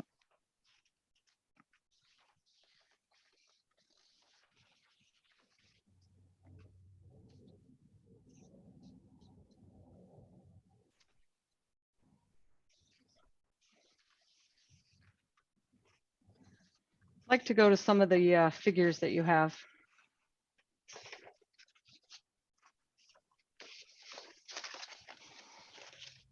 Let's start. Actually, if you could, before we get to that, let's put up Exhibit 2, please. Objectors Exhibit 2, which is the mooring and dock field. I don't know if Mr. Moore, if you want to do that, or if Leslie, can you do that? I'm certainly not doing it, so. Yes, it will just take me a minute. Okay, thank you. Leslie, you have control. Thank you.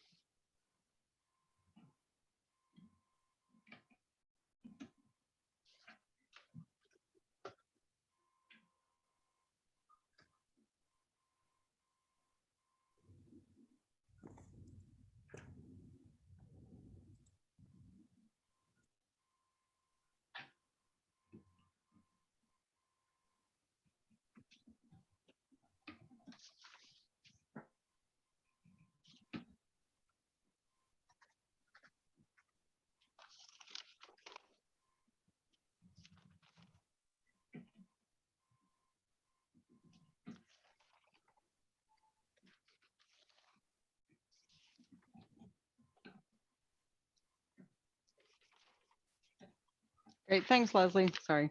And actually, and just to let you know, Leslie, the next one I want is our Exhibit 4, if you don't mind. All right, Mr. Whitney, you see what was marked as, or admitted, I believe, as Exhibit 2 for the objectors. Yes, ESS. Yeah, I can see your screen. Yes. Great, ESS put that together, right? We did. Okay. And Mr. Hunt's property is on Rams Point, correct? That's correct. And that is the only, strike that. This plan does not show lot lines, does it? Property lot lines? It does not, no. Did you prepare any plans that show the lot lines?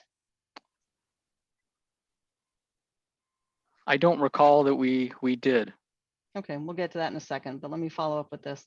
Let's talk about Mr. Hunt's property. it straddles effectively Sycamore and Cedar Cove, right? It's kind of I would say it's the border between the two. Yeah. Okay. And that's a single family house that's on that point, right? Yes. And he has a dock on Sycamore Cove, right? Correct. All right. And then if we go up north towards what's numbered, so you didn't number that because it's not in Cedar Cove, correct? Correct. All right. But as you're aware, under CRMC regulations, that is the only dock that Mr. Hunt can have. As a property owner, is only allowed to have one dock per property, correct? I'd have to check the regulations, but that sounds reasonable. Yep. You're not familiar with that specifically? Not that provision specifically, not, no.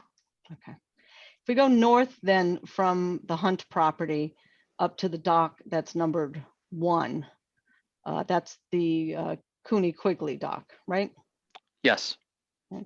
And again, you don't show the lot lines dividing it, but fair to say that that one dock is attached to their property and there is no other dock, right? Yeah, that's fair to say. Okay.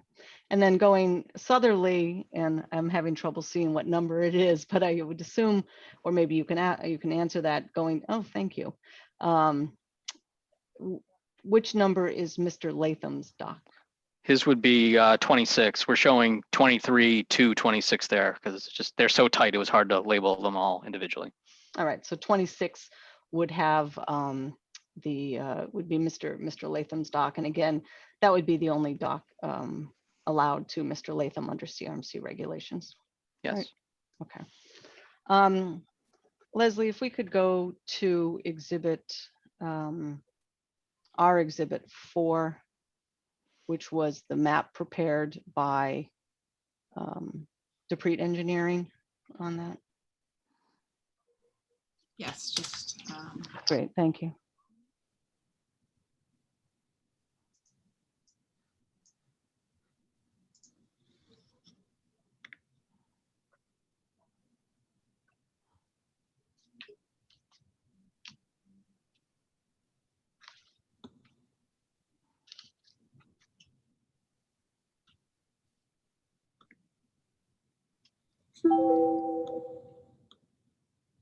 While we're waiting for that, Mr. Whitney, do you have any knowledge of whether or not people water ski in Sycamore Cove? I was told when we went and did our site visit, I was told that people do not ski in Sycamore Cove. It's fairly small. The water is relatively shallow in there, and there is a lot of eelgrass, which would really prevent a propeller from going in there. So. All right, well, looking at your figure 1C though, it appears the depths are maybe somewhat similar to Sycamore Cove. Somewhat similar, yes, yep. Okay, but certainly then as you get up north to the water skiers basin, you have deeper water there, right? Correct. And you didn't do any bathymetric, did I say that right, measurements? That you did say that correct, and no, we didn't do any bathymetric measurement. And what you were doing was relying on GIS and NOAA information that's publicly available, correct? Correct. And on GIS, especially in areas with a shoreline, there is a certain degree of, that's the word I'm looking for, error is not the right word, give in terms of, as Mr. Murray said, it's not a survey, right? GIS. Are you referring to GIS itself, or are you referring to the water depths? GIS now, I'm off water depths, onto GIS. A GIS system is not a survey. Okay, and you did not do anything to undertake a survey of the shore along Cedar Cove where the proposed farm is, did you? We did not. Okay. You watched Mr. Osgood's testimony? I did. Okay. And do you recall this picture that was put up? Plan, sorry. Yes, I do. This was the second of the two he had, I think. There is a second one. Yeah, there were two of them. I'm going to Yeah, start with there this was one that had more dimensions and then there was the other one. Yes, okay. This is the simpler one. We'll start Yep. with this one. Yep. Now, looking at this one, I think you can see that there are lot lines on it. Do you follow that?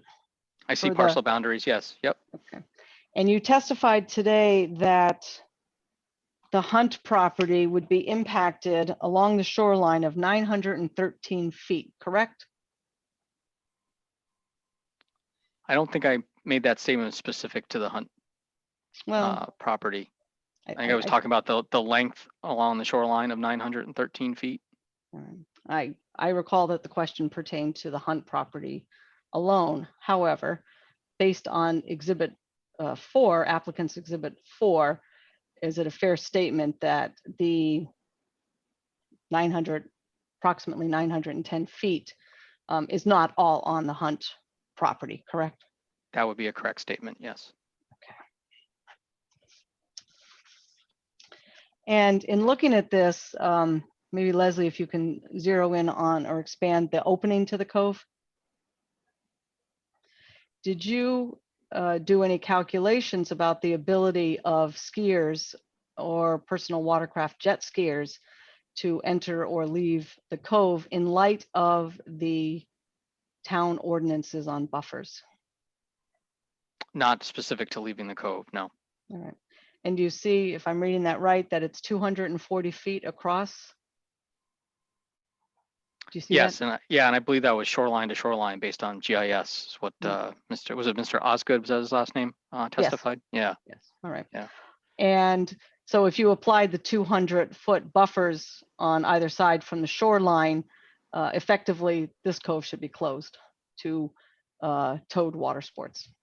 Is that fair? If there was water for that 240 feet, you'd have 20 feet to be able to. Well, you've got 200 I'm sorry, feet. 240, 200, yes, I'm sorry. Yes, it would effectively be closed. Right, because you'd have 200 feet coming from each shoreline. That's right? correct. Yep. Okay.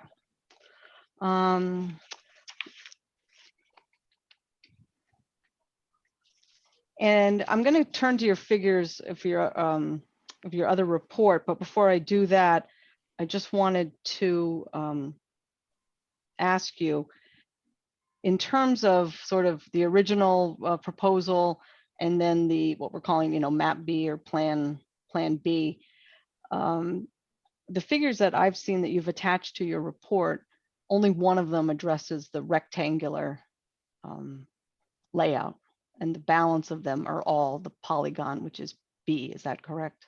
That is correct. Right. And you would agree with the general proposition that if we take Plan B, it opens up, more area for water skiing. I'm not trying to put words in or the numbers, but it gets it closer to the shore, correct? On Plan B.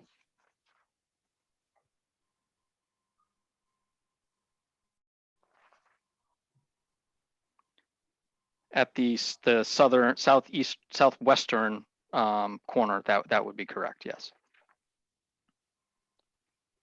Well, I'm looking at this, I'm trying to, and if you look at, I'm going back to just how they're overlaid, the rectangular one is more towards the center of the cove for the most part than Plan B is, correct? Are you referring to the lease or to the buffer, or both? Just the lease, just the lease. Just the lease. Yeah. So the rectangular lease is farther west than what is being referred to, the revised application or option B. Okay. So if you move it more towards the center of the cove, you open up Mr. Hunt's shoreline, right? That space does widen, yes. All right. And then if you slide it back towards the Hunt shoreline to make room for the skiers, that creates more of the pitch point that we've been talking about, right? Along the 10 feet along the shoreline, that's correct. And again, moving this whole thing in terms of just skiers is for one additional skier to be allowed to use the cove if the farm is put in place, right? One at a time, not one total. But I mean, to use, you said 1 to 2 people can use it, even with tight circles, when the farm is in place, right? Yes, we were talking about how many, you were asking me how many how many skiers do I think could operate at the same time? Right. In that area, right? And So at one instance, I said 1 to 2 with the revised configuration, and 2 to 3 with the other one. So no, I thought you said before, I'm sorry, existing was said 2 to 3. Right, Yeah. 2 to 3 existing, 1 Yep. to 2 proposed. All right. Proposed under the revised configuration, right? And you didn't do the analysis for the rectangular configuration, right? No. Madam Chair, it's 5:53. Do you want to, I forget what time you said you wanted to break, whether it was. Yeah, 5:55. I'm assuming that you have more cross-examination and that you would do it in our next scheduled meeting, which would be December 4th. Yes. So if this is you finish this line of questions more or less, then let's hold there. You can pick up when we come back. Okay, thank you. Mr. Go ahead. And I hate to do this, but instruction to the witness, he's under cross-examination and unable to speak with lawyers. Okay, thank you. Understood. Pizzo, I won't hold you to it. I just want to have a general idea. Do you think you're going to take another several hours with your witnesses? What's your estimate, given that we spent most of this getting through your primary witness? And I'm not limiting you. I just want to have an idea, just for the public comment period. Maybe they can gauge if they're going to be making public comment or not, or we need to schedule another meeting. So any thoughts on that? So there, I think I had indicated I have 3 additional witnesses that will be called. I anticipate their testimony probably lasting at least an hour each. And that does not cover, obviously, any questions from Mr. Wagner or cross-examination by Ms. Noonan. Okay, Mr. Willis, I'm thinking that most of our next meeting will continue with the objectors, interveners case, including the cross-examination, and that we would bring back Mr. Butel as we had planned for some questions about his staff report. That's correct, Madam Chair.